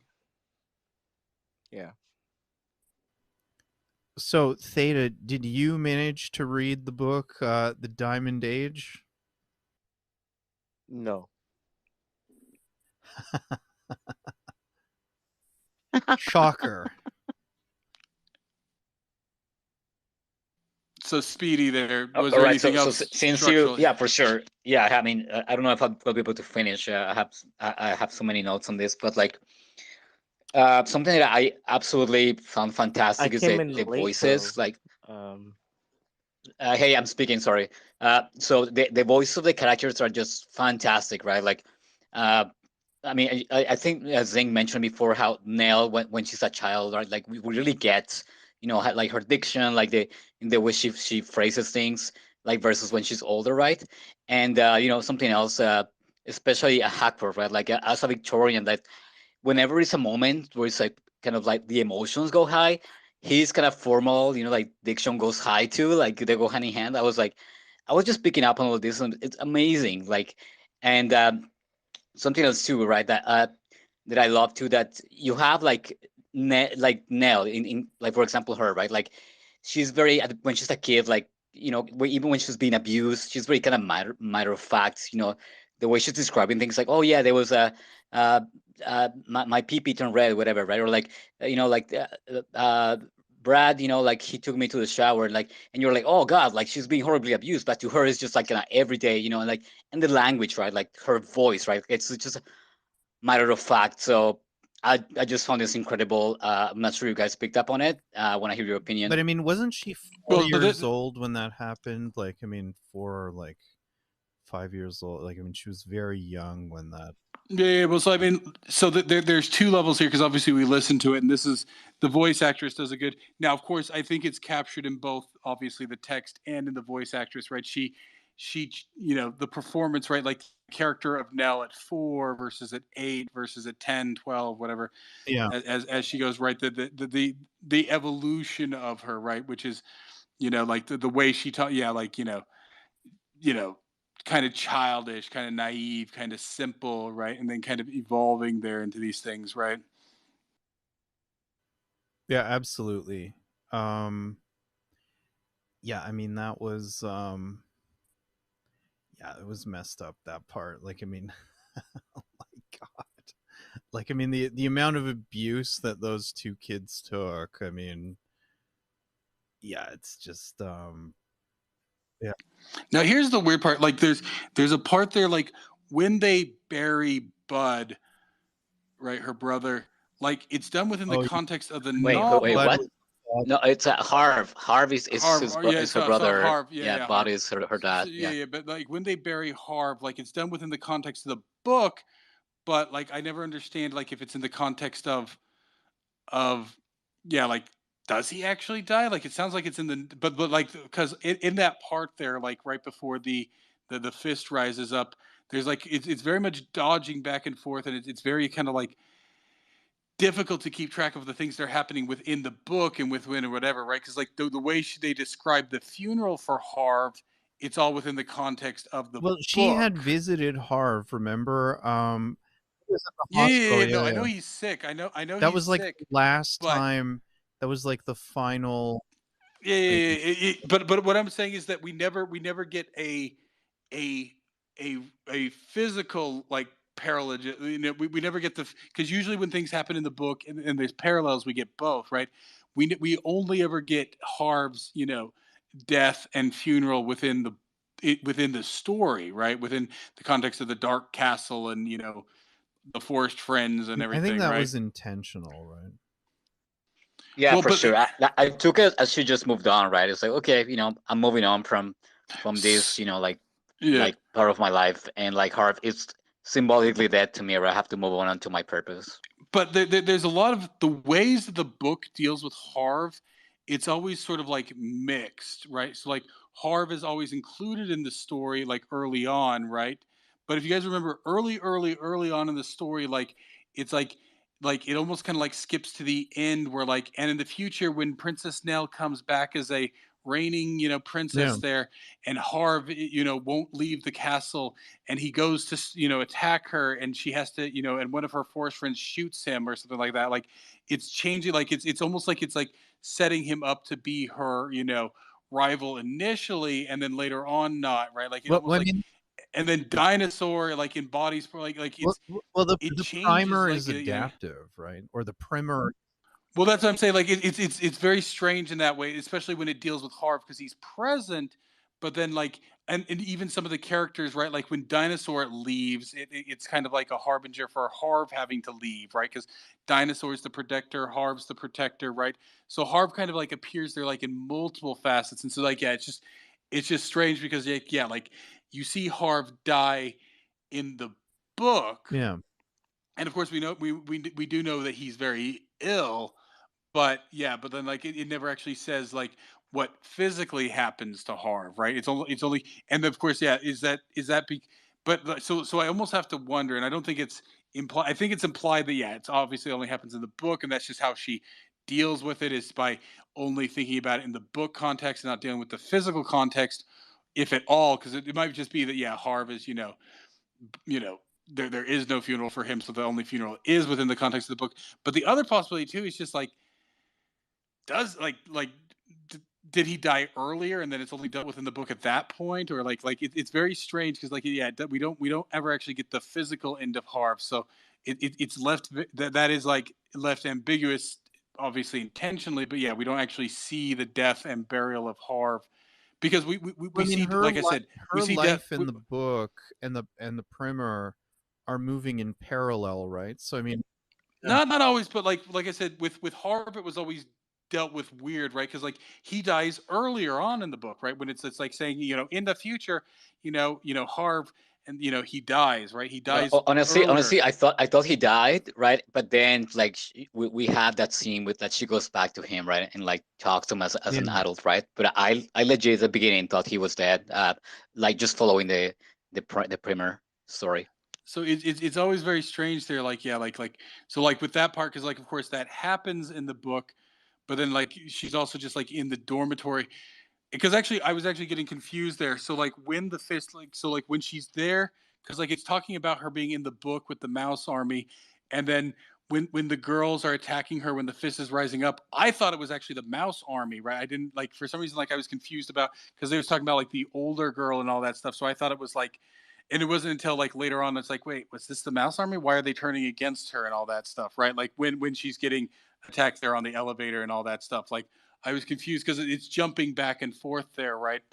In that case, right? Because that all happens at the same time, right? The funeral of Harv, and then it's talking about stuff with the Mouse Army, and then she's there in the dorm with the girls, and then shit starts catching on fire because of the fist, right? Like that's all like dealt with like very very closely together, right? So it's kind of like a very sort of strange stream there. Just like I said, it was just like a weird part there. Like it's like somehow, because like I said, like the fact that Harv has already died in the book and that he's very sick earlier on, even too, like years earlier, like I'm just still like not, like it's very ambiguous. Like I'm guessing that like the idea is just that like like she buries him within the book because maybe there is no funeral for him because he's just like like like a potter's grave, or he's just cremated or something like that. So the only funeral for him is within the book. But of course, he's always like, it's almost like the book also though does predict that he's tragic, right? Like the book knows up front that there's no hope for Harv, right? Clearly the primer is taking inputs from around her life, right? Like, I mean, somehow it has sensors or something that, it's listening through like microphones. Well, no doubt about that. Adaptive. Yeah. But like I said, like early on, it's very strange that the book like decides that like Harv will turn against her and then die eventually, but then he doesn't die, and but that Harv is also a parallel to Dinosaur, right? And so it's very strange, like the way like it like early on, like it's just strange to me, like the way like it handles Harv. Well, I mean, he's not integral to the story really, beyond that he stole the primer from Hack, right? Yeah, he's a catalyst, but then that's it. I mean, well, he's included in the book, right? He's included in the story, right? The story includes Harv, right? Early on, right? So the story has it there, right? So like it's the Harv primer is taking that input from her life, and of course, at that point, he was a big part of her life. But I mean, he fades to the background very quickly. That's how I took it though. Like the primer is just mirroring, like well, what's I'm well interest, aware, right? what I'm saying is it takes input, but then it makes this sort of weird prediction about his demise very early on, right? But I mean, why is that? Why is that surprising that it would do that? I mean, it's making like predictions on the trajectory of her life continuously, right? And like it's modifying them as it goes along. So I mean, why? Yeah. But why does it kill him while they're still together? Well, because it probably knows that that's going to be his fate anyway, based on the fact. And it also knows like he's not part of her journey, right? Like she's gonna have to, like just gonna detach from that connection to rise up. I mean, the book, it doesn't really think, but it kind of makes. Well, but it doesn't think like in sentimentality, right? It doesn't have like it's not emoting, right? It's kind of trying to make her like the best version of herself, right? And that doesn't include her. So well, no, but but that's what I'm saying. It's schizophrenic within that, right? Because at points the book shows Harv like as her friend and her protector and everything else. At points it almost transforms Dinosaur into a proxy for Harv, right? Because Harv and Dinosaur disappear at the same time. And then early on, even at points, it almost tries to create an enmity with her and Harv, right? Well, so like going through multiple predictions, right? I mean, that is possible that there could be some, antagonism between the two of them. Right. So, I mean, at that point, it's uncertain. I mean, the book is making statistical predictions on which way her life will go. And then once like, but like I said, going that way, then it makes up the like next bit of the narrative, right? Yeah, but this isn't actual AI, so I'm saying like within the context of this, what is it going after, right? Like it's schizophrenic in its handling of Harv, right? So I mean that is obviously what it's trying to capture, right? Is that this is a dynamic book, but why does it early on? Like early on, it does try to almost like it's like it acknowledges Harv's important. Of course, she bears no ill will. He is nothing but a positive in her life, right? He's the one who walks away, right? So he's never right. He's not. No. but he is like I said, in the context of this book, right? It acknowledges his importance, but it almost is like it trying to create like an enmity there, but it's not there, right? It acknowledges his protector status, right? And it even acknowledge, right? And of course he's the one who, always sees that, it's like, okay, well, if she's going to live in this little community, I got to get out of here, right? But it's almost like it's strange that the book does try to drive her against him So, I mean, simultaneously. what bothers you about this treatment of Harv in the book? Well, it's schizophrenic. That's what I'm saying. It's schizophrenic. Right. Wait, you just think it doesn't fit with everything else that the book has done for Nell? Well, it actively incorporates him positively and then negatively, right? But I mean, isn't that really his role? I mean, he has followed in Bud's footsteps. No, he hasn't. He's nowhere near Bud, right? Like, yeah, he's involved in some like low level stuff, but he's for the most part he's low class, but he's not like cruel No, or he's crude not. like Bud is, right? He's But not a I mean, killer. he's robbing people. Yeah, he walks around with nunchucks and like mugging people. There's a difference. Oh, I'm there, right? not Like, saying there isn't, but I mean, he is still committing crimes. He's definitely in the trajectory, Absolutely. right? Like Absolutely. to that. But he's not, right? He's always protecting Nell, right? Like there is no, right? Everything he does is for the benefit of Nell. That's what I'm saying. He is the first person who does anything for the benefit of Nell. And yeah, but he himself easily, right? Himself, so I mean, but he himself is self-destructive, right? Like exactly. it wouldn't be like at a certain point she would have to. He is though. Like when they kind of meet again, yeah, he's been like watching like weird reactives, right? Like just being an addict to stuff, right? So if had he been, if had the potential to be something positive, he would have, I don't know, done something with himself or being he just a does junkie. absolutely. No, he's not a junkie. He's sick from he is. he's sick from the smog, and they have him on pretty much on palliative care there, right? He's not a junkie. He's unfortunate, right? He's unlucky. No, but it's mentioned he's hooked on some reactives or something like, and well, that's yeah, what no. like, Neil kind of rolls her eyes or something. He's just watching TV, right? I mean, that's what it's but getting I at mean, there, right? He there's is absolutely nothing. robbing people. I mean, that's how he came into possession of the primer in the first place. Well, I mean, what other opportunity does he have, though?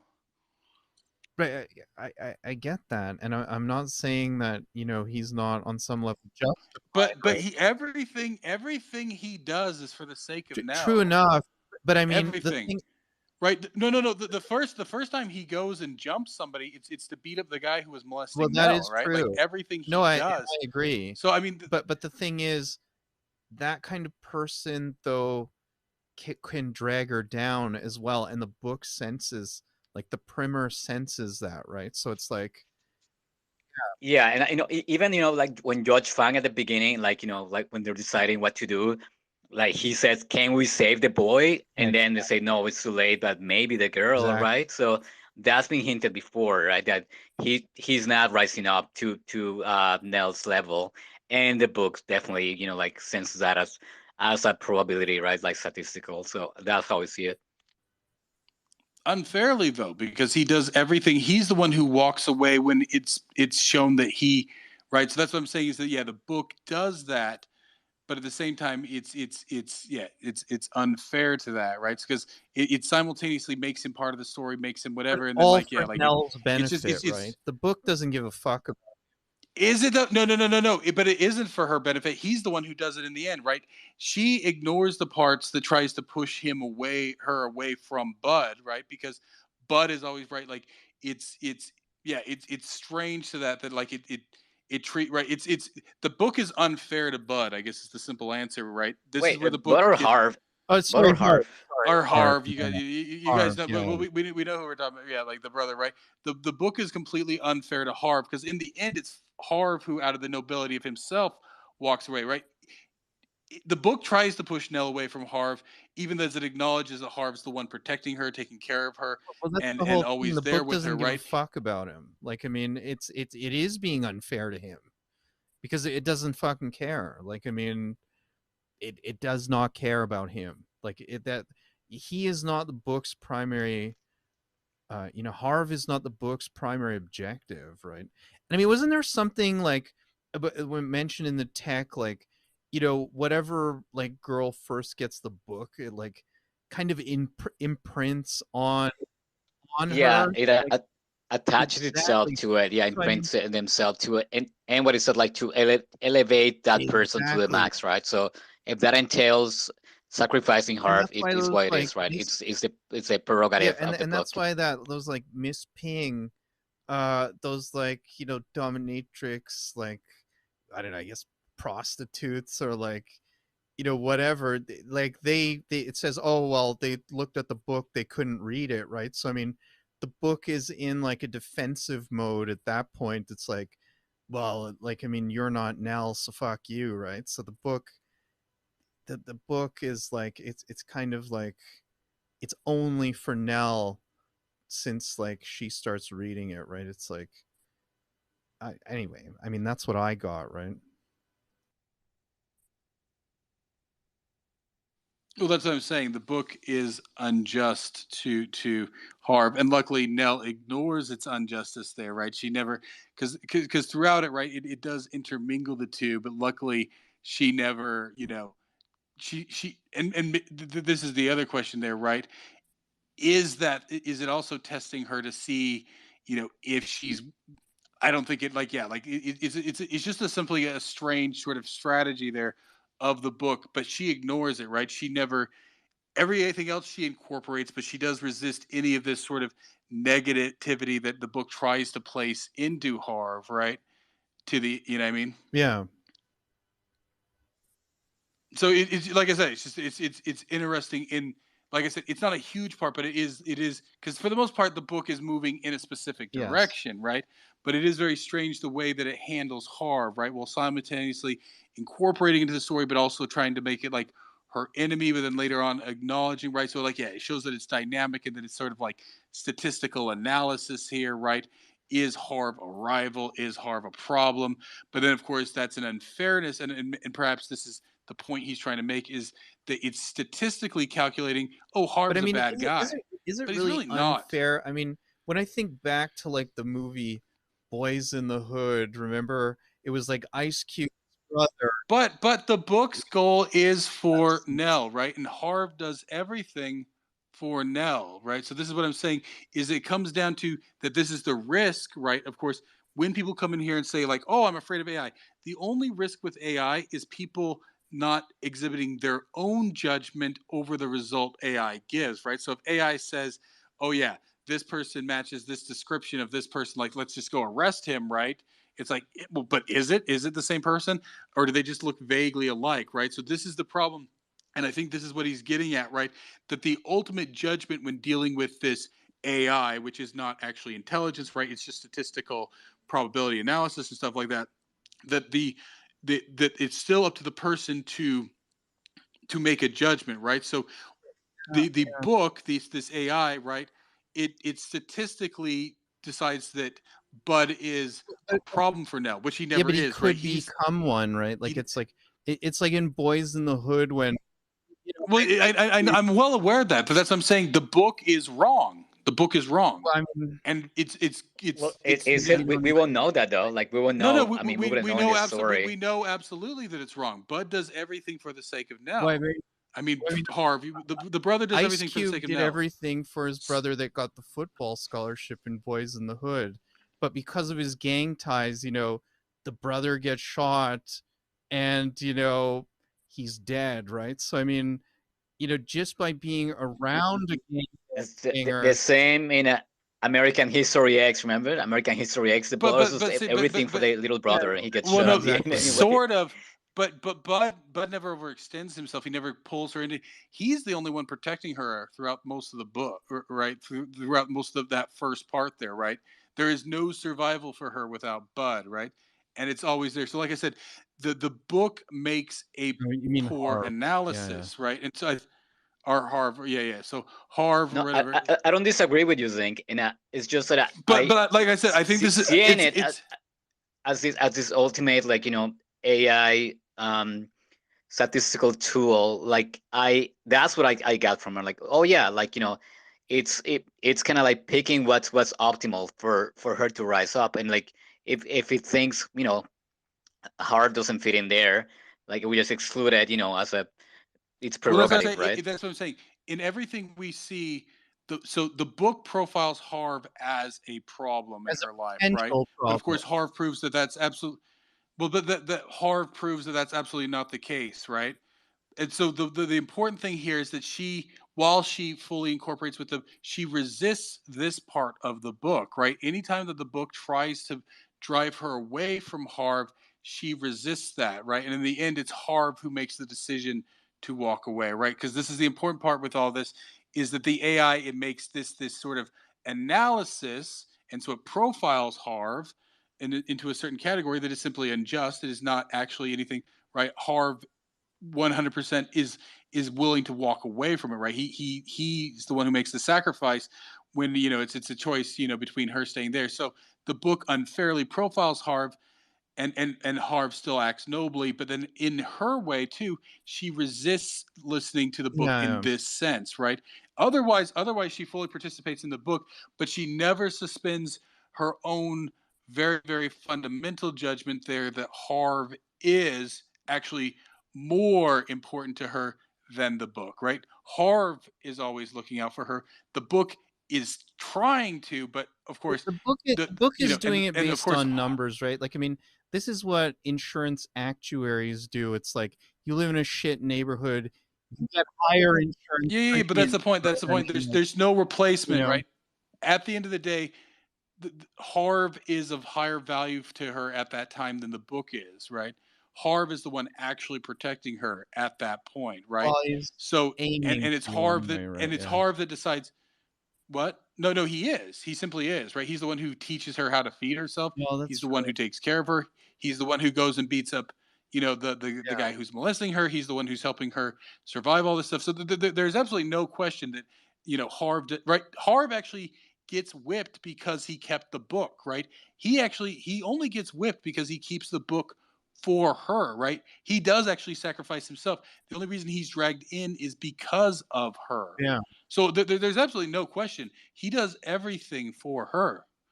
So he is completely, you know, in that sense. And like I said, in the Confucian sense, in the Confucian sense, there, the higher morality is to the family, right?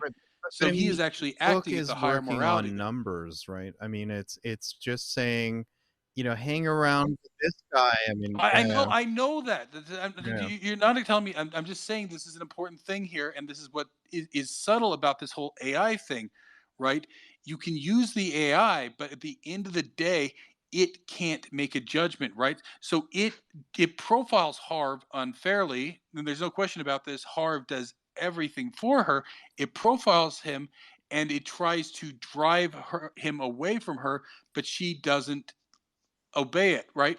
And luckily, right, because luckily Harv is looking out for her, so when the time comes for him to walk away, he does walk away. Yeah.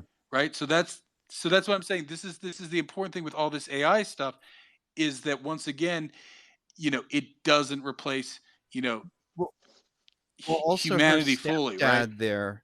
Yeah. I mean, he says, you know, you're on the book too much. Like, it's a good thing for you to go to school and not be, you know, so tied to the book. I mean, she still does it on the weekends and like in her spare time, but it's like the whole idea is, yes, it's good. It can take you to the next level, but like at a certain point, you know, you have to kind of not rely on it so much. It's like there's more to it than just this, you know, AI book, right? I mean, that's reinforced. Well, I mean, that's both things, but at the same time too, then you have the the McGraw's parents, right, who are just like, oh well, we're just going to take your book away, right, just because they don't understand it or something. But like I said, I mean, the point here, and I think that is what it's trying to do. I mean, it's very obvious that it has statistically decided that Harv is a detriment to her, which he isn't, right? And so the book statistically has made a bad choice, and so and she resists obeying it, right? Everything else she invests with the book, but she never takes that portion of the book, right? And that's I guess that's the point that he's trying to prove here with the AI, is that it doesn't suspend but I mean, judgment, this right? Yeah, and discernment. This could Sorry, go go ahead. another way, right? I mean, the book, like the Stevenson's narrative, could go another way. That by her disobeying the book, some more bad things happen to her. By being around No, him, but see right? but that's not the point he's trying to make. The point that he's trying, like, that I think he puts that in there for, is that the book can be wrong. Absolutely. Yeah. This is the only time we see it. Otherwise, the book is not, like, we never see a case of the book being wrong. But in this early portion, right, this book is wrong, right? And this is the point I think he is trying to make with this, is that the book is wrong. And to better than discernment, right? Nell, even at 4 or 5 years old, wherever she is when it's doing this, discerns it and ignores that portion of the book, right? Everything else she does it, but the book can be wrong, because otherwise the book it's moving her on the trajectory, everything else, right? But in this case, right, like I said, I think it's something he puts in there to point this out about these books, right? That they're just statistical, and it's wrong. It's simply wrong about Harv, right? It's you know what I mean? I got it. So I guess that's just the point there, and it's a 100%. subtlety. We were saying the same thing through different angles, right? Like we kind of see it from the side of the book, and I noticed too, right, that like especially when like the book is kind of portraying him as a rival, or like as a like a negative like character inside the Primer story. But I was just thinking, wow, it's just gonna statistically like kind of preemptively like kind of take him out of her life, just so she can like rise up and like kind of fulfill her purpose. But like for sure, like I was thinking it was wrong, right? Well, that's what the I'm whole saying, time. is that it based on statistics, and I think this is what Stevenson's trying to get there, is that under the hood it's just statistics, but it doesn't replace discernment, kind of to the point there, like we made earlier with Judge Fang, right? Like, legally, yes, he should take the book from her, right? But this is what it comes down to. And this is, I think, the thing that's lost there, right? Because people think AI is magic, right? But it's not. It's just a statistical thing. But if with your normal human discernment, you can say, no, I don't care, right? And actuaries do this all the time. It's like, no, the numbers look good, but there's something else going on here, right? So I mean, that's what it's trying to get at, is that if you just run pure, and this is the dystopian actuaries of don't AI. do that. Actuaries look at the numbers. They say, this neighborhood is shit. I don't care that you're making your payments on time and this or that. Like, you're gonna have higher rates, right? I mean, they really do. I mean, humans look at just the numbers a whole lot, right? So I mean, well, and they make mistakes from that. That's what I'm saying. Like, this is the point he's trying, because all this, like I said, none of this is new to AI, and that's why we talk about Kafka, right? Because all of this stuff, right? Who was an insurance salesman and adjuster, right? And all this stuff back there, right? So when people come in here and say, right, like, cops didn't need AI to do racial profiling, right? Now people are complaining. It's like, oh, but look at AI is doing racial profiling. It's like, amazing, because cops were doing that shit 100 years ago or 2,000 years ago, right? Like, it's nothing there, right? It does not get rid of discernment, right? So when the actuary is just like, nope, this is the numbers, this is the numbers, right? That's the problem, right? Nope, the numbers, the numbers can't be wrong, right? Well, I know, and that's the problem. That's the problem, right? That's the problem with all of this stuff. That's nope. The computer says no. Yeah. The computer says no, right? Or 1984 there, right? So this is what he's getting at, is that the numbers, the formulas, the statistics are just that, right? But people get too caught up in like, nope. We run the numbers there, guys. And I've run into this, right? People are like, oh no, this is the numbers. It's like, yeah, but how are your numbers collected? What are your numbers, right? Like, where was your data drawn from, right? Like, or we'll use COVID, right? It's like, oh no, see, guys, people are dying. Or It's even like, just what do those being numbers mean? It means reasonable, something- like saying, hey, you know what? This guy does live in a shit neighborhood. okay, there's a ton of crime, but like he's always made his payments on time. He has stable Well, employment. exactly. That's what I'm saying. Let's give It's him like a bit of a break, right? Like, I mean, well, that's what I'm saying. So like that's the thing. AI didn't invent this stuff, right? This abuse of by numbers, right? But that's what people always come in. It's like, oh but the AI did this. It's like, yeah, because people trusted it, right? Just like they trust even before we had AI doing that, people trusted the spreadsheet and the number crunchers there from the actuaries or the statistical police. Statistical policing is a thing and has been a thing for a while. yeah. It wasn't brought in with the invention of computers. It's made easier, but I mean, I think that's really what it is trying to capture here is that the numbers statistics can be wrong, right? Like, and that's the problem is too many people out there don't understand that. It's like, oh, nope, statistically, So statistically. there was an episode of the TV series Numbers by Tony Scott.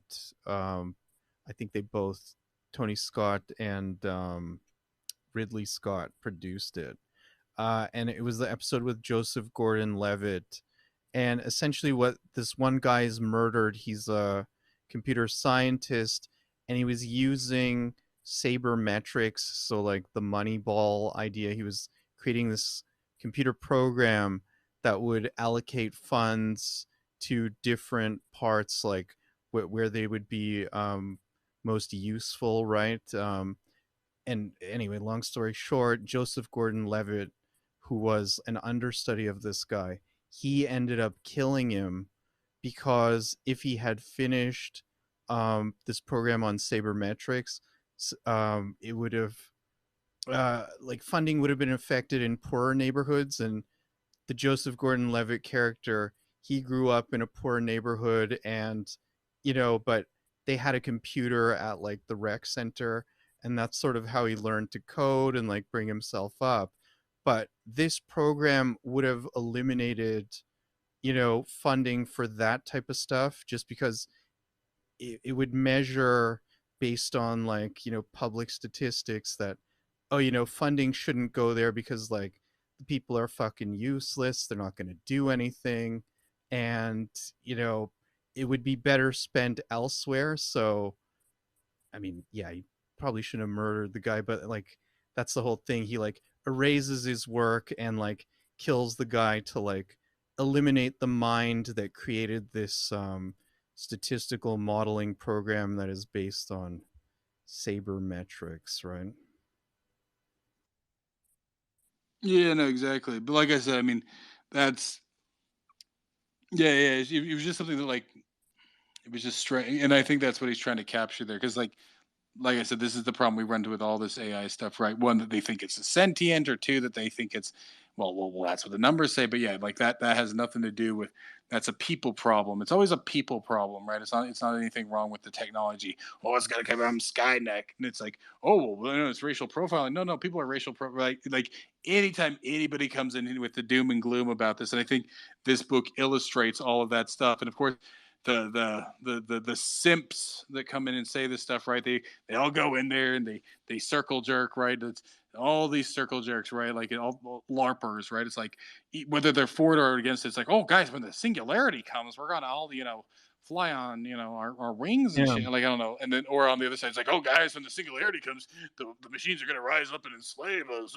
But I mean, it's just like it's the crypto tech circle guys, jerks they're and all the other circle pumping jerks. that idea, right? It's like No, not all the tech guys. Most of the tech guys I know, and I work well, I with mean, tech guys. Most tech like guys don't Musk believe that. and Most you mean Sam the investors, Harris, right? The people who are I mean, saying, yeah. So like I said, they're selling people on it, and of course they're trying to also because they want it regulated because then they can control innovation in there, right? And they don't have to compete, right? That's actually my biggest irritation with Musk, and that's why I now disregard him as a piece of shit. He's not a good person, right? Entirely because of that. Like I don't give a shit what else he does. He could feed every child on earth, and he could break up the world pedophile ring. But the fact that he wants to inhibit, innovation, which is because all those other things are actually impossible. But yeah, trying to inhibit innovation is a moral crime in my mind. So I mean, yeah, I have no, or these other guys who are just trying to beat their drum. It's like, oh, my computer is sentient. It's like, no, it's not. It's not. Like I said, and that's what this entire thing. At the end of the day, it's just a Turing machine. It's just a really, really, really, really complex Turing machine with a lot of randomness and kind of forced in there. But it's just a Turing machine. Well, and I mean, with a lot of processing power, right? I mean, well, it's just a Turing. I mean, it's still just a Turing Yeah. machine, right? The processing is still Turing's processing, Yeah. right?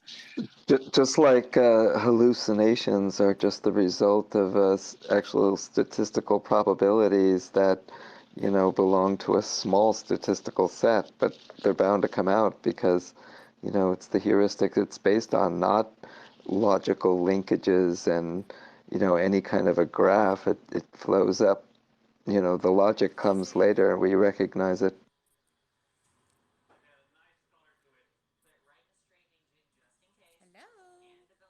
Your microphone is super low. I'm sorry. Better? I'm also getting feedback. Okay, sorry.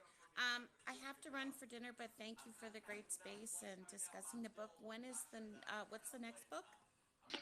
So I'm going to mute you while I say this. Just because, feedback throws me off. So I'm actually debating. So I might do a short book on Friday, like super short. We were thinking about doing H.P. Lovecraft's the Heart Red Hook. For reasons, it's amusing. Might do that Friday. It's super short. Like I think the audiobook of that is an hour, and that's the guy reading real slow, and that's on Spotify. Like it's an hour and 7 minutes. So you can probably listen to. Do you have a link, or should I just go search for one? You gotta mute. Sorry. The feedback really, guys. Yeah, it's actually. I'm pretty sure that feedback is actually it's similar to being drunk, right? When you get your own like voice on delay there, and you can see this. So I can send you the link. Sorry, it throws me up bad. So I'll send you the link for that. So I'm looking at that Friday, and then I might do since I work from home Monday, Friday, that's why it's just easier for me to do these Monday, Friday right now. So we'll probably do some shorts. So probably Friday we'll do that one. Monday we'll probably do another short. Okay, sounds good. Is that better? No, it's awful. Okay, I'm sorry, I can't change it. I'll pick up that book. If you have the link, send it to me, and thanks. Great space. All right. Yeah, no, I'll send you the link, and I'll probably, since it's available on Spotify and it's available for free, it's like hplovecraft.com, like just a web, and it's super short, right? Like I said, it's probably like 20-minute read on there. I'll send you the link to both of those. Hey, thanks, Jody. You don't have to come off mic, but great joining.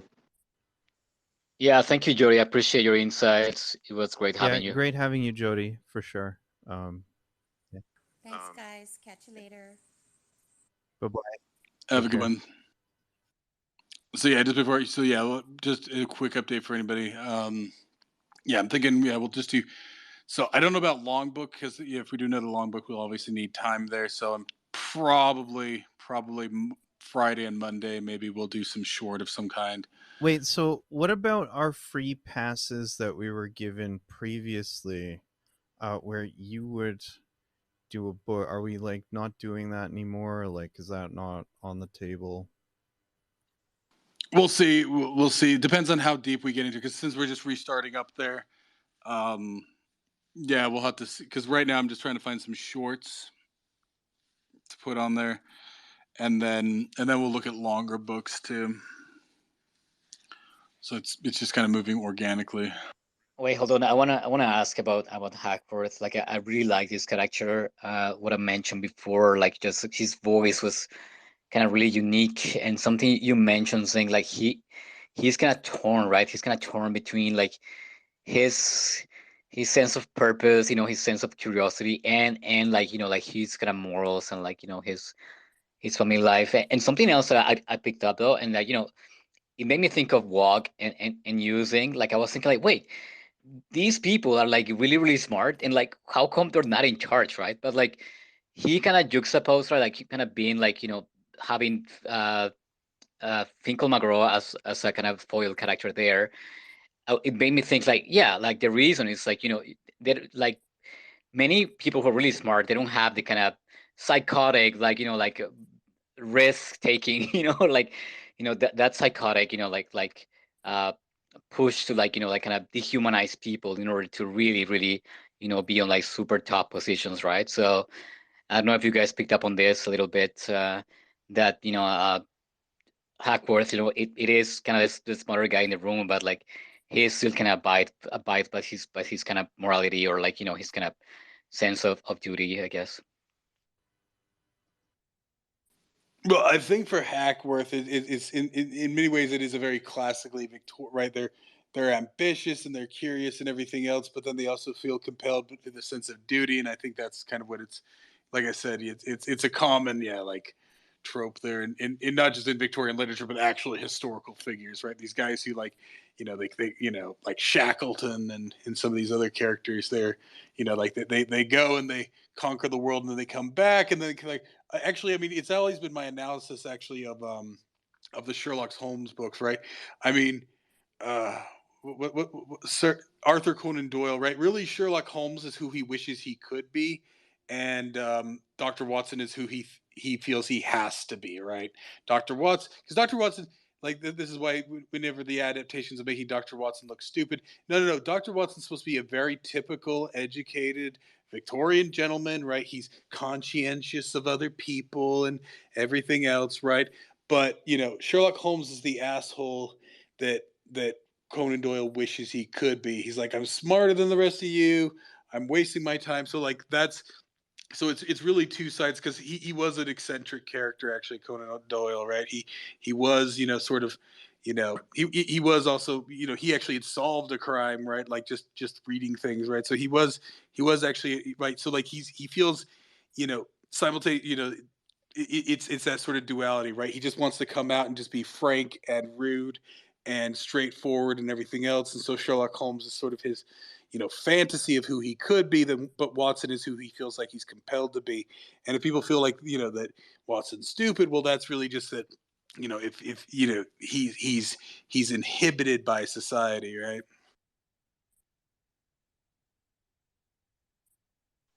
So I'm glad you mentioned that, because you think at the end, Hackworth kind of breaks through his inhibitions, right? Like that ending where like, is he actually like going to pursue that the seed, or like he's gonna be the the maker of the seed, or like but by kind of going into the water there, and we get to see the bowler hat like floating.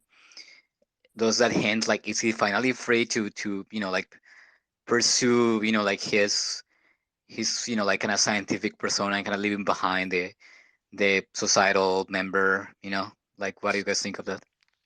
Yeah, no, the bowler hat in that way probably does kind of. I think it's that he can't help it, right? Like I said, Shackleton, right? Like I mean, Shackleton's probably the most classic version of this sort of Victorian explorer, right? Like he just had to keep going back, right? He couldn't help himself, right? He had a wife, he had kids, he had a family, he had a, a good life, but he just couldn't help himself, right? The unknown drew him back. Shackleton and Colonel Fawcett. Did you read about Fawcett? Who he dies in the Amazon. He like, he goes back for the 14th. Was like, no, dude, just don't go back. You already like explored enough. Like, no, I have to go back, and like Oh, I mean, there's he dozens. disappears. There's absolutely dozens of these sort of Victorian explorers and everything else, right? Like where they yeah, like even Darwin to some extent was the same way, right? Like it's like he wanted to be very mild and everything, but yeah, he also kind of wanted to push the bar there, right? Like he wanted to shake things up, but at the same time he was afraid of shaking things up. But he, I mean, like it's a constant.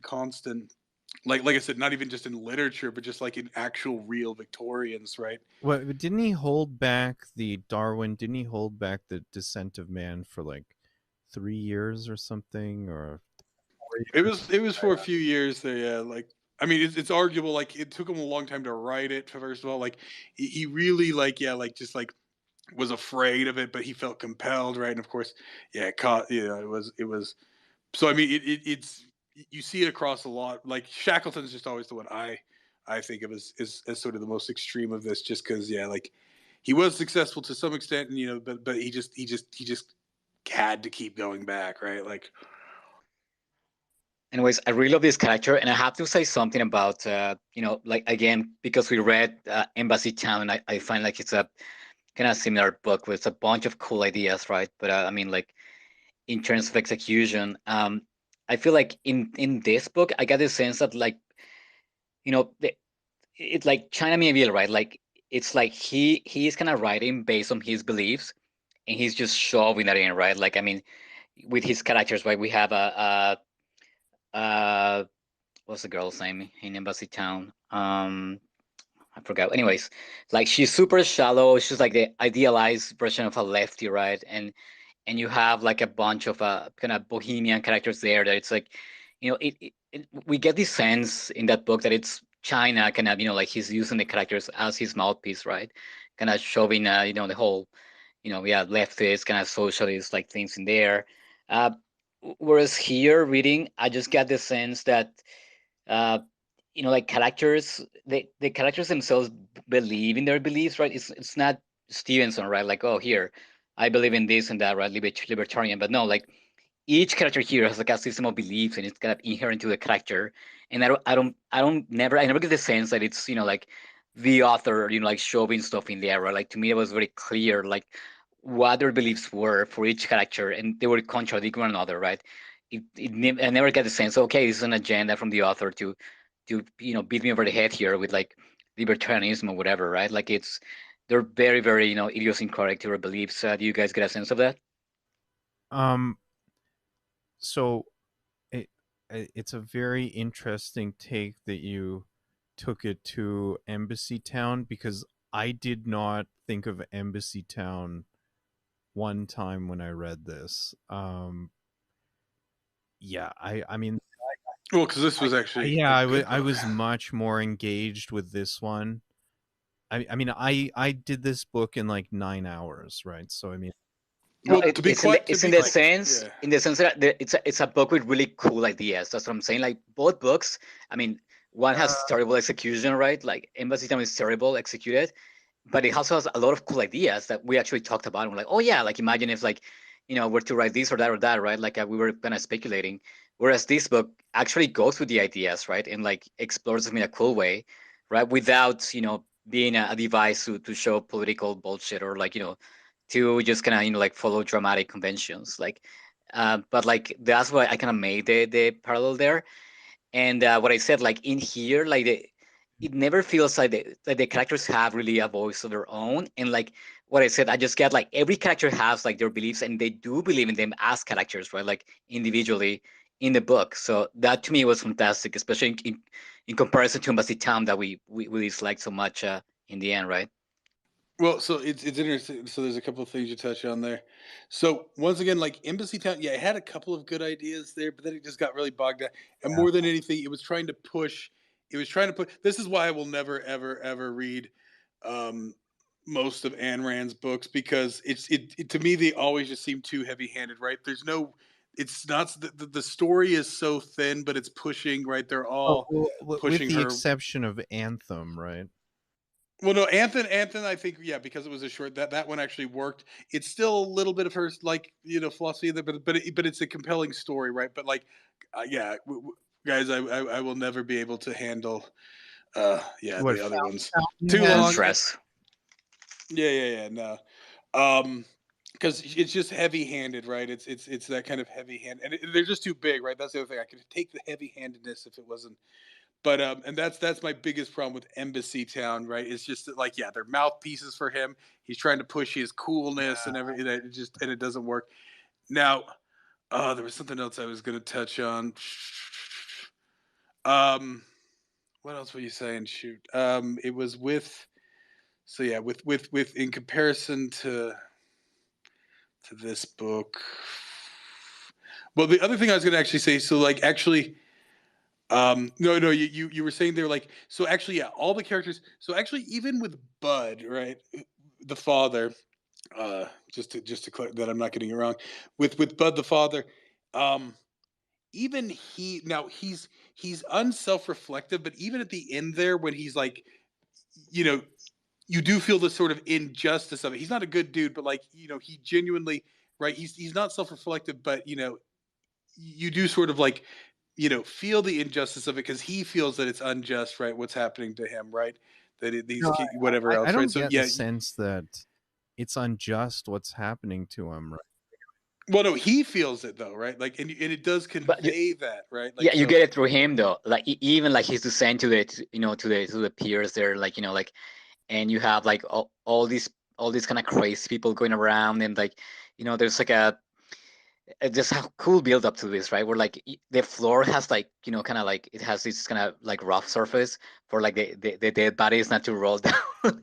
Like it's this crescendo to that, right? And like I do feel it there, Adrian. Like like and when he kind of gets it, that is like, oh, okay, this is my execution, right? It's like this crazy build up to it, and it's you get that bitterness there, right? It's like, yeah, it's unfairness. and So almost a that is well sense of done. self-awareness, almost like I said, he does actually very much, because when you first meet Bud, he is such a sort of flat, just like everything's cool. But then like he actually does in that short amount of time sort of develop him into that, and it's almost so there is sort of like you do get like sort of the inner workings of Bud, right? Like he is just like he just like I said that kind of poor, right? Like It's he just everyone like else's he just fault lacks except his, right? Like, I mean, well, but I mean that's the thing, like just that like he can't really fathom all this stuff, right? Like that is to say, like it's just he's just of such a low mentality that like it's just he acts on impulse and then he tries to calculate but he can't and it's just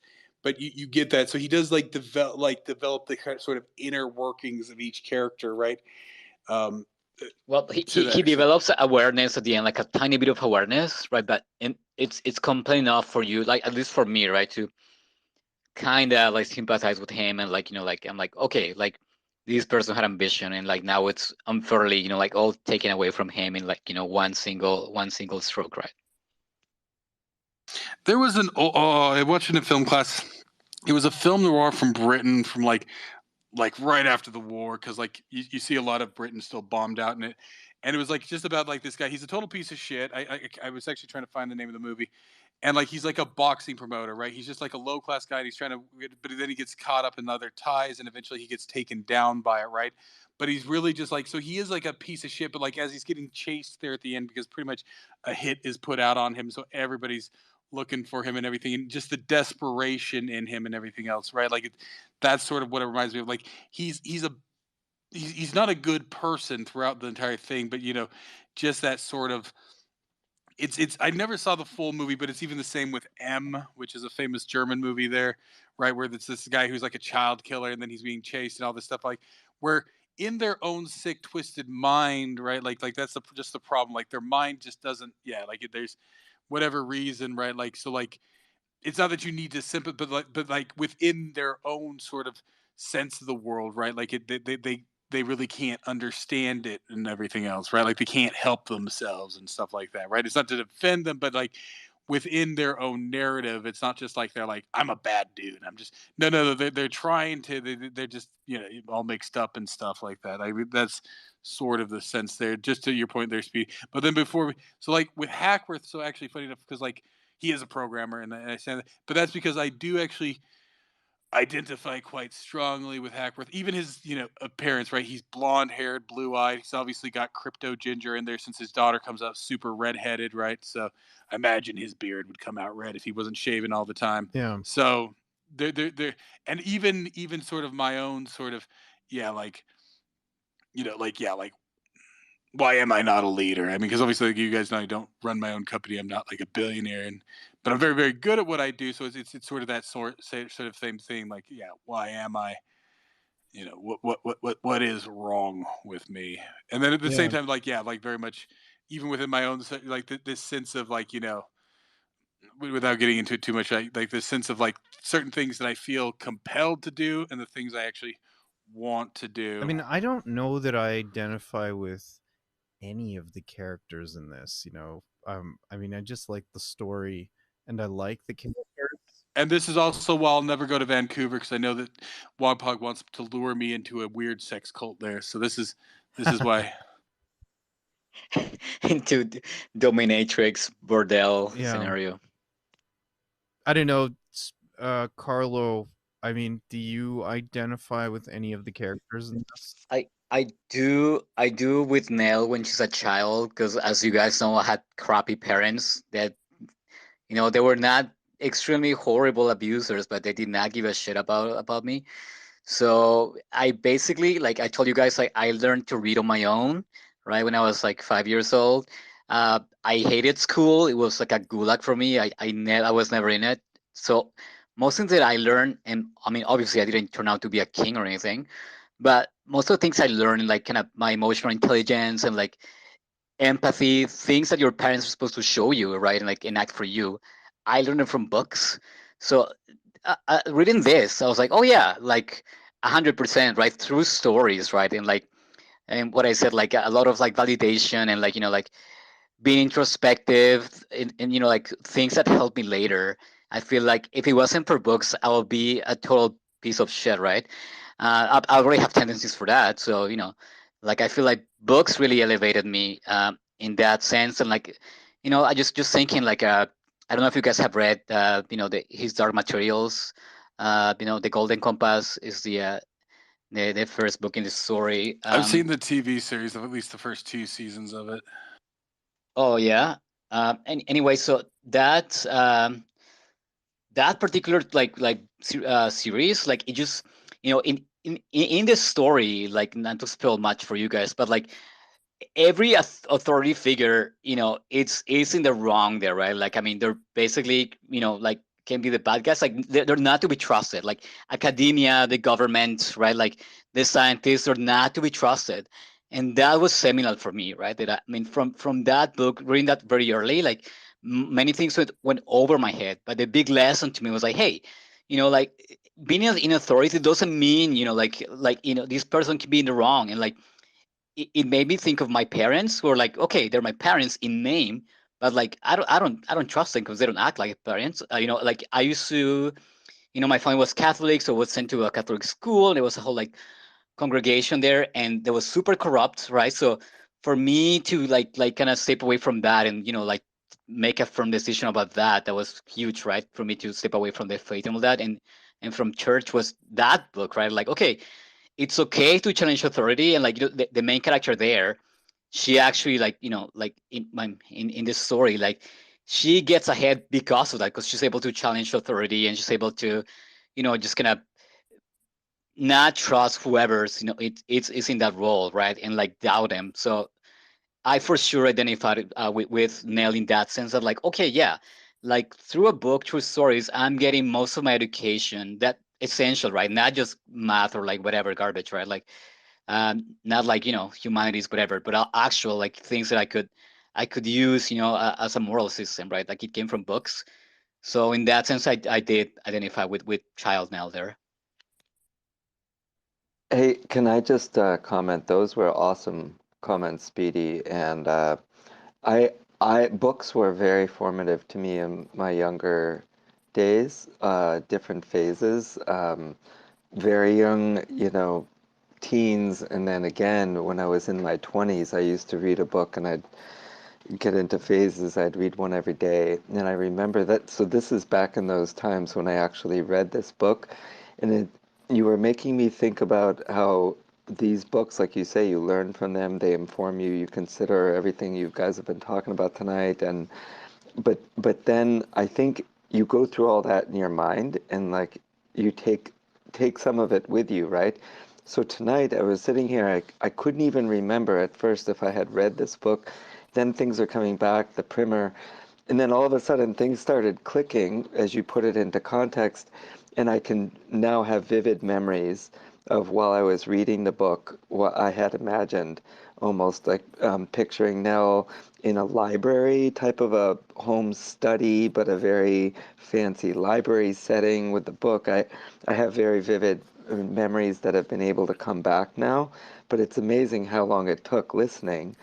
But then I wondered, like, okay, so I could hardly remember some of these events, but then at the time, if they were transformative, those transformations carried on right? So like you may not remember the injury, but you carry the scar forever. Anyway, this has all been great. And then it also reminded me of books I read around that same time, like William Gibson's Idoru, you know, because of the nanotechnology link, you know, he was growing buildings or with fibers or something. And so some of the books that I read at that time, you guys caused me to kind of remember, and elements of those are coming out. And I remember reading like Alfred Bester books at that time. I think he won the Hugo Award in the early 50s, like the first time, like 1953 or something. It's really good. The Star's My Destination. That's a great one for the list while you're looking ahead.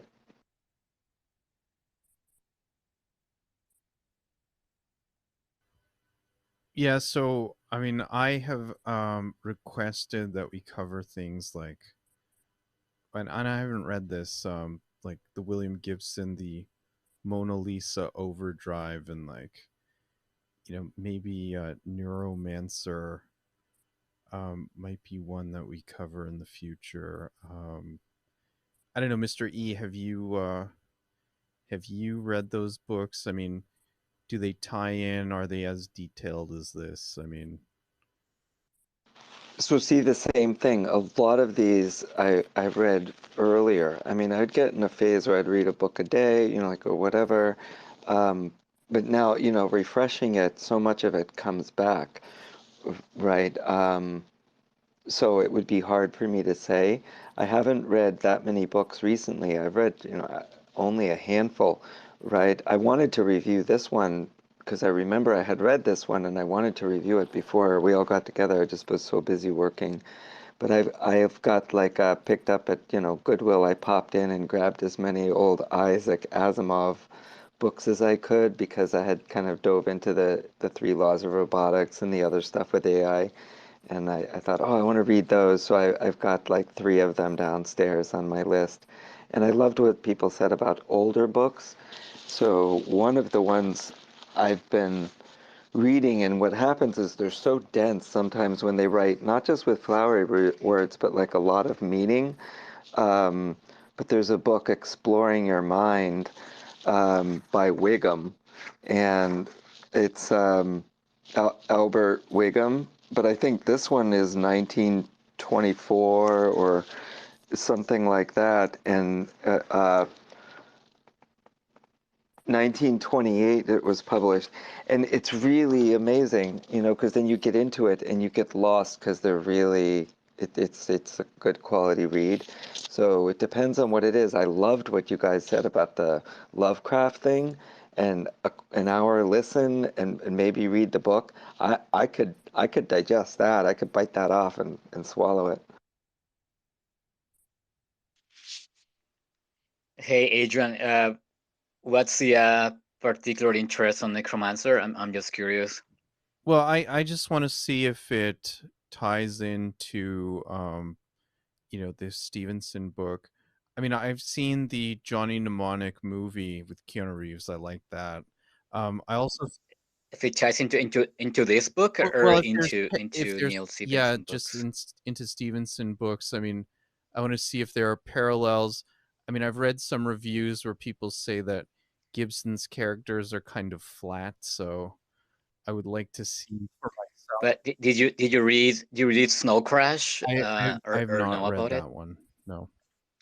Yeah, because Necromancer is more in line with Snowcrash. Honestly, it's more even has that kind of like neo noir Right. imagery, and I mean the whole cyberpunk, the cyberpunk, kind of conceits of the 90s there. Like everything's the 90s on serious, right? People on like rollerblades and kind of the movie Hackers, right? Like I don't know if you Yeah, watched that movie with Angelina Jolie, but like yeah, so it's but that like times wasn't 9,000 there. Neuromancer and Mona Lisa Overdrive, weren't these written in the 80s, I think? Yeah, it's in 1984, but they have that imagery. That's what I'm saying though. Like it's very like cyberpunky with like just that hacker culture and like a what is it, like kind of neo noir, like grungy, kind of like Blade Runner imagery. Right. So I find those books are kind of very cool, right? Like in we were saying imagery style, but like the thematically, like those things. Like I mean, we've explored so much more in depth those themes, especially in this book, right? Like I mean, or you know, Yeah.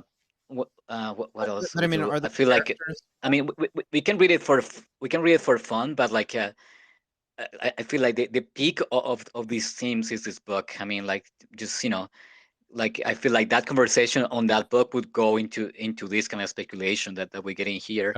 Yeah, I mean, like I read Necromancer, and it's like the narrative is not is not super intricate. There is more like a vehicle to introduce all these ideas, right? Like it's not like a super complex narrative.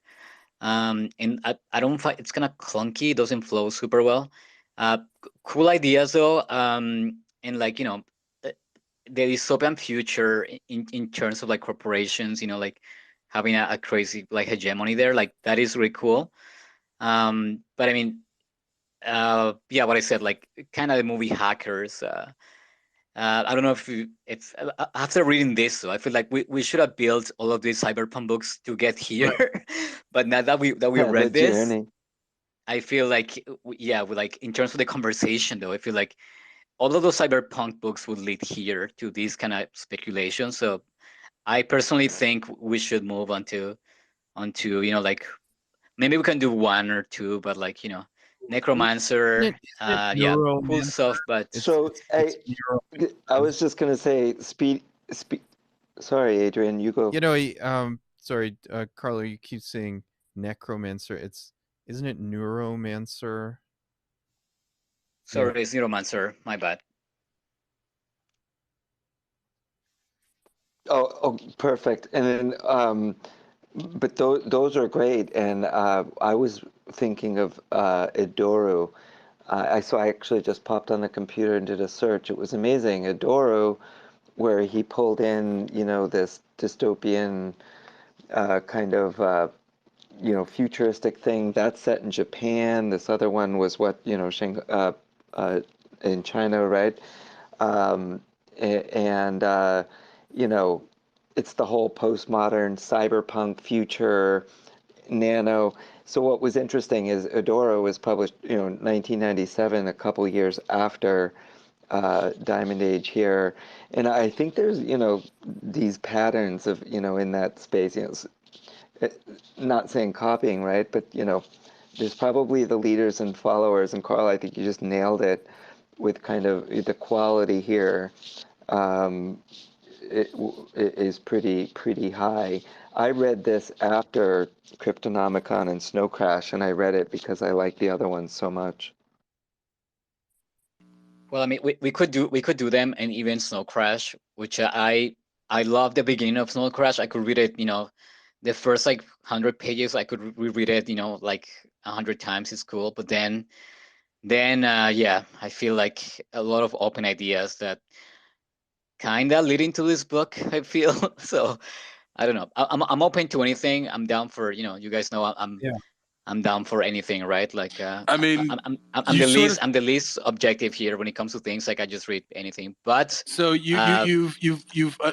so go ahead. you've validated all of my sort of assumptions that I had about the Gibson, because from what it says, like, yeah, it's there's very little character driven. It's just sort of the coolness factor. It's just like, oh, it's high tech, and yeah, at the time that seems futuristic, but it's a lot of novelty, and I don't know if it's like, yeah, it has an enduring charm, right? Like it was probably cool in 1987, but yeah, does it hold up in 2023, right? Like, and to a certain extent too, I'll be quite honest, like with this sort of like hacker book, guys, like I work in tech. It's not sexy. It's not sexy, you know.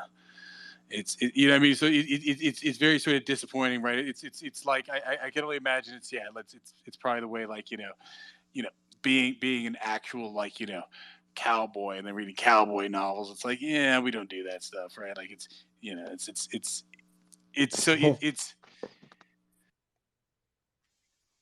Well, I mean, especially it's such a glamorized, like, like version of what that is, right? Like, I mean, extremely glamorized. So, like I never like what was it? Ghost in the Shell. I never liked Ghost in the Shell, right? Like Hackers was cool, but I mean, I was very young, so does it hold up anymore? No. It's just like cool. it could work in like a way of like an alternate reality, right? Like an alternate history. Like I feel like, but yeah, so many things, But I mean, especially yeah. with the tech we have now, like it's just anachronistic. It's just like things just like not like not like predict. It's kind of predict things in the wrong way. Just I don't know.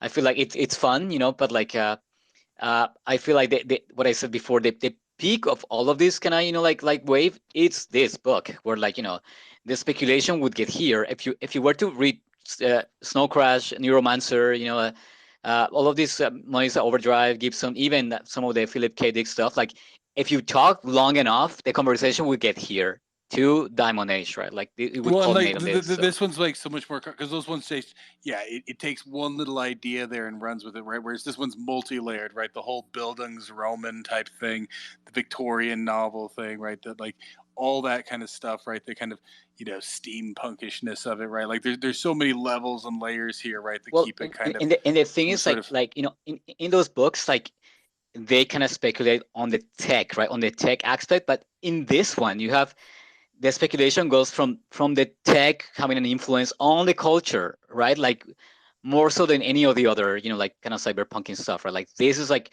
okay, we have the tech, it's cool, but how does it affect the culture, right? And this book does that. And I feel like the other, like the predecessors to this, the more cyberpunk, it's more like, oh yeah, look at how cool the tech can be, right? How cool it the coolness factory can attain, right? But the what if it comes to like permeate culture and like change it, is this book. But I mean, like I said, this is why, like, yeah, like when the guys, it's sort of the same thing. Like I said, like why, like, yeah, like the like Embassy Town there, or like the Ayn Rand books, right? Like where it's more about what they're pushing there, right? Where they're not like constrict. And it's like I said, this is my same sort of problem with Asimov, is that he's focusing on his like sort of utopian ideals there and everything, right? And this is, like I said, to a large extent, and we will get into it. What's his name? The guy who wrote Ringworld. Larry Niven. Larry Niven. This is why I like Larry Niven, because it's not just about the tech; it's how the tech affects people, right? Like at the end of the day, like I said, like in his books, everybody's just trying to make money and get laid, right? Like that's all. It doesn't matter if you're, a space pilot exploring the edge of the universe. At the end of the day, you're just doing that shit so you can go home, get drunk, get paid, get laid, right? Because that's Okay, so this is really interesting. I love how you characterize it as, do they hold up? I think that's a great standard. You could look back at books that have held up, and then you could look at even some of the more current things and say, is this going to hold up, based on our own ability to project. One thing that was kind of interesting that, is a little bit on the tech and physics, but I think there's some of the implications and other side of it, was Greg Egan's Schild's Ladder. I think that one is just after 2002. So that one was kind of interesting. I don't know if you've ever heard of that. A bit of physics and, astronomy and like time jumping and AI worlds, the implication of Neuralink. And if you can go into have your consciousness in an AI and then it's frozen, long distance travel and other things become less relevant. It explored a lot of concepts like that, as well as what you guys said before, when everything's just kind of already there, right? And the craftsmanship became the differentiator.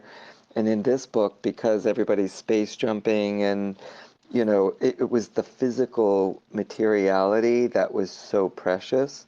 So any little emblem or anything else, because it was physical, it couldn't just jump through, space and time so easily, and they had to be like, you know, shipped, and so it was incredibly precious. So I don't know if I'm kind of rambling on that book from what I can remember of it, but anyway, those types of things were interesting. Where again, a little bit on the tech and physics side, but there was definitely, you know, some character development and implications, you know, in that one. Oh, that's a great book, and I just love how it goes from like, I mean, you know, the whole thing with the jewel, right? But like how it goes from the physical to explore consciousness, like at some point. I mean, I don't want to say too much, I don't want to spoil it, but Yeah, I do love that send book. me the book and I'll check it. What It's was it it's called? it's pretty sick. It's called Child's Ladder, SSHILD apostrophe Yep. S ladder. Yep, It's by SCH at the beginning. Greg You nailed it. Egan, and this guy's one of my favorite authors, by the way. I mean, it can get a bit technical. I don't know if you got that. Maybe I'm not as smart as you, Mr. E, but like I feel like a lot of technical jargon there, but super interesting. Like, you know, I love when he you know, he kind of sets things up, you know, like very technical, and then explores consciousness. Like that's really awesome. And there was this kind of, you know, father, daughter, or son, father, you know, thing, because yeah, I don't want to spoil it either, but there's some humanity sides of it. And by the way, the word humanities popped up a bunch today and last night. So you were on the blimp side before, and I meant to comment, if you could remember the old radio broadcast as the Hindenburg, you know, was erupting at, oh, the humanity.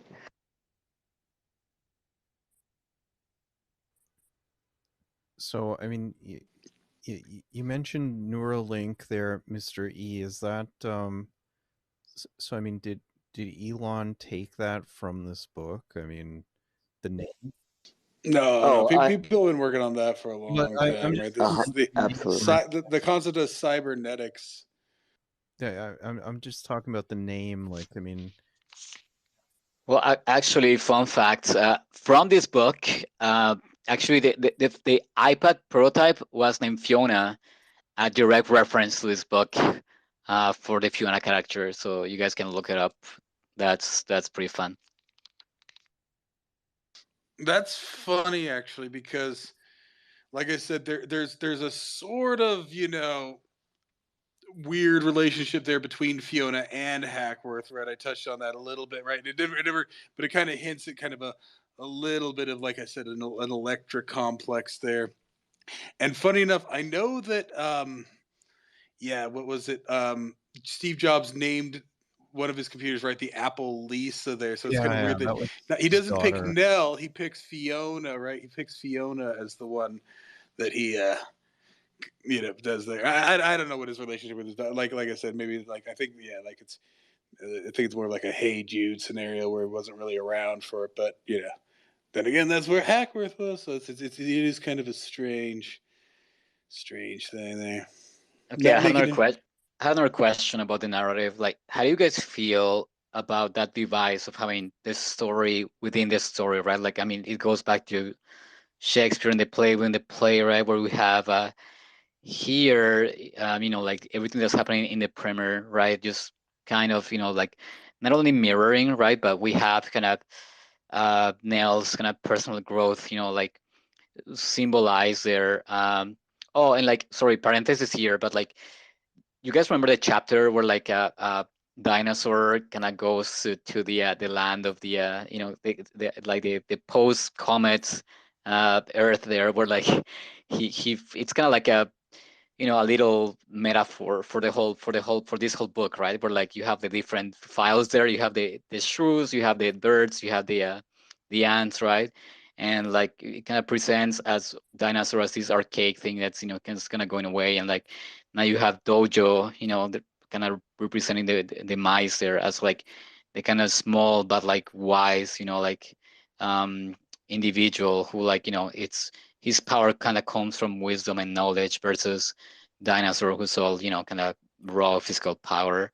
Anyways, end of parentheses. But yeah, how do you guys feel about that device of having a story within the story? Do you guys find it was it tight, wasn't distracting, doesn't convey, kind of the main plot line there well, or like does it make it confusing? I just want to hear what you guys think. I did not have a problem with that at all. The story within a story, I just, yeah, it did not affect it at all. I mean, somehow it's clear that, the story in the primer is, making predictions as to what is going to happen to Nell, right? I mean, yeah, no, I did not have a problem with that at all. Well, I mean, that's the entire theme of the book. Like I said, the weird parts are just, yeah, like the disjointedness there, right? Like we only see Harv's, funeral in the book, and right, like was that just because she didn't want to acknowledge it in her real life, right? And of course, it comes at that very disjointed time, right there before the rise of the fist there and all that. So it's sort of like, I think like it kind of it represents like that simultaneously up until, like I said, she achieves. Oh no, what's the Buddhist term for? I don't know if Wabhug said. What's the Buddhist term for like enlightenment? Right, when they achieve like Nirvana. nirvana, right? Like, yeah, something like that. So like once she kind of gets that awakening there, right?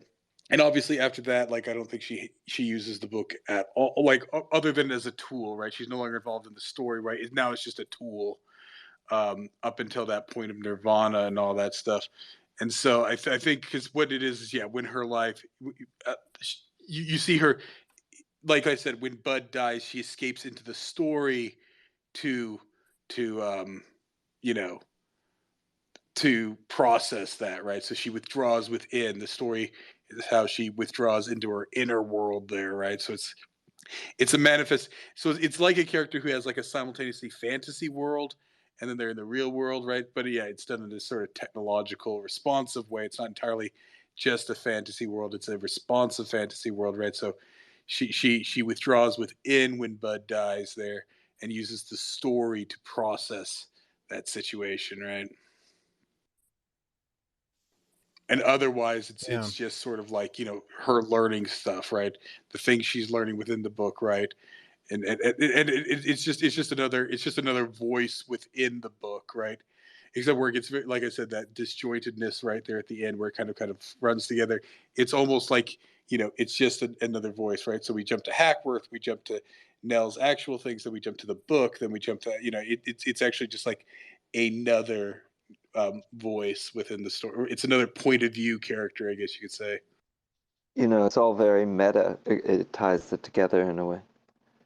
Again, yeah, go ahead. Yeah, go ahead. 100%. I just said, like, I just love like how he plays with perspective here, right? Like, and what Zig mentioned, like the primer serves as a alternate perspective. So I love it. You have kind of outside Nail, you have like everyone else, and you have like Miranda and Hackworth through the primer, but the primer itself, right, giving like that, like extra dimension there. So I just love, for the record, I mentioned this before, right? I love books where, like, let's say like the story kind of covers the same event through like different perspectives. I just love that in stories, right? Like I just feel like it's amazing to have that, like a multi perspective, like take on things. And this book does that, and that's that extra level of the primer, like through that kind of, like more of a detached, like a point of view of the primer. I really enjoy that immensely. And I mean, I read a book called House of Sons that I mentioned on the book club channel there, that I'm pretty sure it ripped off this device here, this kind of motif of like having a, a kind of, yeah, alternate story that's kind of interactive. Like, I won't say too much if we ever read it, but I feel like it's actually better done in that book, that it's more dynamic, and it becomes like a second, like kind of like plot. But in this one though, having the primer being an extra perspective, like I was, like every time I was like, oh yeah, this is awesome. Like I was really happy about it. Yeah. Hey, Again, I'm gonna I go have back to Inspector Gadget, the cartoon show. Penny and her computer book, I feel that Stevenson was thinking about this, when he was writing this. It's the parallels are a bit too uncanny, right? I mean, But it's also the asides Interesting. because I was just gonna say, Adrian, I'm not familiar with the Penny book, but when you were speaking, I was gonna share earlier about how the book here, Nell's book, the primer, reminded me of. I don't know if anyone's familiar with the Memex idea from Vannevar Bush, and I had related it to the Memex, but then as you're all talking, I think there's a big nuance. There's a difference.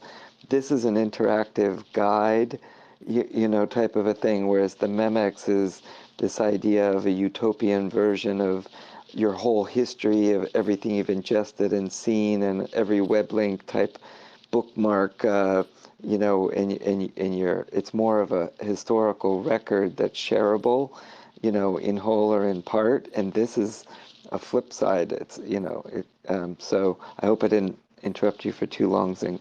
I was just saying, yeah, the Memex is pretty much hypertext, right? You link to one thing, you link right to cross references and whatnot, if I remember right. Yeah. And I had drawn way too many parallels earlier between this story and that, which were linked in time. This is way more powerful, right? And you've hit that home and kind of dissociated those for me, I think, in a good way.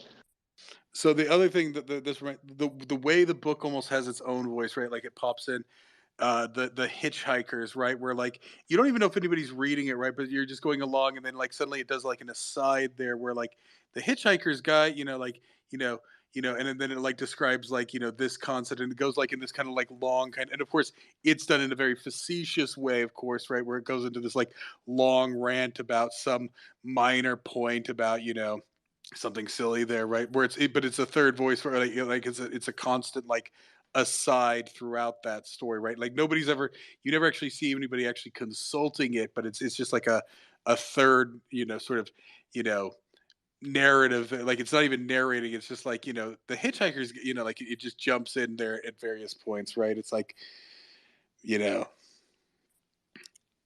afraid like that's sort of what the book kind of reminds me of too. It's hitchhikers there, which the hitchhiker's guide is to a certain extent like the same way, right? Yeah, and I think who you reminded me of. Orson Scott Card does that a lot, kind of these asides about things or whatever. And then who did he have his personal AI agent that was in his ear?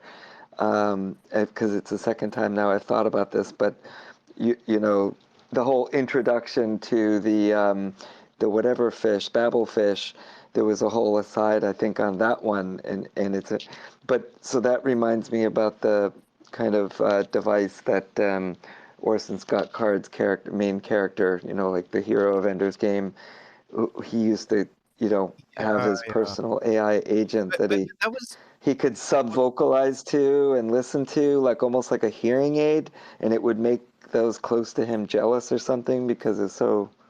So, I've only seen the movie of that, but in the movie, weren't those games and stuff like that were interactive for Ender, weren't they controlled by humans? Like, I mean, the generals were kind of, giving him these games and puzzles to see, what he would do with them, right? Oh yeah, so the whole thing is exactly. People don't know that they think they're just practicing and playing the video games, and in actual fact, it's like a equivalent of telemedicine, but telebattle, right? And they're actually remotely controlling the forward lines and saving their humanity type situation, which is then the story later as he discovers this, and with the ant-like hive mind creatures. And I don't want to give away too much, but it's part of that hero's journey and his coming of age of moving beyond, like with speciesism and all of that, especially when the species are disparate.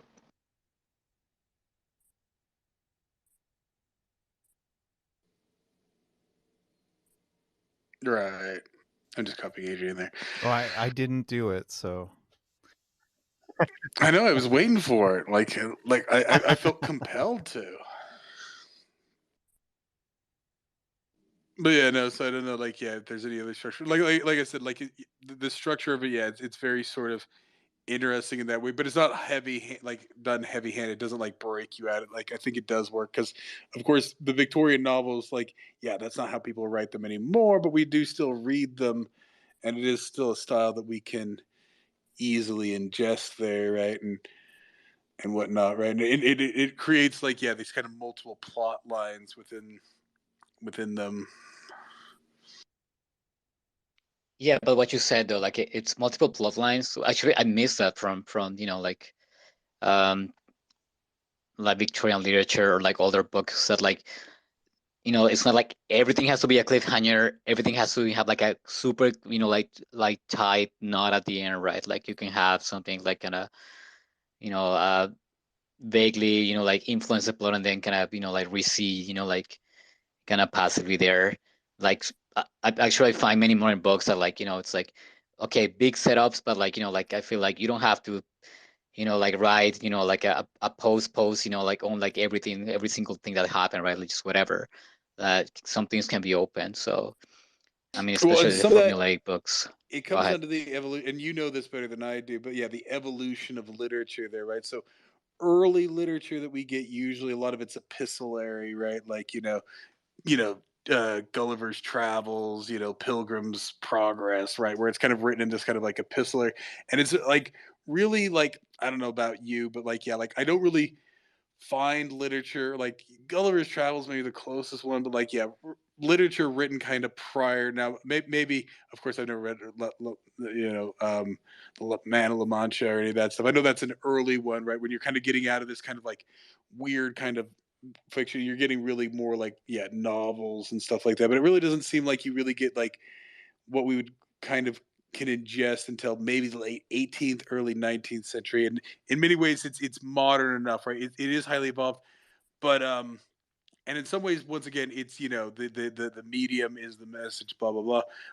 Because a lot of these were actually serialized first. So I know, like I always bring up, like Les Mis there, or Monte Cristo. Monte Monte Cristo, Cristo right? So yeah, serialized. Yeah. yeah, a lot of these are serialized, so they're used to kind of writing a chapter, and then they write another chapter, right? So they're working on the same story, but like there's no need to like one chapter to right like the chapters are sort of self-contained, right? Like whereas like yeah, modern fiction, it's like yeah, it's just like the chapter division. And I know some people played with. I've never read it, but like the Sound and the Fury, where it's just like one like sort of like like stream of consciousness, right? Like kind of against that, but in some ways, and this is where I'm curious on your thoughts, Speedy, since you went through like kind of the literature. I'm almost thinking that like even though it's a completely valid way, right, this Victorian way of kind of writing, but like that modern sort of literature courses kind of push people away from it, right? It's like, oh no, you gotta decide on a voice there, and you gotta have a point of view, and you gotta, you know what I mean? Like, what are your thoughts there? Like, has teaching because these guys didn't learn literature, right? They, I mean, Dickens didn't ever go, he didn't go and sit around a table and have other people review his story and have an instructor tell him how to write, right? He read other people's books and then he evolved his books. Other people during the 19th century, right? Like nobody like goes to school for literature until the 20th, maybe late 19th, but yeah, like so I don't know what your thoughts are on that. Like the way that people are taught to write literature has kind of made this sort of almost kind of Well, it's like kind of double sided, right? Like for someone who's like a like a pantser who just writes from the seat of their pants and just kind of ramble, like having a kind of a structure that it's like a very tight form that can help him, right? Like you would have someone who maybe would never finish a novel because they would ramble on and make their first chapter like like 500 pages, whatever, right? But when they have like a like a structure, outline, like okay, you're gonna write with 13 beats and like like act 1, 2, 3, like all broken down, like that helps in that aspect. But for sure, the other side of the coin is that that restriction just in my opinion, like it kind of suppresses like a lot of like but we're saying like speculation, right? Introspection, and especially the industry now. I mean, I did work at a bookstore, right? And like, what sells the most there is just YA novels, right? And like, they're extremely formulaic, right? Like they'll have like 13-bit structure, right? Even you can, I mean, you can. I'm telling you, like with AI, soon you can just have an algorithm and pump this out, right? Because they're so formulaic, right? Like all the beats, you can just break it down to like a chart, um, and so that robs a lot of the creativity there that I find. Like what I said, it might help someone like like who's extremely pantsy and like rambly with their writing, but like to the extent that it has like turned the market that now what sells is just kind of the easy kind of like consumable like literature, and it's affecting even I would like it started with YA. It was such a success that like even like now like sci-fi and like like the kind of higher caliber like fantasy of that it's kind of copying that kind of restrictive straitjacket kind of format. So I, I I don't like that it's the only thing, right? Like if it was just like okay, some people can write like this, whereas you have the more rambly authors and that's cool, and like maybe an author made like a conscious decision. Okay, I'm gonna write with an outline that's very restrictive, but I'm also gonna write with a kind of open end outline or like experiment, right? But like no, like now it's all driven by sales, so like no one's gonna spend a year writing a novel, right? Like maybe no one's gonna buy or like read because it doesn't kind of go along with the conventions, right? So for sure, it's definitely dumbing down literature. You do have those kind of like uh authors who like they just gonna go on their own and like they kind of go against that, but there are very few. And like especially now with like the age of information we have now, that you can just YouTube, right? Like super easy consumable media, right? Like I mean, are you gonna watch a TikTok like that's gonna satisfy your dopamine there, or are you gonna sit down trying to break down this 1,000-page novel with like lots of subplots and like subtext and innuendo in there, like like how deep you're gonna go, right? So it's that battle, but I feel like what I said, there should be a balance, or like there should be a conscious effort not to for that to become extremely formulaic. And yeah, like the way I see it though, like you're gonna have AI just cranking out novels, like all those romance novels and all that crap. You're gonna have a chat GPT just cranking them out because they're so formulaic. You can break them down in just easy copy paste like steps. So I hope there is a kind of a counter, like a cultural countercurrent to that, and like kind of go back to like the deeper literature. You do have some people though, but what I said, like because it doesn't sell, right? It doesn't stick. So you have the majority there like pushing the formulaic stuff, unfortunately. Well, once again, this Yeah. is the advantage to AI, is that because it can poo out the pablum, it's going to kill it, right? And like I said, it's the same with music. Music, this is an objective fact, and it includes everybody's favorite music of the last 80 years, right? It's the diversity of music, and I know Guillaume is big in music, right? Like people, everything's in C major, G minor, right? Like there's like only a few samples, right? Everybody uses the same chord progression and all this stuff, right? Music, even like even folk, like I guess you'd say popular music or folk music or whatever. Like 100 years ago, there was more diversity, right? But then everybody got the radio, and everybody makes everything sound the same, and yeah, it's like nope. This is the way you write a song. People go to conservatories and or whatever, and you know. So this is my big hope with AI, because this is actually the history of painting there, right? When photography comes out now, some cutting edge guys, like I've always been a big fan of Francisco de Goya there, right? Who he was painting very impressionistic stuff during the Napoleonic times, right? He was painting during the 1810s and stuff like that. Or who's the guy who does the red dragon paintings? What's his name? Same guy, like same time period. Dragon. That's a weird guy, because he's like a weird William Blake, right? So you do have a couple of guys, but then after that, Right, right? right. Because everybody's nobody needs to have well, people still get portraits painted, right? But the common person just goes and gets a photograph.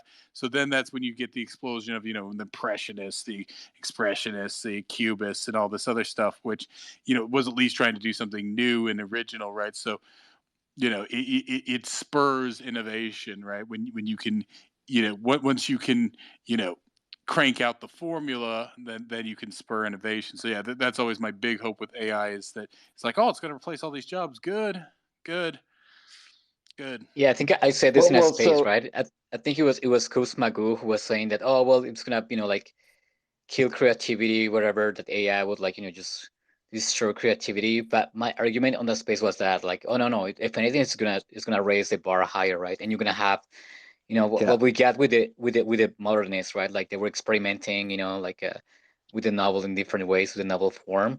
I feel like that would come back if you have just like, if all of these like people who are pushing the market get replaced by like an automated like a Kaka machine, right? So yeah, and I think what you were saying about formulaic is spot on. I was thinking about that with like, what are these, classic genres that happen, with a group gets stranded, right? And then they have to all, so they're isolated and then they work through everything, right? Whether it's Breakfast Club, with everybody, that story, or, you know, some whatever, there's often this like isolationist type thing. And those archetypes are kind of the tropes can be so strong. It was funny. A friend of mine, Hack Night, he was saying, "Oh, my wife's supposed to go to, a reunion this weekend with the camp kids from when they were little, but it was when the hurricane was rolling through, and so it was worried, the hurricane was going to hit while all of these adults were having an alumni back at their kids' camp, sleeping in the cabins." And I immediately, it's so strong. There's this genre of all these adults come back and they're stuck in the same cabins and bunks and stuff they were as like young teens. And now this, giant disaster comes through. They're cut off from the world. The cell tower got blown down, roads out. They have to use all these like skills that they learned at summer camp together, and old like, animosity comes out, and, blah, blah, blah. You could see how you could use the formula. And to your guys' point about it selling, they're going to like that, tailor it, I think, more and more of, those types of things that people will latch on to. So you gave some good examples. Oh, I think you just called it, so I'm going to put it out there in the universe. Breakfast Club 2, where they're all like, yeah, what, 30 years older now? No, 40 years older now. Yeah, like They have their second it's reunion. yeah, like somehow, oh yeah, they go to like, yeah, like for their alumni thing there, and they get stuck. Oh yeah, the power, they get stuck in the building there, and then they have to refer, then Perfect, right? then they time travel and have to deal with themselves in the past in the original oh Breakfast no, Club. There you I'm go. thinking that somebody ends up sleeping with the janitor, who's like now like in a wheelchair or something. That's the way I go with it. Anyways, it was put into perspective into this book, right, with the idea of the craftsman, right, that like the craft is still valuable. It's a high value commodity, right, in this world. So it would be the same for books. I mean, it's happening now, right? You have like the dumb people just fucking reading, I don't know, Hunger Games, right? Whereas you have like someone who truly appreciates like the deeper layers of reading, right? They would just go for some higher quality material, right? Yeah. Hey, I also wanted to just say I enjoyed your discussion about kind of the Victorian values, the Victorian era, some of those other, class things that were brought into it. And it reminded me of Howard's End, E.M. Forster. So, like, I didn't read the E.M. Forster books, but I had watched those movies. I had the opportunity to watch Howard's End in the early 90s, at my university right when it came out. And there is that celebration of the Victorian stuff, the class, family lines, all of that coming together. So there's some of these themes that just run through all of them. And I think I really like what you guys are talking about of finding the quality. So to Zink's point, what's there now? What's going to stand up? right? And stand up and stand out down the road. I bet you're pretty good at picking them right now.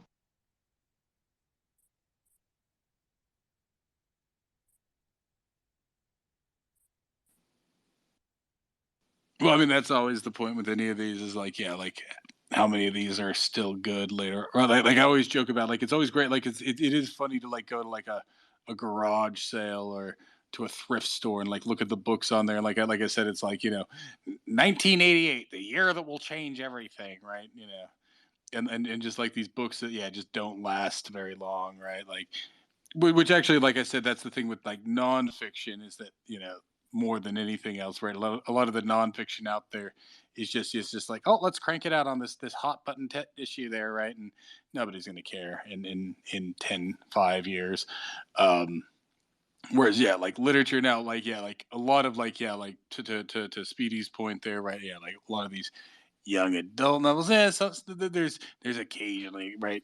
You can't just knock it because that's what it's written for, right? But most of like a lot of the stuff we're getting like these days, like, yeah, like it's what we have to talk like in the last few years, and I'm not going to point it out too much, but yeah, it's gotten very much pablum now. In some ways, technology is distracting people. So yeah, people who are more like, a lot of people are being drawn to other pursuits or maybe less valuable pursuits, right? Like now I'm a big gamer, so I'm not going to knock gaming, but yeah, like since games exist, right? But of course, games, you occasionally get the game that's made by one guy, but yeah, he's got to like GoFundMe and all that stuff. But like, so a lot of people out there who ideally would be writing books aren't writing books anymore, right? Like that's another problem. So, but in some ways, it's also because it's been oversaturated with like a lot of crap, and yeah, like the demographic there. It's just it's very unimaginative, or even more so in the last few years. Like it's a bunch of woke stuff, right? It's pretty much a lot of the books that are winning these awards now, especially in the speculative fiction genres, right? They're pretty much done based on ESG scores, right? Like Yeah, for literally, the like past 10 years, Yeah. it's all how it's a the bunch woke of score. cli-fi, right? Because what is Yep. ESG? It's Uh, environmental, And governance. social, Well, it's government. cli-fi and Yeah. like transhumanism, transgenderism, like all of that. That's so what ranks high on the awards usually. yeah, so Zinc, you've added a third category now. Before you people, where do these things come from? It can be just do it for the sales. Other people, it can really, I think we're looking for the ones that flow out of a passion, right? Somebody's own journey, right, for the Holy Grail. The Philosopher's Stone type of a journey level of things. But then you said now there's a third point of what's driving publication of all of these is it's agenda driven. Got sales driven, agenda driven, which I guess comes back to sales, but I think it's more power um, No, than money in the it's agenda case. sales. It's sales. Well, so Yeah, but here's the thing. When you look at money, I just want to say one thing quickly. When you get at the highest levels, it's not about money. Money is just an exchange thing. It's about power and control and steering at that level more than anyone's. It's I think. so like I said, we touched on it earlier, and it's this like I said, the problem with a lot of this book stuff is it's this sanctimonious attitude toward books, right? Like, oh, books, and people come in here and it's like, oh, books are just so sacred, but they don't read them. Like, it's just books are sacred books, and to a certain extent, like it was sort of the opposite, right? Like, given my background, like this is why I have a very mixed relationship with not only books but music and stuff like that, because um yeah, so I mean, this sanctity of books really kind of drove it down. I think a lot of it's like, oh yeah, books are superior to everything else, and books, right? And so I think that's driving. So for me, my active rebellion there, like I didn't read for a number of years now, like literature, right? Like so, of course now on that side, right? Like I was more, I I was involved in like video game theory, like early on, like so actually one of the better. So early on, the University of Utah was actually one of, because of course it's a very technological people like computers in Utah, but University of Utah was actually one of the leaders in actually having this kind of cross-disciplinary, video game studies degrees and stuff like that. And I was there early on. I didn't get in, and I still got in film studies, but it was kind of evolving there out of kind of a cross-disciplinary thing, right? So like the idea now, different forms of media right now. The biggest problem with video games is that making a video game is a much bigger sort of investment, takes a huge team, and of course you get a big committee of people, and there's and now of course a lot of indie games out there now are just complete woke shit, but there's occasional indie games out there that was made by one guy that is compelling. There's a couple where, like I said, I might do it as just like a stream or something, because it's still, there's an interactive, but there's some actually relatively compelling games. Of course, I played them years ago. Like there's one like a Mind Forever Voyaging, which deals with the nature of electronic artificial sentience, right? Which is what I'll call it. It's an interesting one, but it's all text based. Actually, it's all text based from like 1985.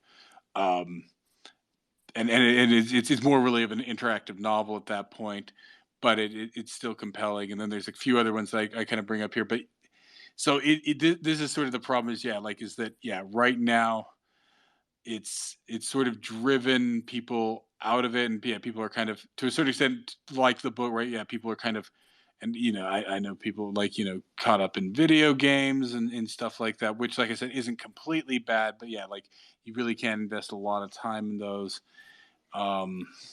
Hey, I was actually gonna bring this up before when Jody was speaking, and she probably would have gotten offended, but I don't care. I think it's like I was eating, so I couldn't like cut in on time, right? But and you mentioned it, thing like this idea that like fetishizing reading, where like you have to be, in like the perfect, on your like cushiony, like a sofa with like the window open, like and like birds chirping, like no, yo, like and it's what you said too, like people who do this, they're the one who read the least, right? And like I even know people who have like a whole super tall book, like bookshelf, a super tall shelf, and their books are decoration, right? Like they never, oh no, like I don't want to put my finger pads on it, like I'm like they just have like their books for show, or this or they mentality, like read the Da like Vinci Code. but like this mentality, like in order to read, it has to be like this, this kind of almost like a portrait, right? Like this perfect scene, right? I'm like, no, no, no.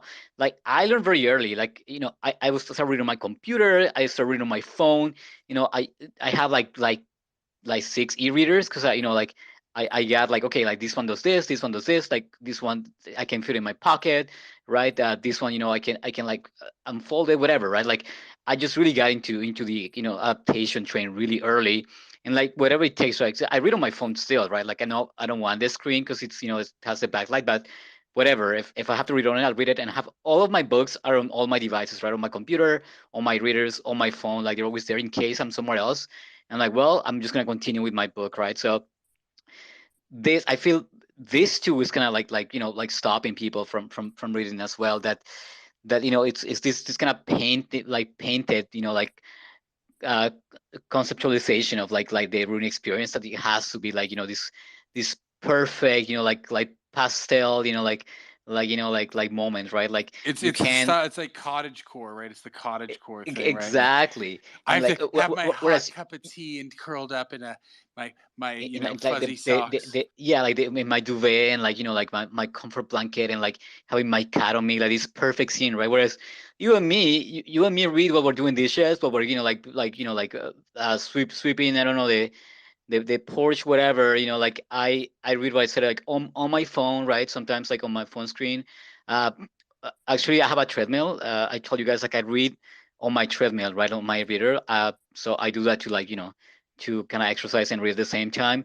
I read while I eat, because before I used to, when I had paper books, I would try to eat, read and eat, but I would get food on them, right? It's like, oh crap, I got some spaghetti sauce on the page there. So, but now with my reader, I can just I just wipe off whatever crap I get on it. So, like I squeeze reading anytime I can, right? And that's just moving on with the times, right? And I feel like this perfect picture time for reading, that's also holding people down from reading more. Well, the other side of it is the sanctimonious, that reading is so noble, right? That reading any piece of shit, it's like, you know, somebody's out there, I'll just name it again, like reading, 50 Shades of Grey. It's like, well, at least I'm reading a book instead of, doing what it's like. Yeah, but some books are just not worth reading, right? That's the other side of this. That some things, if you want to read it and it gets your rocks off, I'm not going to knock that. But yeah, don't pretend it's like noble. It's like, well, I'm just an avid reader, right? It's like, no, you want to get dominated by a billionaire, right? So, I mean, bringing it back to the Diamond Age, guys. I mean, I think we all like this book. I mean, what are some things that you guys did not like about this, right?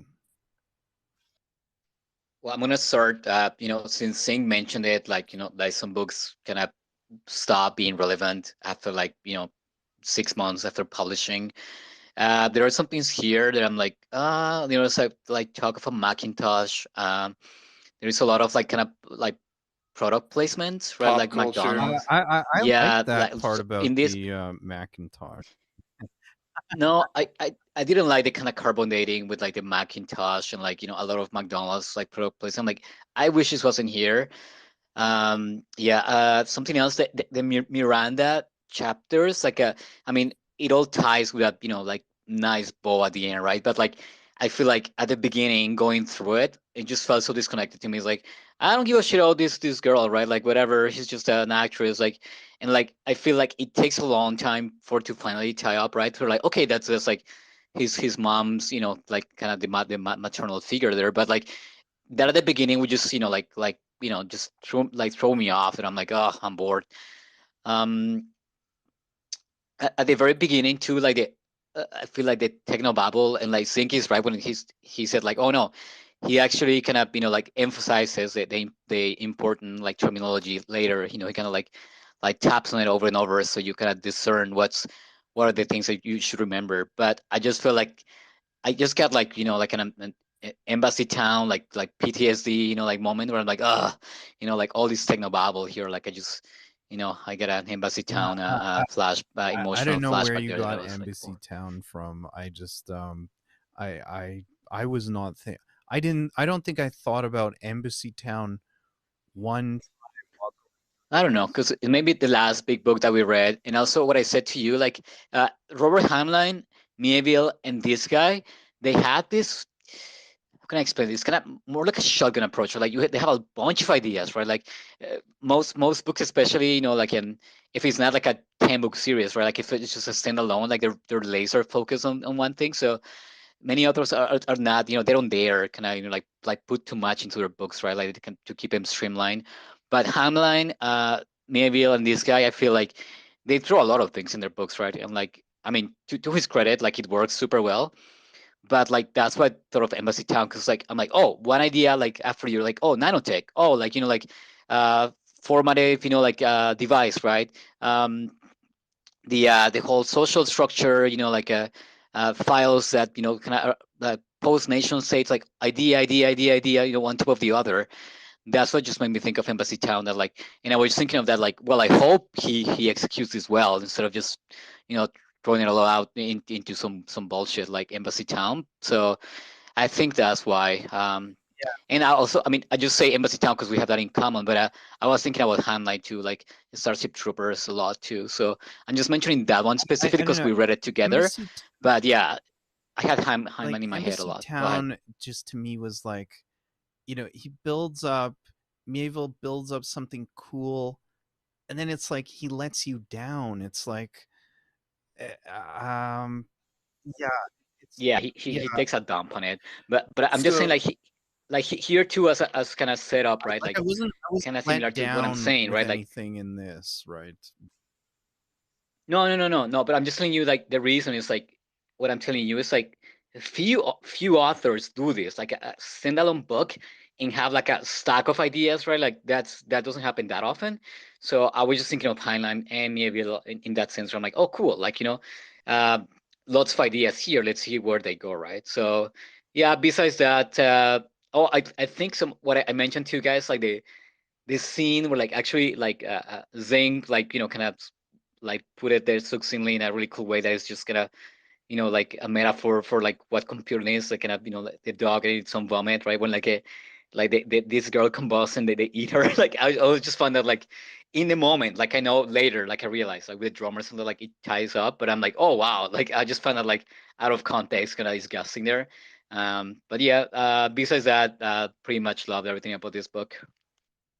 Hey, on the dog eating vomit, can I just share a story? It reminded me of a young child. I was less than 10, I think, and playing out on the street as kids do.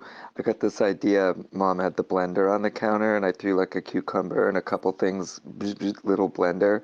And me and my little brother were out on our bikes, and then take the cup of this stuff and like poured it out on the road and pretended to throw up.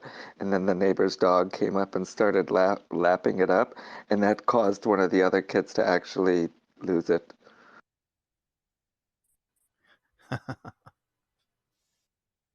So on that topic though, so yeah, no, it's kind of, and I brought this up with other ones. Yeah, it's the self awareness. So yeah, like the whole like, oh, I'm referencing something you guys know. So yeah, like the McDonald's reference, right? Like it reminds me of like when a band is playing locally and they change one of the lyrics to like reference your hometown. It's like, oh, that's my right. It's like too self aware and stuff like that. And actually, funny enough, Yeah. like it's the shit that's just in there for the coolness. So it was actually, I was the fact that you guys brought up the head gun to begin with, Yeah, no, that because kind of pissed that was me off. actually It's kind like, of like what one is of this, right? well, like I said, it's just that coolness thing. So like the fact that that's where you guys like wanted to start, like, oh my god, that's like the worst part of this book. Like it's just like Yeah. like it's like you guys are gonna start off with like, so like yeah, like Yeah. just that kind of like, and this is the But problem with what's cool Stevenson, and about then having a it's like skull gun? Like, I mean, why can't you just have a pistol, right? I don't. Like, I mean, It's just that's 500 times well, cooler. Like, it's just. I mean, It's just that 80s, 90s. It's like, oh yeah, you got like school, you know, like so. It's just not very well thought. Like it's just there for like, yeah, the jack offiness. It's like, oh man, that's so cool, right? And like I said, yeah, like the references to McDonald's there several Wait, times wait, actually. hold Right? on, saying so you didn't like this skull gun, or you like that?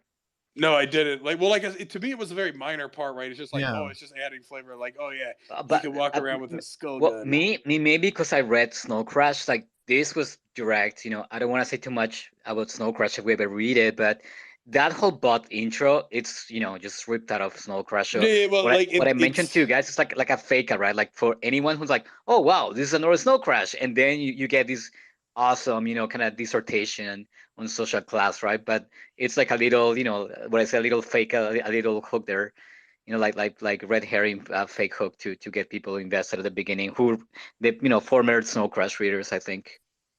Hey, well, no, and that's one that I was gonna just mention on Snow Crash. That's one I remember pretty well, and just like you can have this optical effect. Uh, I had this the other day.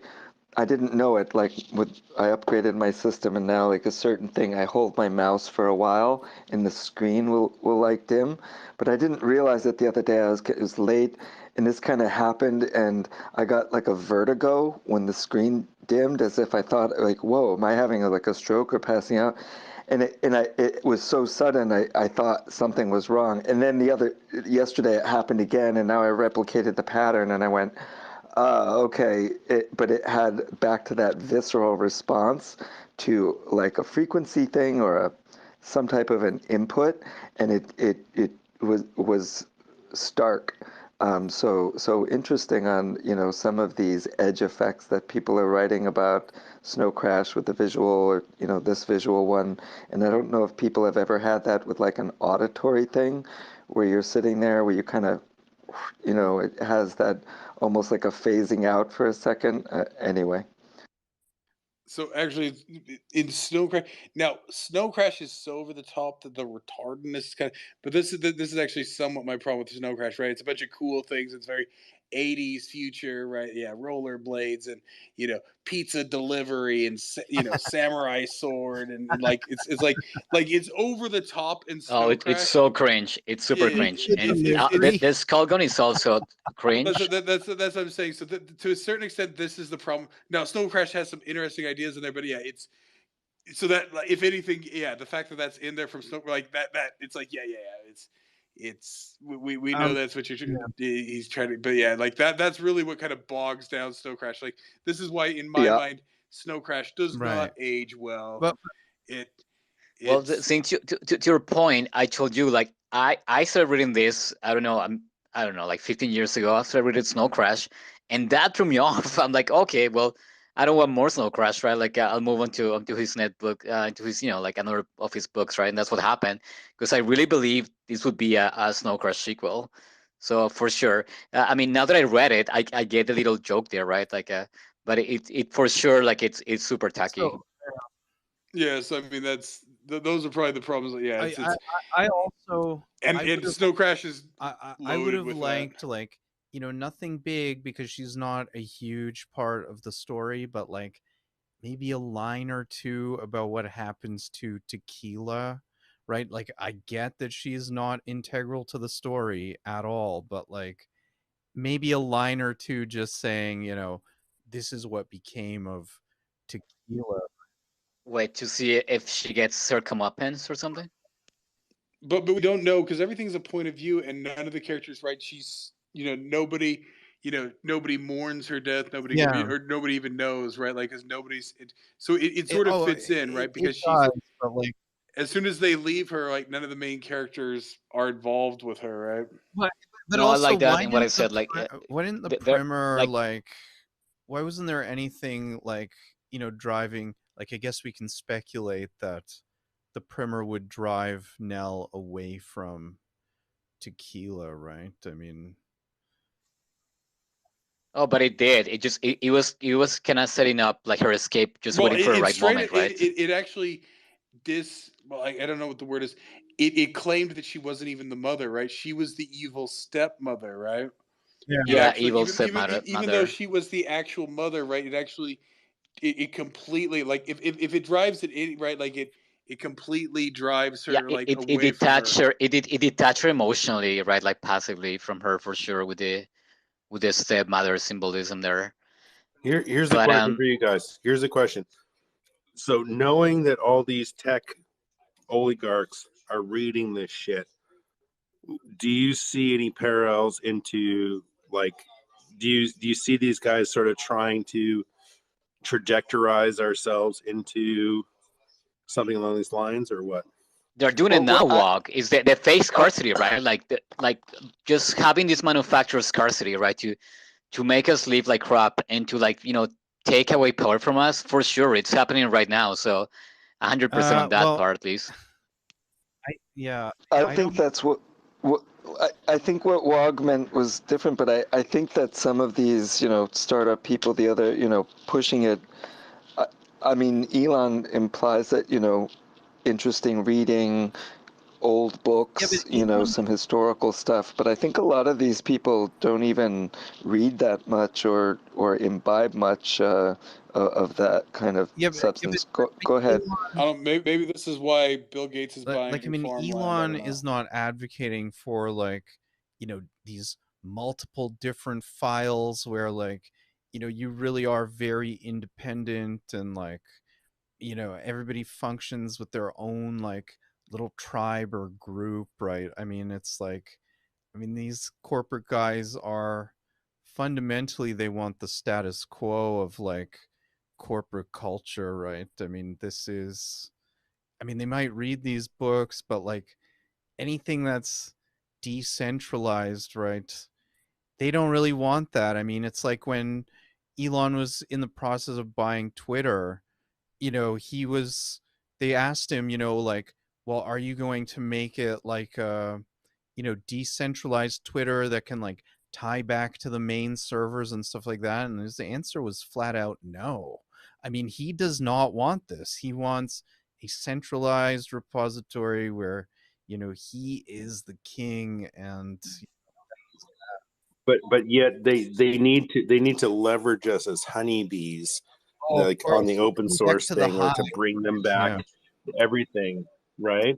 But on the same sense, it's like, well, we do want it locked down in the hive, right? So there's all kinds, because you got to remember, like Snow Crash is like the Bible to Peter Thiel, right? And Peter Thiel, like, I don't want to go all through all the crap there. I think you guys already know all that stuff, but this is like, Well, there's that's like some kind of tie-in. Snow Crash. They would like, whereas this is the entire premise of this book is post them, right? So like it's hinted at it, right? Like there's a collapse, and like you have like like in Vancouver, because this, like I said, this was written at a time when they thought Vancouver was going to become a tech hub, which didn't happen.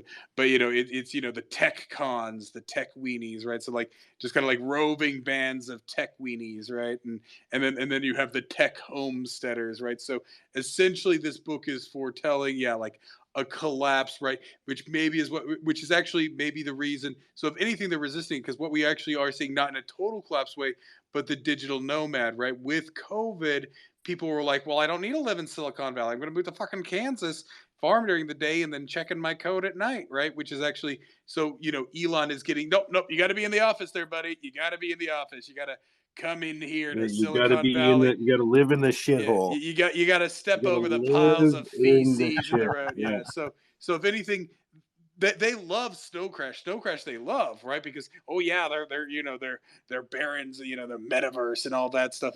But this one's post Snowcrash, right? This is outside, because Snowcrash is techno feudalism, right? That's what I talk about when I talk about the techno feudalism. There, they want you, living literally. I'm gonna. This is like the first 10 pages. Yeah, the guy lives in a storage unit and then gets on, right. He literally lives in a storage unit, and then he gets into the metaverse there, right? You know that a guy in Vancouver actually did that, right? Yeah. That actually, yeah. But so that's what I'm saying. So Snowcrash, yes, they love that. But then this one, and to a certain extent, why has this book? Because Snowcrash is still kind of like batted around there, and everybody loves it. But yeah, this one's kind of less sort of pushed out there, and I think it's because the tech leaders there, they don't, and if anything, what reinforces that is this back to the office, right? This boomer, Gen X, older Gen Yeah, but X. you love going back to the office, Sink. You even admitted it. Oh well, I don't mind going in occasionally, but right, like, but it's the it's sort of It all depends on your colleagues. It all depends on your colleagues. And by the way, thanks for the liberty of sharing, the whole visual and auditory phasing, because you was reminded when you were getting that echo feedback before, and I could totally relate because of that story the other day. Oh yeah, no, but I mean, so when it comes to, now, you have to remember, I'm not in Silicon Valley though. This is the important thing, right? It used to be that, nope, if you want to be in tech, you got to be in Silicon Valley or New York or maybe Dallas, right? But no, I'm in Boise, right? So I'm at the edge of the forest here, right? So I mean, I'm in the city. I got the city stuff, but right, I don't have to be in this centralized stuff. So it's partial there, right? It's sort of partial there. That's just mostly just because, I've been impoverished and I can't quite go nomadic yet, right? That's what I'm saving up for. Cause when the time comes, I do want to escape into the desert with my well and my yurt. Yeah. I wonder, can you? Because the only thing I still like, can I be an evaporation farmer like in Star Wars? That's the only part. I'm not gonna let it go into Star Wars on you guys. I swear to God, I will kill this space. But yeah, can I just harvest moisture? Can I be a moisture farmer? That's what I want to be. I want to be a moisture farmer during the day. I just want to collect moisture. Well, you could start collecting that big bubble in space I mentioned earlier.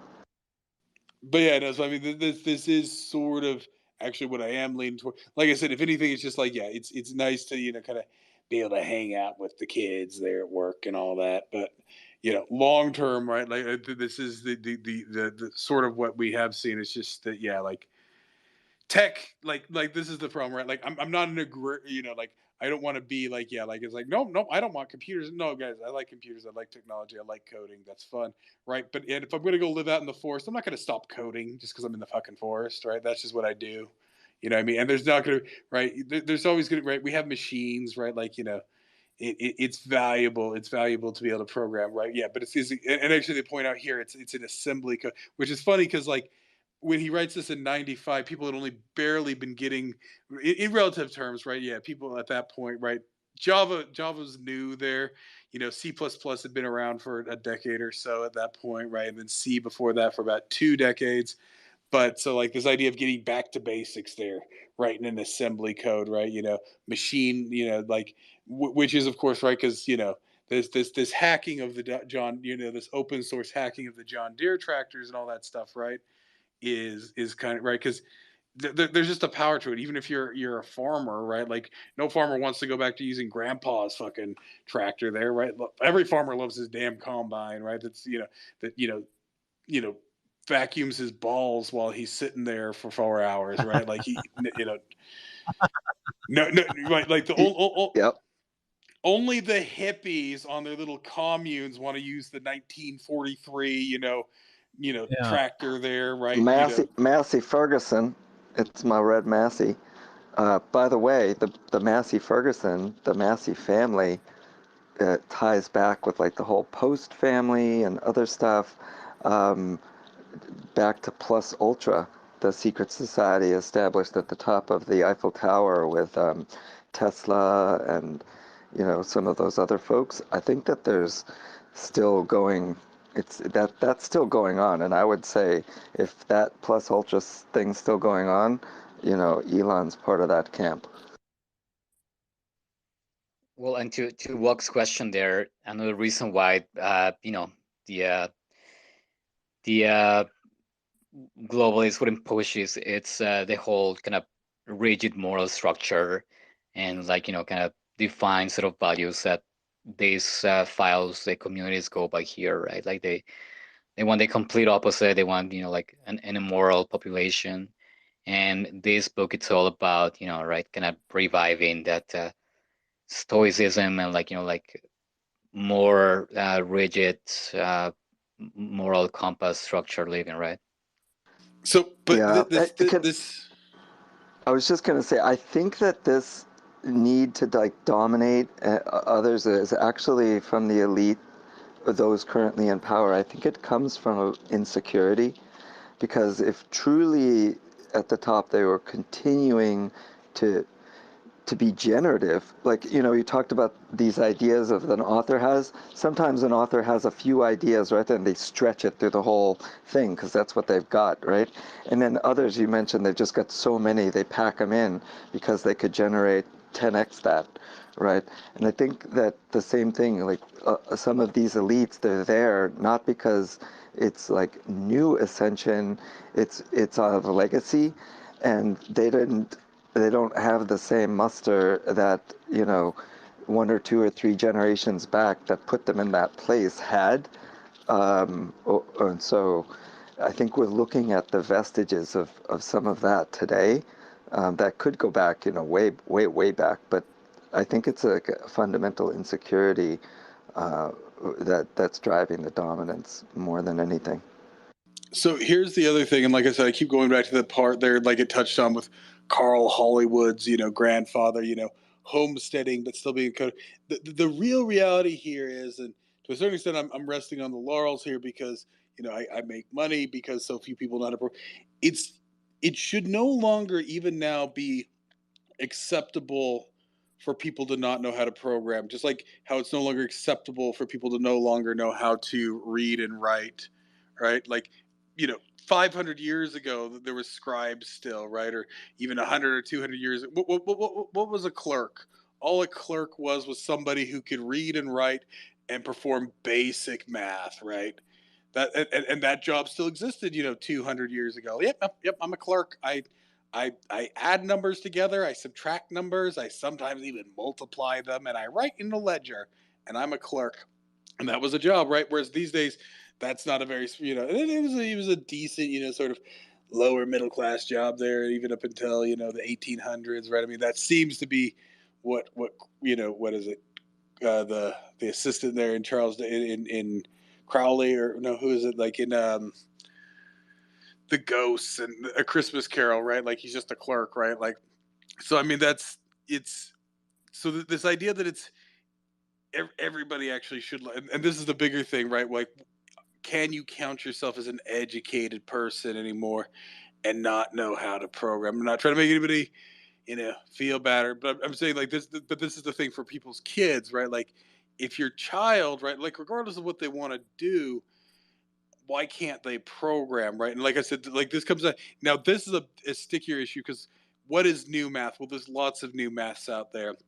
And this was what was kind of coming out of the 60s there, and then it got tamped down, right? Because parents felt stupid because they started, right, they were trying to develop a math for the space age, right, trying to get kids, because what kind of math, right, just being little calculators, right, like having, spending 5 months on long division, right there, it's not valuable anymore, right? We don't need human calculators anymore, right? We need people who understand, yeah, you like modular and ring and like discrete mathematics and all these other sort of programmy things, and you know logic gates and all that stuff. Like that should be like, and really programming makes math interactive, right? More than anything else, right? Like the concept of a function, which is usually taught pre-calc when you're like what 15 or so on average, right? That could be taught to a little kid. You can teach a little kid what a function is, right? Things go in and things come out. You eat food, you poop, right? Like kids understand the basics of a function pretty straightforward. There's no reason you can't take a first grader, sit them down in front of a computer, and there's lots of simple languages out there. Python's simple enough for a first grader, in all honesty. You sit a little kid down in front of there, you have them put Python, you have them set up a function, and they, start doing that stuff, and then they can interact with the math directly. Then you can teach them how to pen and paper, and, but why are they learning this stuff, right? You can teach them the forest before the trees. You don't have to teach them that lots and lots of trees and lots and trees. And now here's your forest. No, no, no. Here's the right. When you take a kid into the forest, they see the forest before they see the trees, right? That's just, and so really what this comes down to is a fundamental failure, right?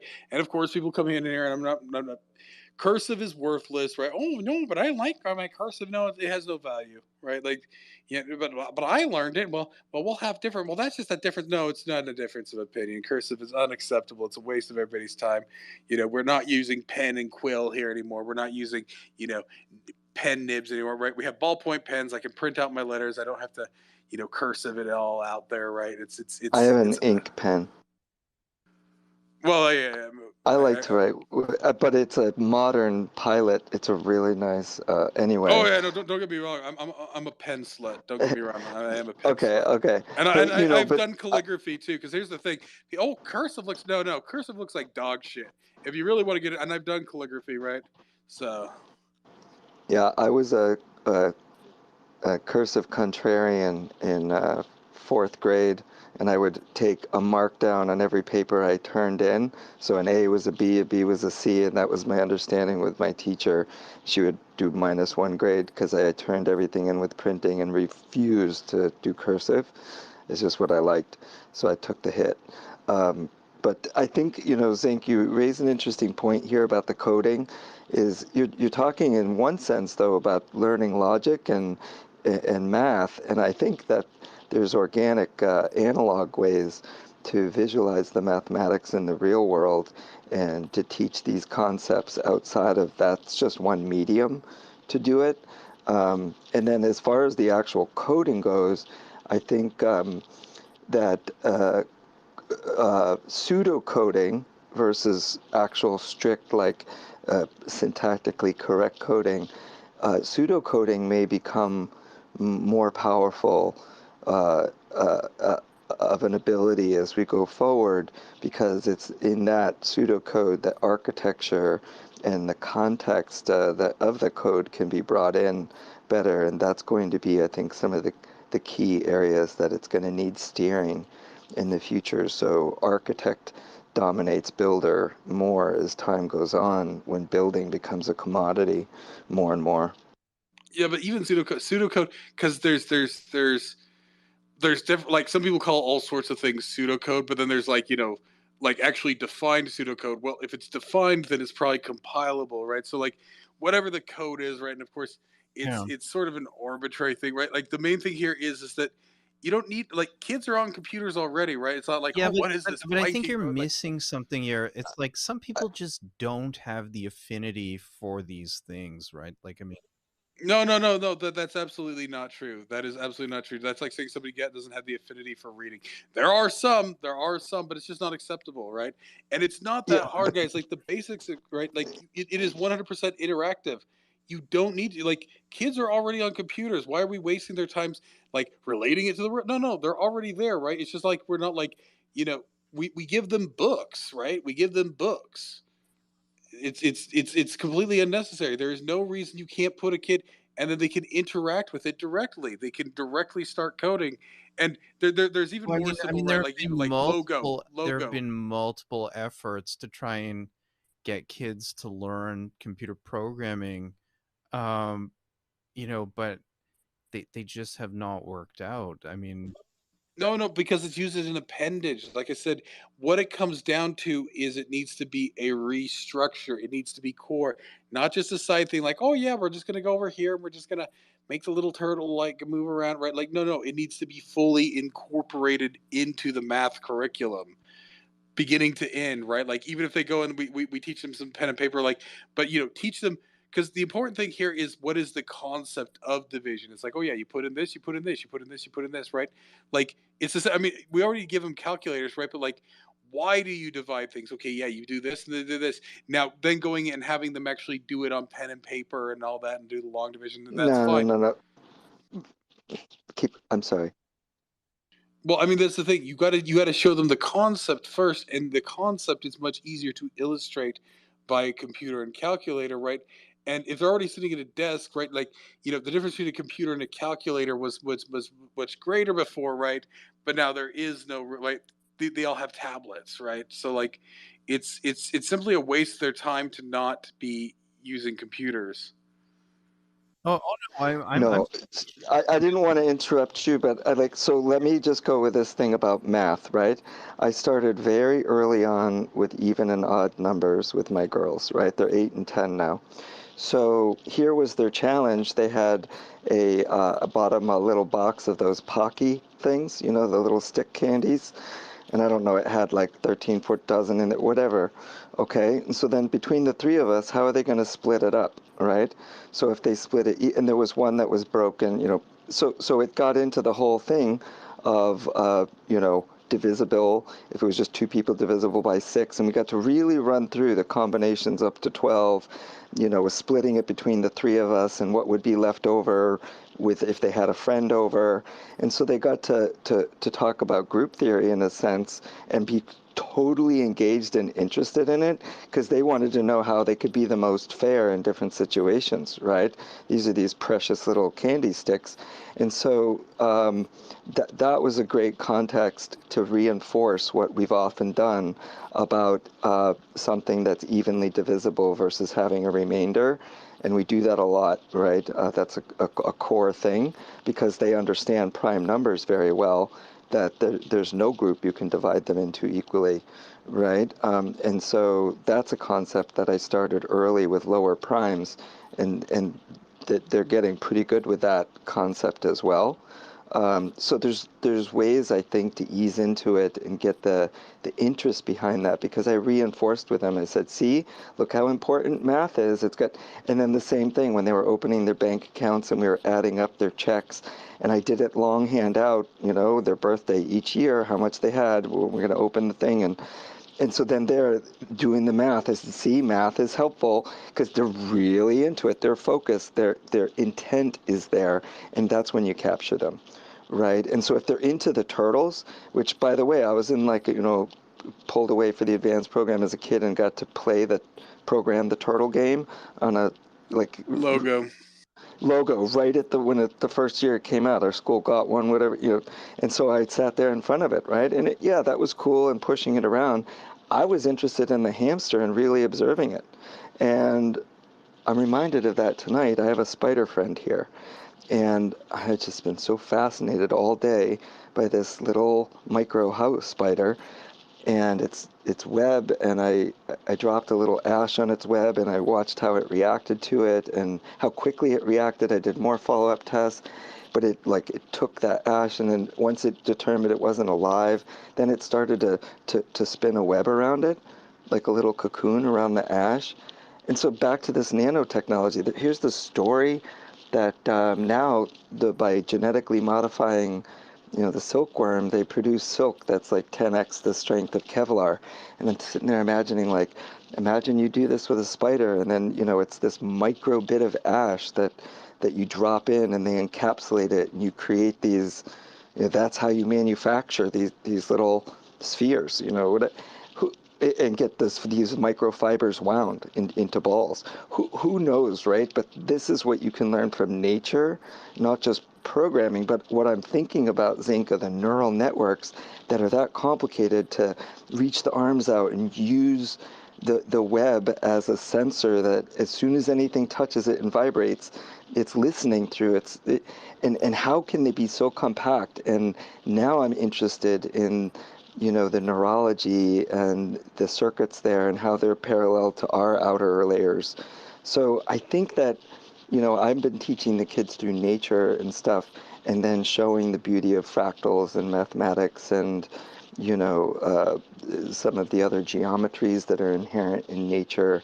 And then that's what they'll take a love off with physics, and then and math and coding will just follow because it's all computational right today. So sorry to ramble, but it's just something I think greatly about, because I was even, just to elaborate one more, I was reminded now, once I remembered the primer in that story, I think that actually had influenced me, because that whole thing about over a crib and a young baby and how they're influenced by color, no color, pattern, and I did these types of things with my daughter when she was an infant as well, and thought about this adaptive learning. And earlier on Snowcrash, I pulled it up.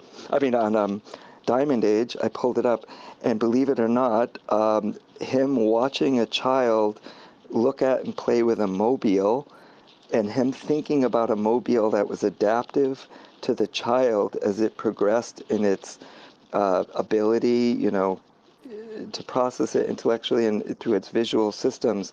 That was his inspiration for the book, by the way. So I'll stop rambling on that.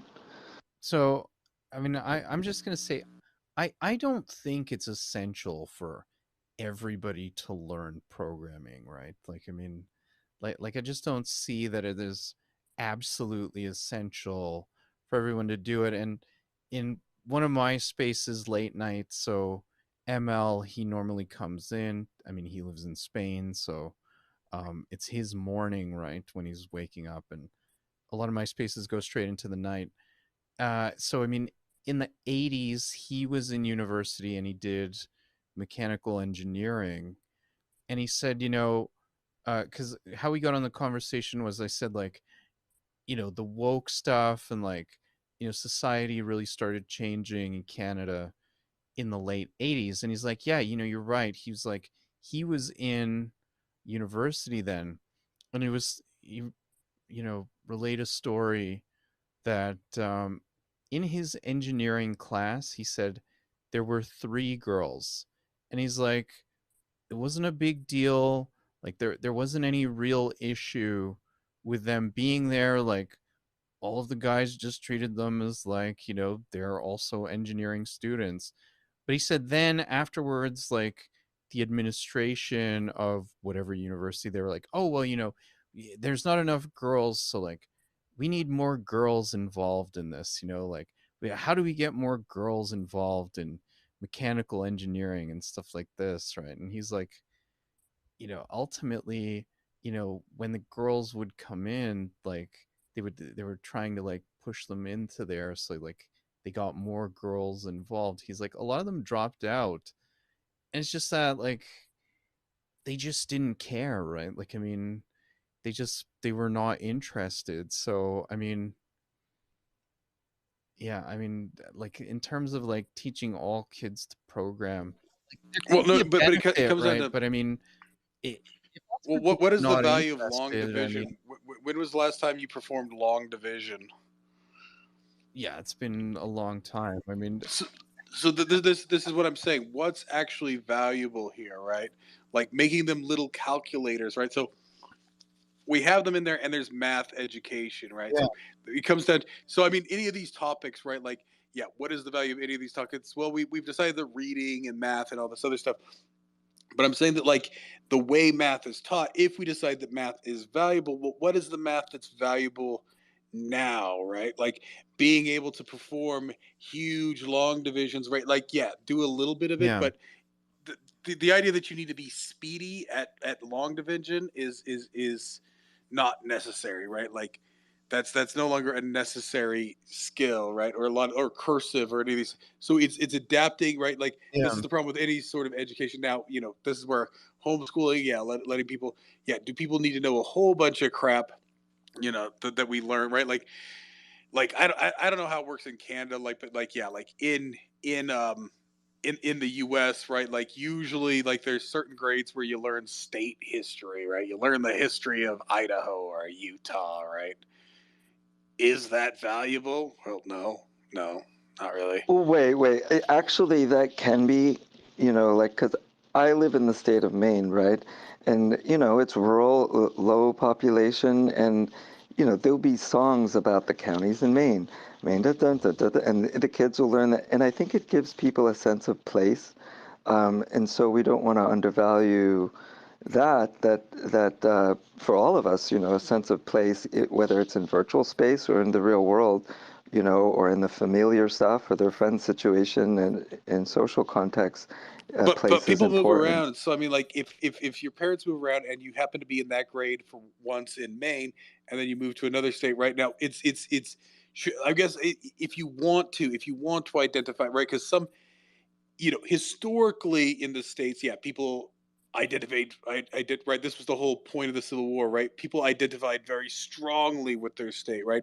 That's why John Brown was executed for treason against the state of Virginia, right?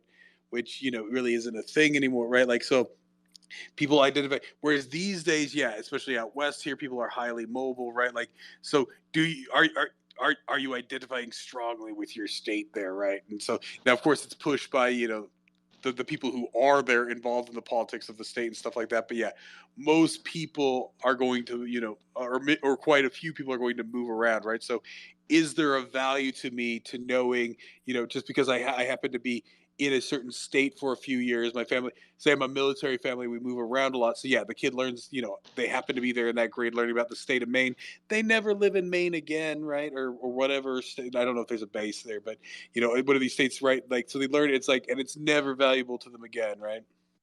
Yeah, but Zinc, that's you're taking, like, it's a good example of the nomadic mindset or the nomadic culture, which even then they moved as a larger family tribe units, right? Not an individual family cell that then tries to maintain, continuity through, air flights and, all this other stuff. If you really look at then the complications in a family.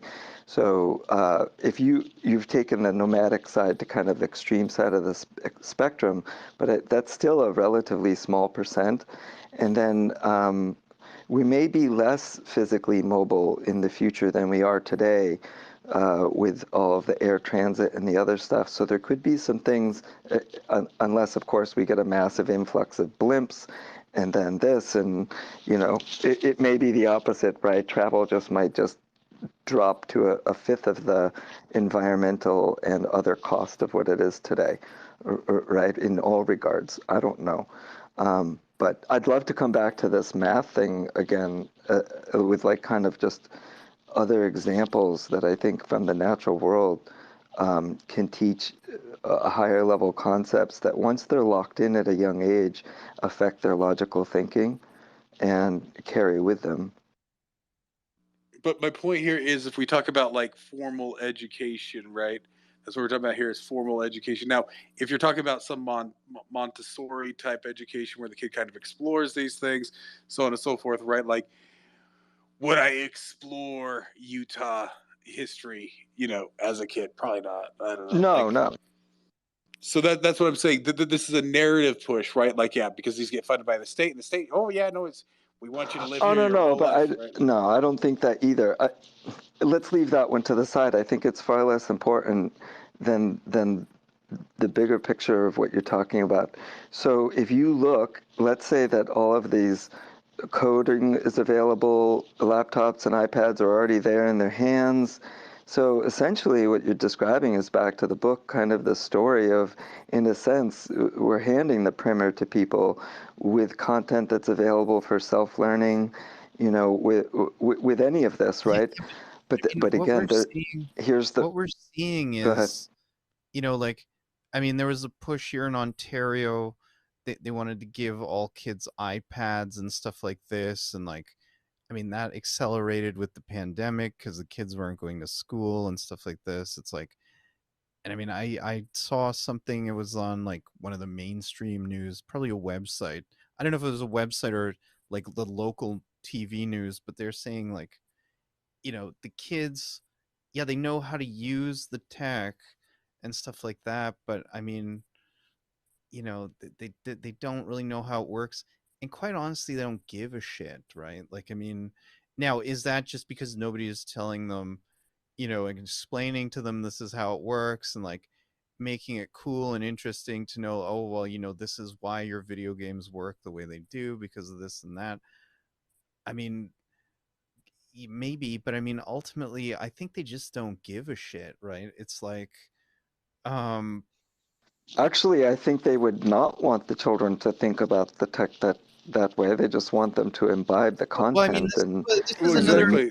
So in the media, not the right, medium. this is another But aspect, right? So, I mean, if you were to give all these kids iPads and stuff like that, like, and just left them to their own devices to explore and stuff like this, like, obviously put like Net Nanny or something so that like they're not getting into like pornography or whatever.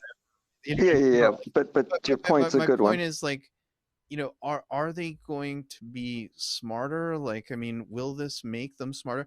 I'm sure it'll make some people a whole lot smarter, right? But I mean, is it going to make the entire like broad spectrum of kids smarter? I mean, I don't know, right? I mean, I don't think so. Yeah, and I some don't of think them so. it'll be worse. They'll get absorbed in Well, mindless there, games. So right? where So does the I mean that's yeah, so for the whole group, where does it go? Does the the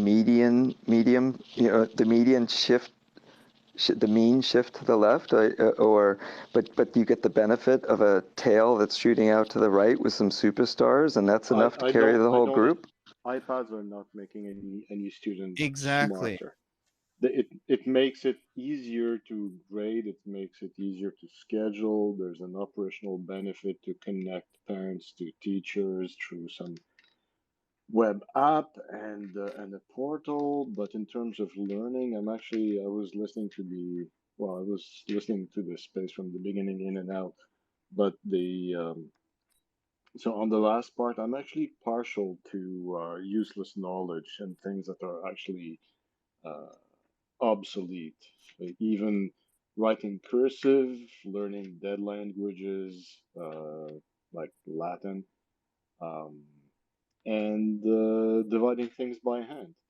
Now, it's much of it is intuitive, and much of it is based on my own learning experience. But whenever you learn something like this, you get something out of the learning process, which is more than the thing itself.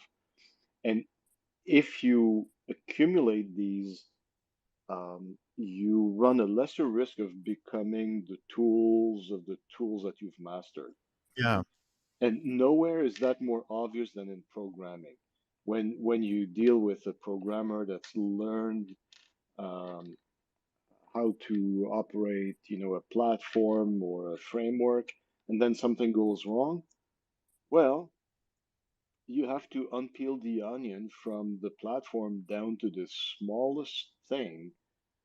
Um, and in the process, well, you basically have to learn everything that was abstracted from you when something goes gravely wrong. And if you can't do it, you're useless, and they have to pay the smart guy, the smart consultant to figure it out Yeah. for you. So guys, learning anything is great, right? There's no denying that. But we're talking about core curriculum, like what are the must-haves, right? So if you go back 120, you back to the 19th century, right? Knowing all the weird terms, like what's the difference between a gelding and a stallion, and right, like all these like things to do with horses that everybody knew, and all this other stuff, right? That's not valuable information anymore. Nobody denies that's not valuable information. People learned all that stuff, right? So there's this question of Agreed. what is core, what is essential, right? So So we can use math or programming as examples because they're quite dry. well, so like And so my example here. So reading, right? So 500 years ago, most people didn't read. That was not considered essential, right? 100 years ago, it started to become a bit more essential, right? Now it's considered essential everywhere, right? Being able to read is essential, right? Regardless of what you're doing, right? Turnout in these book spaces, right? I mean, but any sort of reading, right? Even if you're a janitor, right? Like you got to be able to read the chemicals that you're pouring there, right? You got to be. So reading is now considered essential, right? So what other things should be considered essential now, and what things aren't essential that we're still? And like I said, nobody likes it when like little Jimmy is learning something that they don't know in the second grade there, and that's where people got butt hurt with new math, right? Well, I think the first thing everyone should learn about is gender ideology. I mean, I can't imagine humanity making it thus far without gender ideology. And then with whatever time remains, um,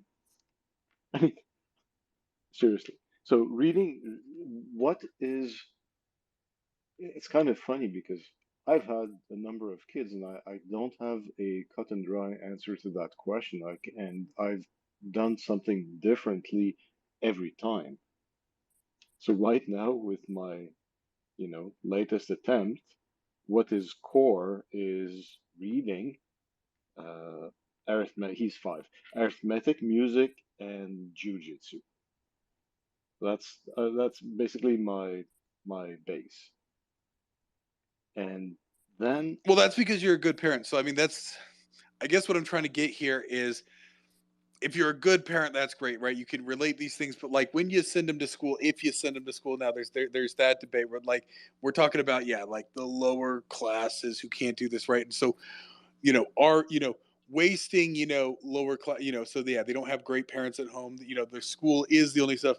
So now of course, they're being loaded down because what is value? Oh well, let's send them all this gender stuff, right? But if like so little Jimmy there, right? Like, what are we going to, what should be considered core to just make I somebody, see what you mean.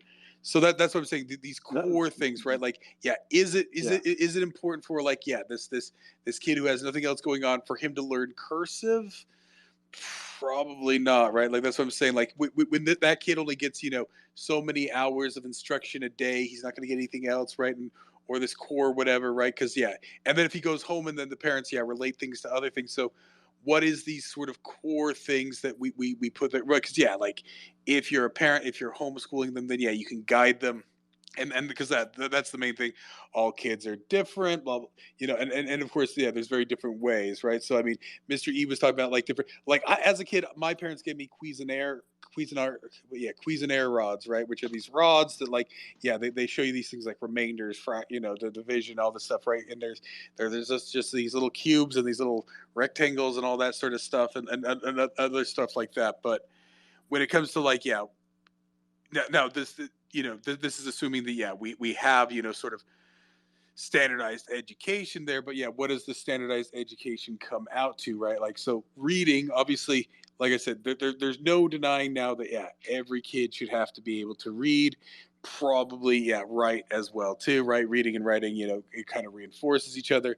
But then we move on from that, and so when you have these kids, and assuming they're not getting any other instruction outside of the school, and that they're in there, then what are the other things that are essential in the coming years, right? Because this was the big problem with the new math in the 60s, right? It's like, kids would come home and they're learning all these things, their parents can't help them with their homework. And of course the reality there is it's making the parents feel stupid. It's like, well, why isn't he doing 5 hours of long division? That's what he should be doing, because I understand that, because that's what we did, right? But now he's coming home and he's talking about logic gates. I don't know what logic gates are, right? Like, why should I have to understand logic gates, right? And so that's I think so. Not knowing Cooking, exponents. home economics, they need to learn how to cook. It's something they're going to do probably for the rest of their lives unless they have a butler. Sorry to interrupt you. I've No, go ahead. appreciated your words. They've been great. Well, that's that. Go ahead.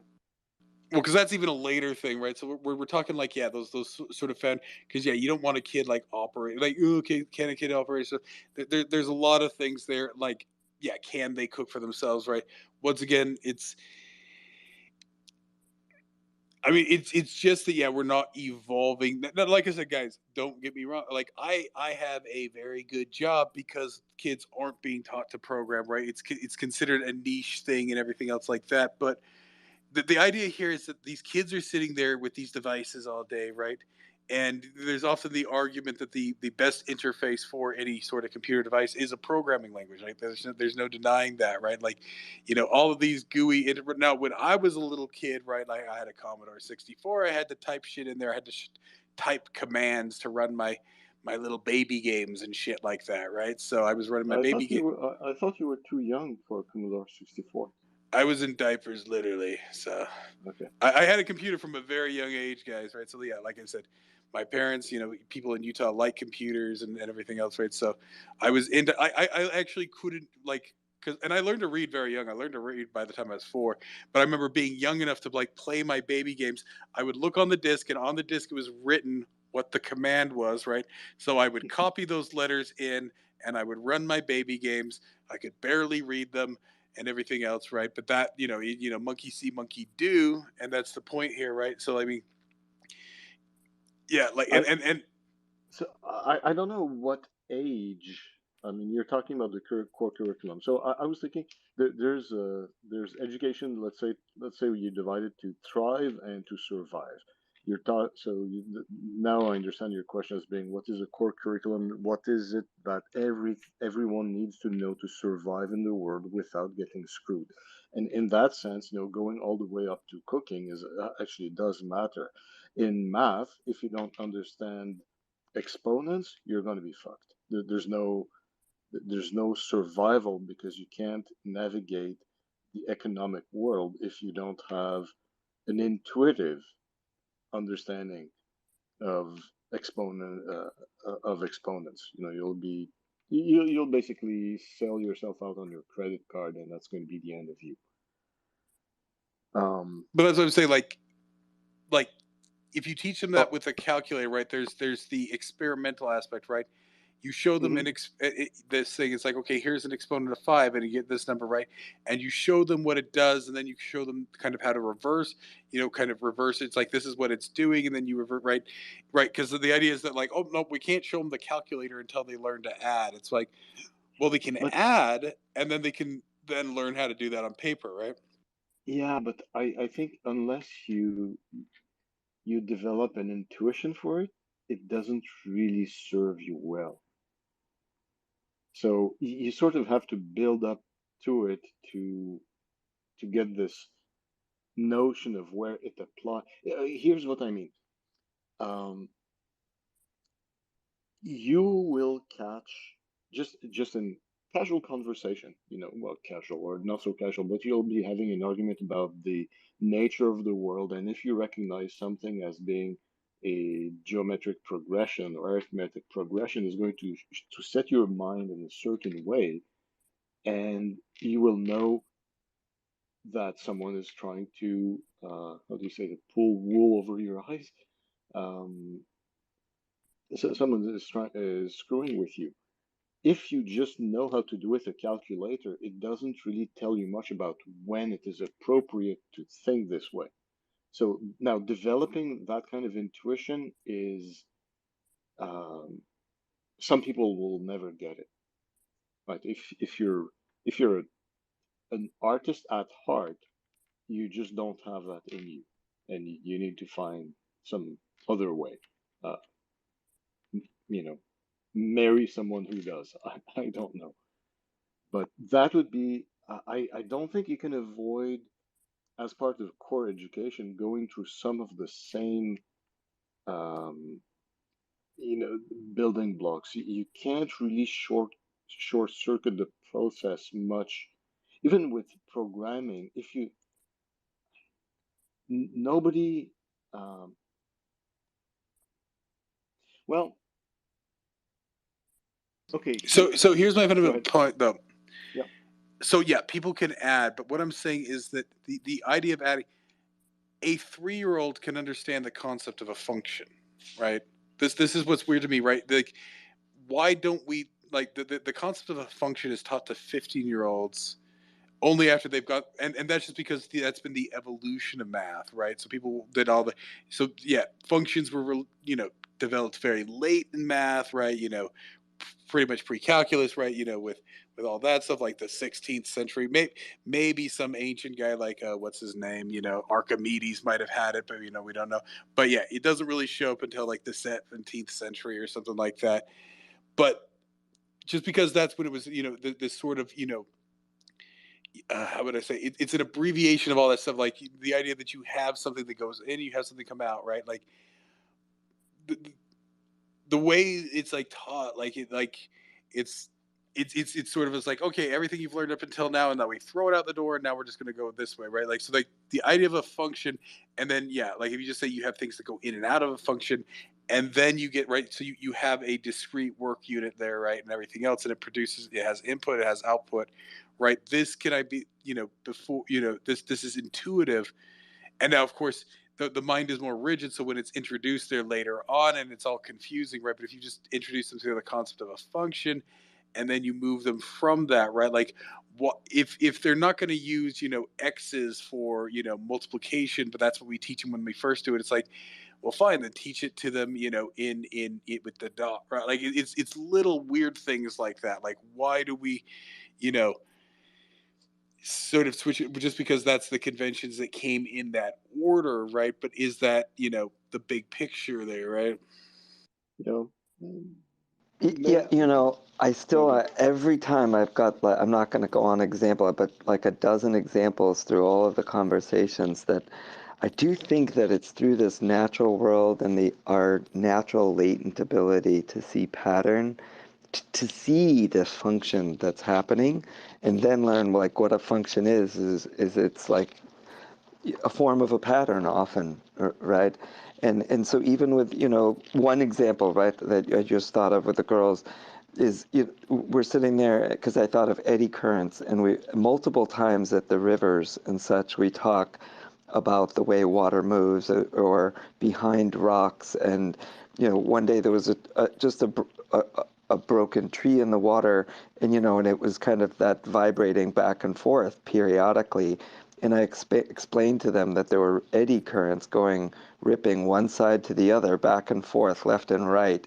And they just looked downstream, they could see them peeling off. Look where the foam was, and they're crisscrossing one side, then the other. And they could see, I said, see them peeling off? That's happening at the same rate it's swinging. And as you point this out, you're teaching them to start to differentiate and observe these patterns more. They get the pattern of seeing patterns, and then they own that and start to see them everywhere, right? And that's part of this teaching, which brings us back to, if they don't have a good parent, like Guillaume or whoever, sorry for mispronouncing if I did, then, we'd say, okay, the state steps in for that, and leaving it to the side that the best intention of the student is maybe not aligned today, even in the ideal state of the utopia of an educational system, right? That stepped in for not having a capable parent to do that. There has to be the other side of the equation of what gives the burning desire to learn, curiosity, to the child, right? Any handicap or the things aside, what gives them that yearn to learn? And how can we inculcate that? Or if that's not alive, how can you spark it?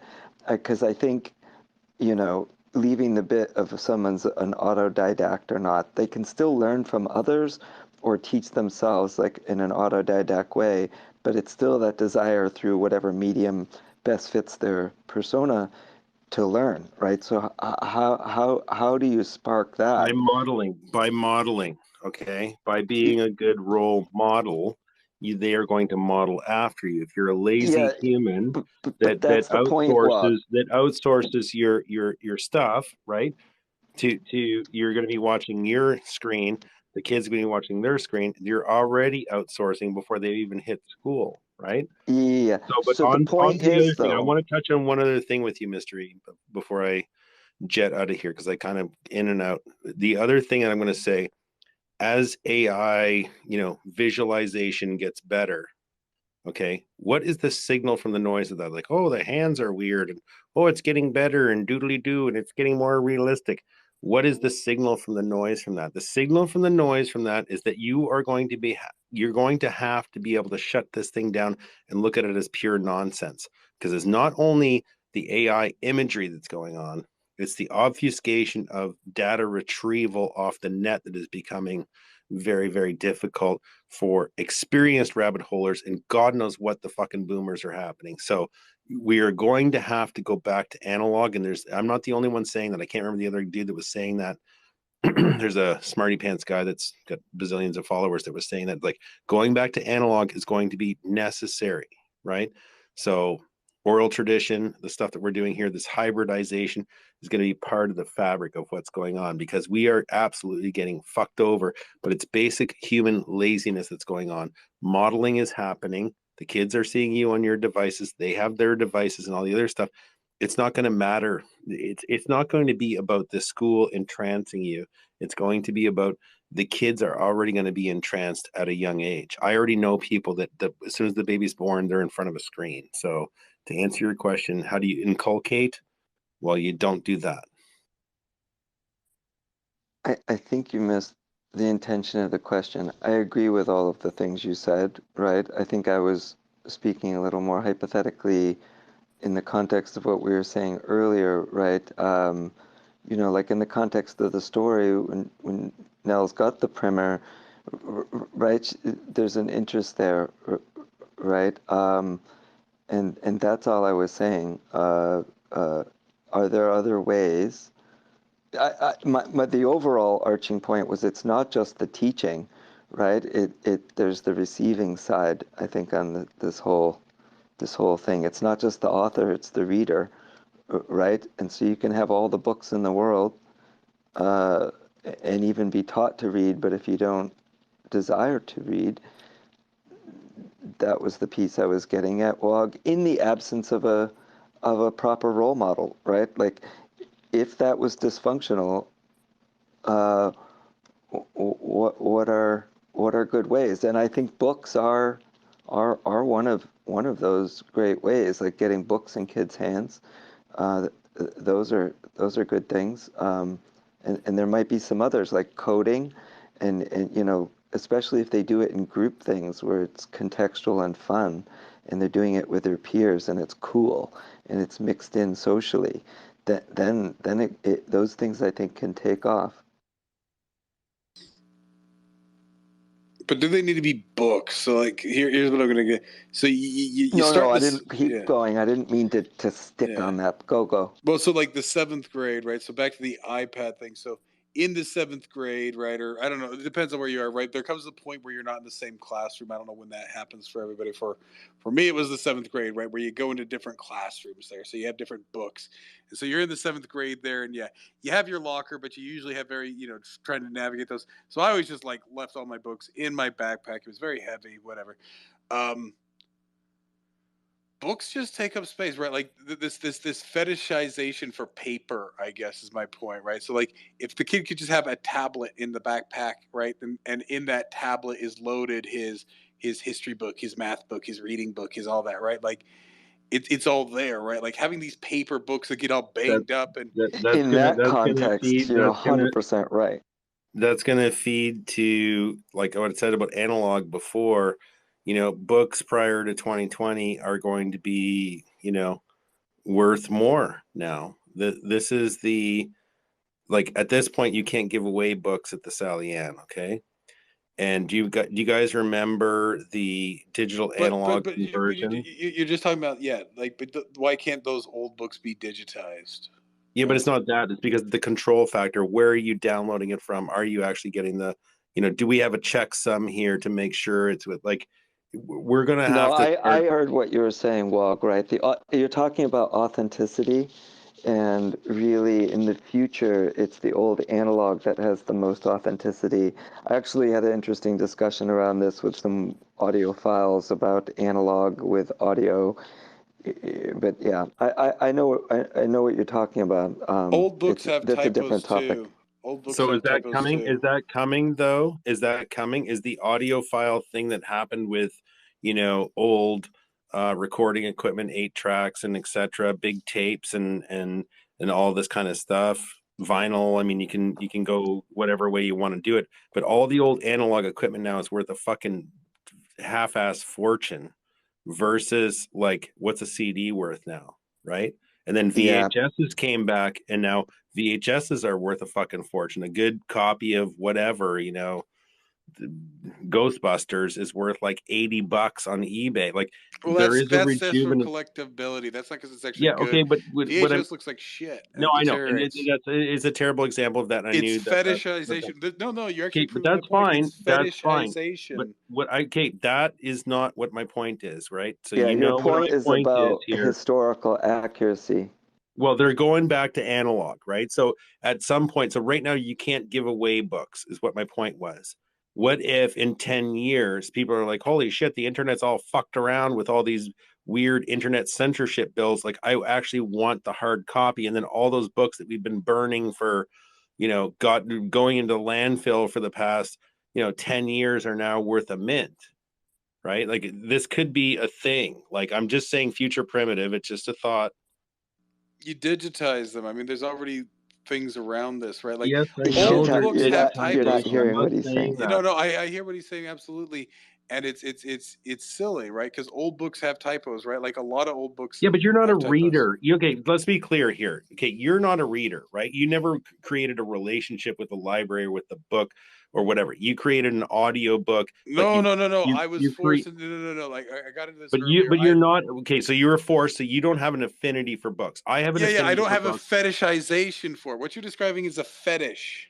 It's not a fetish. Holding a book in your hand. No, it is not.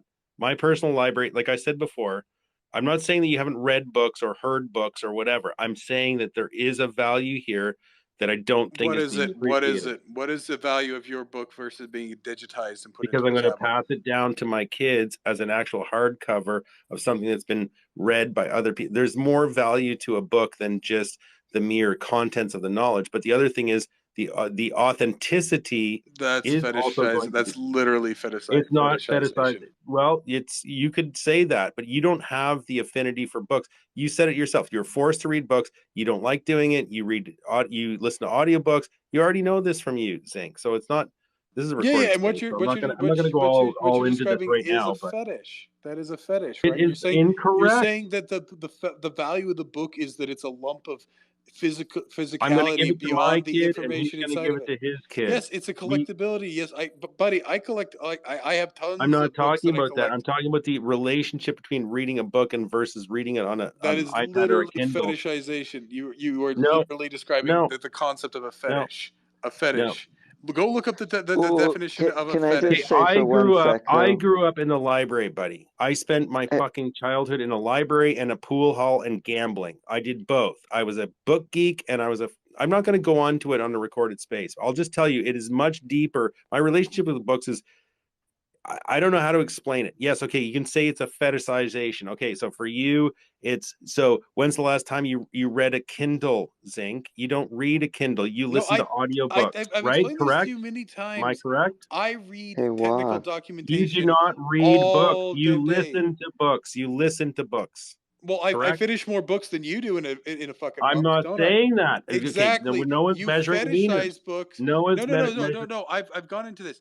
I read constantly, right? I read constantly. Now it's mostly technical documentation or instructed documentation because you can't audio that, right? You have to have the diagrams, you have to have the information there, right? So I read constantly, right? This is half of what I have to do for my job. I have to go read another technical documentation, for all sorts of things. So I read constantly, right? But when it comes to these books, right, that we're talking about like novels and stuff like that, right? Like it's easier to consume it, audio, through audio, right?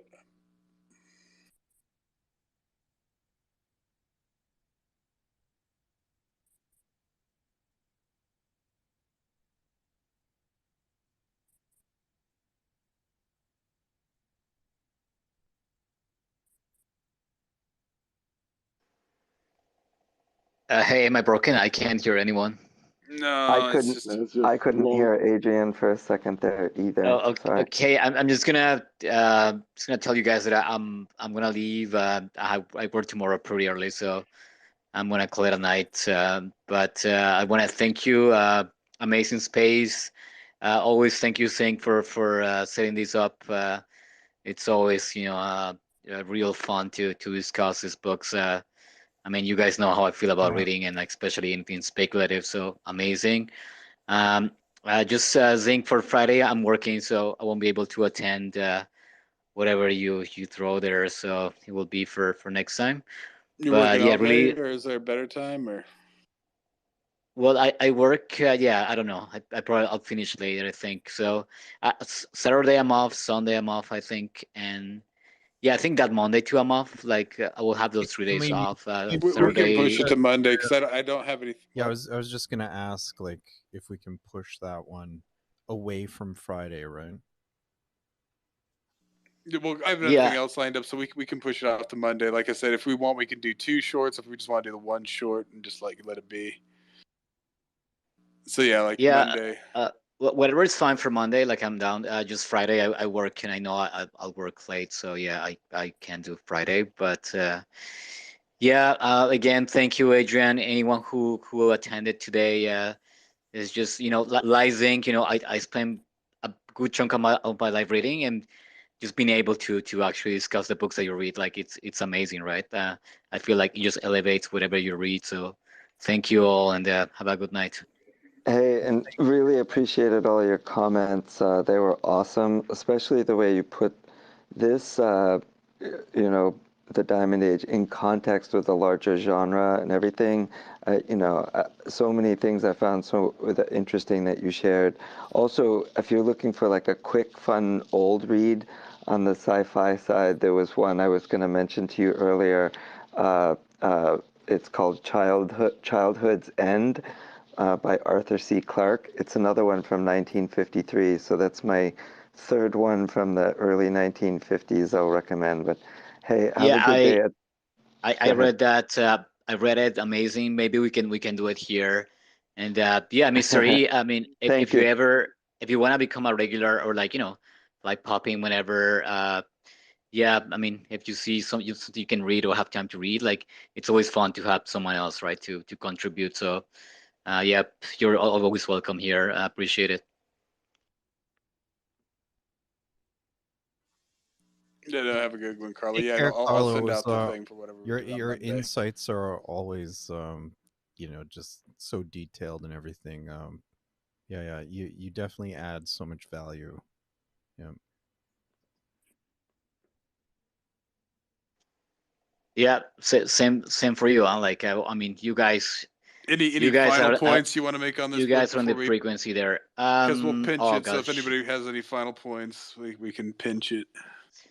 Well, I think I just want to kind of double down on what I said before. That's I read lots of cyberpunk. I read even like graphic novels. I was really interested at some point in my life, and this was really amazing to me to kind of have like a kind of culminate that whole wave of like I always thought when I would read cyberpunk, okay, like where was it go, right? Like okay, like you have this messed up future, like where would it go? So to have this book that is kind of an evolution of that, and like kind of like the just capping that whole kind of literary subgenre there, like I'm just I just find like a really awesome to read this book that's is just really really ties all the cyberpunk kind of ideas into a really fun speculative just higher speculation of it. So yeah, I'm glad you picked this one, Zink. Pretty fun. Well, that's the thing. I think more than anything, like some people, I find this one aspirational almost. Like this is kind of like a kind of an idyllic situation. Right? Because of course, like I said, I'm not a utopian right guy, right? So this is kind of like, yeah, this is a better future than a lot of the ones out there, right? It's sort of something to kind of you know aspire to, right? There's some things that, I guess that's sort of the thing here, right? 'Cause a lot of other cyberpunk, right? Oh, it's just damn, it's just damn, it's just damn, right? It's just everybody lives a kind of crap existence and they're just kind of scrambling. Whereas this one, yeah, this one's almost kind of, yeah, like obtained sort of like, yeah, I mean, there's still strife, there's still problems there, but it's as good as it gets. yeah, it's a growth. I guess that's the main thing. I guess I see this one as a growth. Yeah, it's a growth by the value store. Like it's a kind of meritocracy, right? And and the system is based on values, right? Like personal values, not just like sheer, like kind of power dynamics, right? Like it's also like there is morals and like like a personal value choice there that I find just really, like it's really illuminating in these type of stories, right? Where like it's usually all about like just power dynamics, right? Like sheer power, but to have like the kind of moral element integrated here, like to me was really cool to read in this context. Yeah, I don't know, that's kind of interesting what you said there, Carlo. Like, I mean, like none of the figures in this are really like they're not really striving for power. It's like um it's yeah, it's well, I mean, maybe Mr. X, I guess, in a sense, but I mean, he already has quite a bit of power. But So I mean, yeah, yeah, but even like we feel like his motives though, like he's on the moral side though. yeah, Like he said at some point, right? Like I could have let all So these girls actually, die, right? Mr. X reminds me. I might switch it. It's also somewhat racially charged. At Chambers, it was a Chambers story. I can't remember if it was in the same or if it was in a second volume. It's called "The Makers of Gold" or something. And funny enough, he writes this, and it kind of almost presages the Boxer Revolution. He writes it before the Boxer Revolution, but it deals with the same thing. So actually, I've changed my mind. Monday we'll do "The Makers of Gold" by Chambers because I don't think you guys were here for the Chambers one. And Chambers is a weird kind of forgotten guy there, I think, but he's got some. So it kind of goes in tandem with this one because that was actually what was sitting at the back of my mind with this, and I realized it gave me a sort of different sort of so is that a perspective short because story what we or realized. Yeah, it's a shortish story. It's a bit longer, but yeah, it's not too long, I don't think.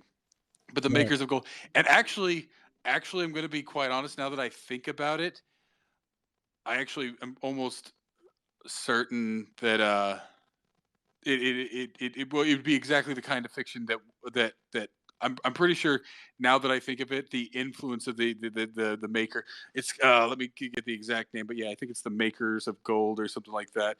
And actually, it deals with a lot of the same, right? This sort of yeah that they can make gold, right? So and actually it's an alchemist. So like even when they call it the alchemist, and it's yeah the makers.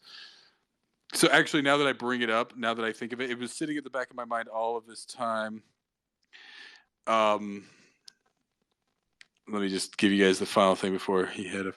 So yeah, the makers of the maker of moons. That's what it is. The maker of moons, actually.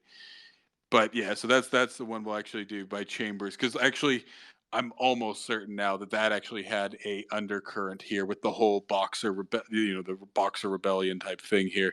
Which actually, like I said, what's weird about that book is that it was written before the Boxer rebellion and it pretty much presages it.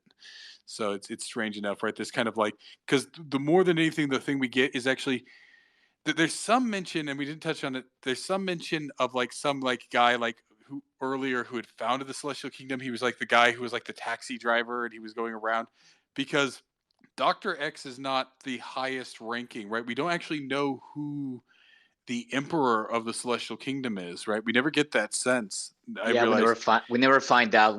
We know he's getting orders, right? And like that he's getting kind of like um he's getting nudged to like certain direction, right? But it's never explicit.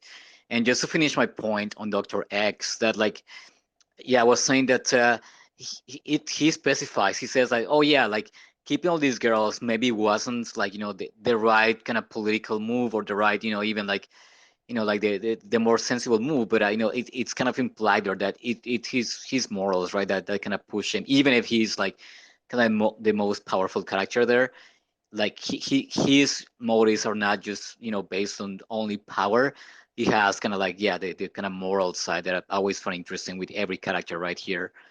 They all have like that kind of duality. Yeah, they do strive for power, but there is a kind of moral undercurrent that's very strong in them. So and I read so much of this cyberpunk and like yeah, kind of dystopian world, you know, where like the tech is dominating, and like what I said, like it's mostly about power, right? Like who goes on top, and like it's all sheer, you know, kind of predatory, you know, dynamics there. But to have the morals here, and so colorful, right, with the neo-Victorian and the confusions, like it's really cool to you know the way it's presented here. So yeah, I'm gonna say the Maker of Moons, and like I said, it's not exactly progressive in some ways, but yeah, no, I'm actually now really thinking like, yeah, no, like we'll get into it with that one, but now that I think about it, because it's been like a couple years since I read that one, and Hey, you know, the cover of this and his other book was illustrated by Santiago Caruso. I'm just looking this up. And if you just look at illustrated by Santiago Caruso, very interesting artwork here, quite interesting. Uh, Fascinating, actually. And the book being published in 1896 makes it pretty interesting. yeah, no, exactly, because yeah, I think it comes out before the Boxer Rebellion. So yeah, that'll be the one for Monday, because I realize that it's actually, because that's the part we never touched on. There is this sort of, yeah, we don't know who the emperor is. We don't know where we just, it's just this tide coming, right? It's almost a force of nature there. But yeah, we'll leave it at that, and that'll be the one for next Monday. And it's a little bit longer. It's not terribly long, but I want to say, yeah, it's probably like, it's a longer short story. It was a couple hours, I want to say, by audiobook. I'll go and look it up and post it. But yeah, it wasn't terribly long though. But yeah, it's a couple hours, I want to say. All right. Well, Anyway, yeah. that's it for me. So you guys have a great night. Thanks again for the Yeah. space. I'll see you next All time right, for the take next care, book. Carlo. Yeah, we'll see you next time. We'll see you in the DM group too. So Yeah, I'll message that out here shortly for the next one. But yeah, for everybody else, yeah, like I'll message out the next one, which will be, yeah, the Maker of Moon by Chambers there. Because now, like, Well, it's I'll try to join you guys too. Thank you, Zink, so much for setting this up. By the way, you mentioned Lovecraft, so that's an interesting one for the future. And I think this guy actually illustrated some of his books as well. Sorry, you were going to keep saying as you wrapped up. I won't say anymore. I just wanted to say thanks, Zink, and guys. oh yeah, no, we'll cover. I've read almost everything Lovecraft's written there. So yeah.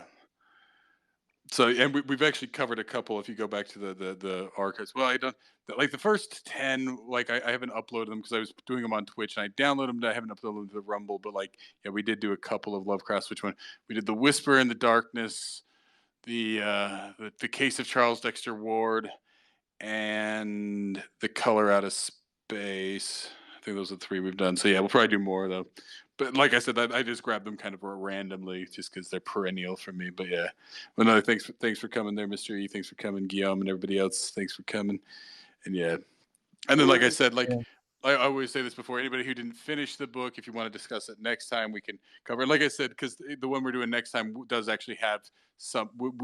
Like I said, does actually have a companionship with so this yeah, one. I just want to say this is probably one of, if not, well, I mean, with the exception of Kugel, this is one of my favorite ones that we've covered so far. I mean, I just powered through this one. I did, 2x speed. I read a little bit visually. I powered through it in like 9 hours on 2x speed, just because I was so into it. I just really wanted to know what happened. So, this was really a great story. 100%. Well, I mean, to put on this, and that's why I pushed it so hard. Yeah, when we restarted the book club, but really, this one has actually made me sort of re-examine certain goals in my life. There, funny enough, right? Yeah. So that's what I mean. Like, so that's why I was pushing this one so hard, because, yeah, it's actually caused me to re-examine certain things personally and whatnot. Fantastic. So. Yeah. I found that I can't really do audiobooks. Especially this one was frustrating because eventually I tried a second time, and then I thought, okay, no, never mind, I'm going to read. And when I quite enjoyed the read, I didn't finish it, but then and here I'm reading the book to think about something other than vaccine deaths, and the character that I can now relate with dies because his blood explodes. So Yeah. well, rest in peace, Bud. Yeah. Yep. Anyway. What are they called? Cookie cutters. Cookie cutters. I like that. That's one of the terms I like there. Right. It's very morbid in its innocence. But yeah, no. Thanks again, guys. So yeah, I'll post out that next one, and like I said, so like, because actually for anybody who didn't finish this one, because we probably will wrap back in on this one, because like I said, the maker of Moons there, I'm pretty sure influenced this one, because there's a lot of interesting parallels there. So we can always we will inevitably discuss at least the sort of Chinese aspect there to certain, but even the other aspects, so certain other aspects, because I'm probably actually going to go listen to it soon after this, just because now it's got me thinking about it. So yeah, I'll post that out and we'll do that Monday. All right, fantastic. Thanks again, Zinc. That was awesome. Yeah, no, it was great. Thanks again, everybody. It's always fun. Bye. Bye.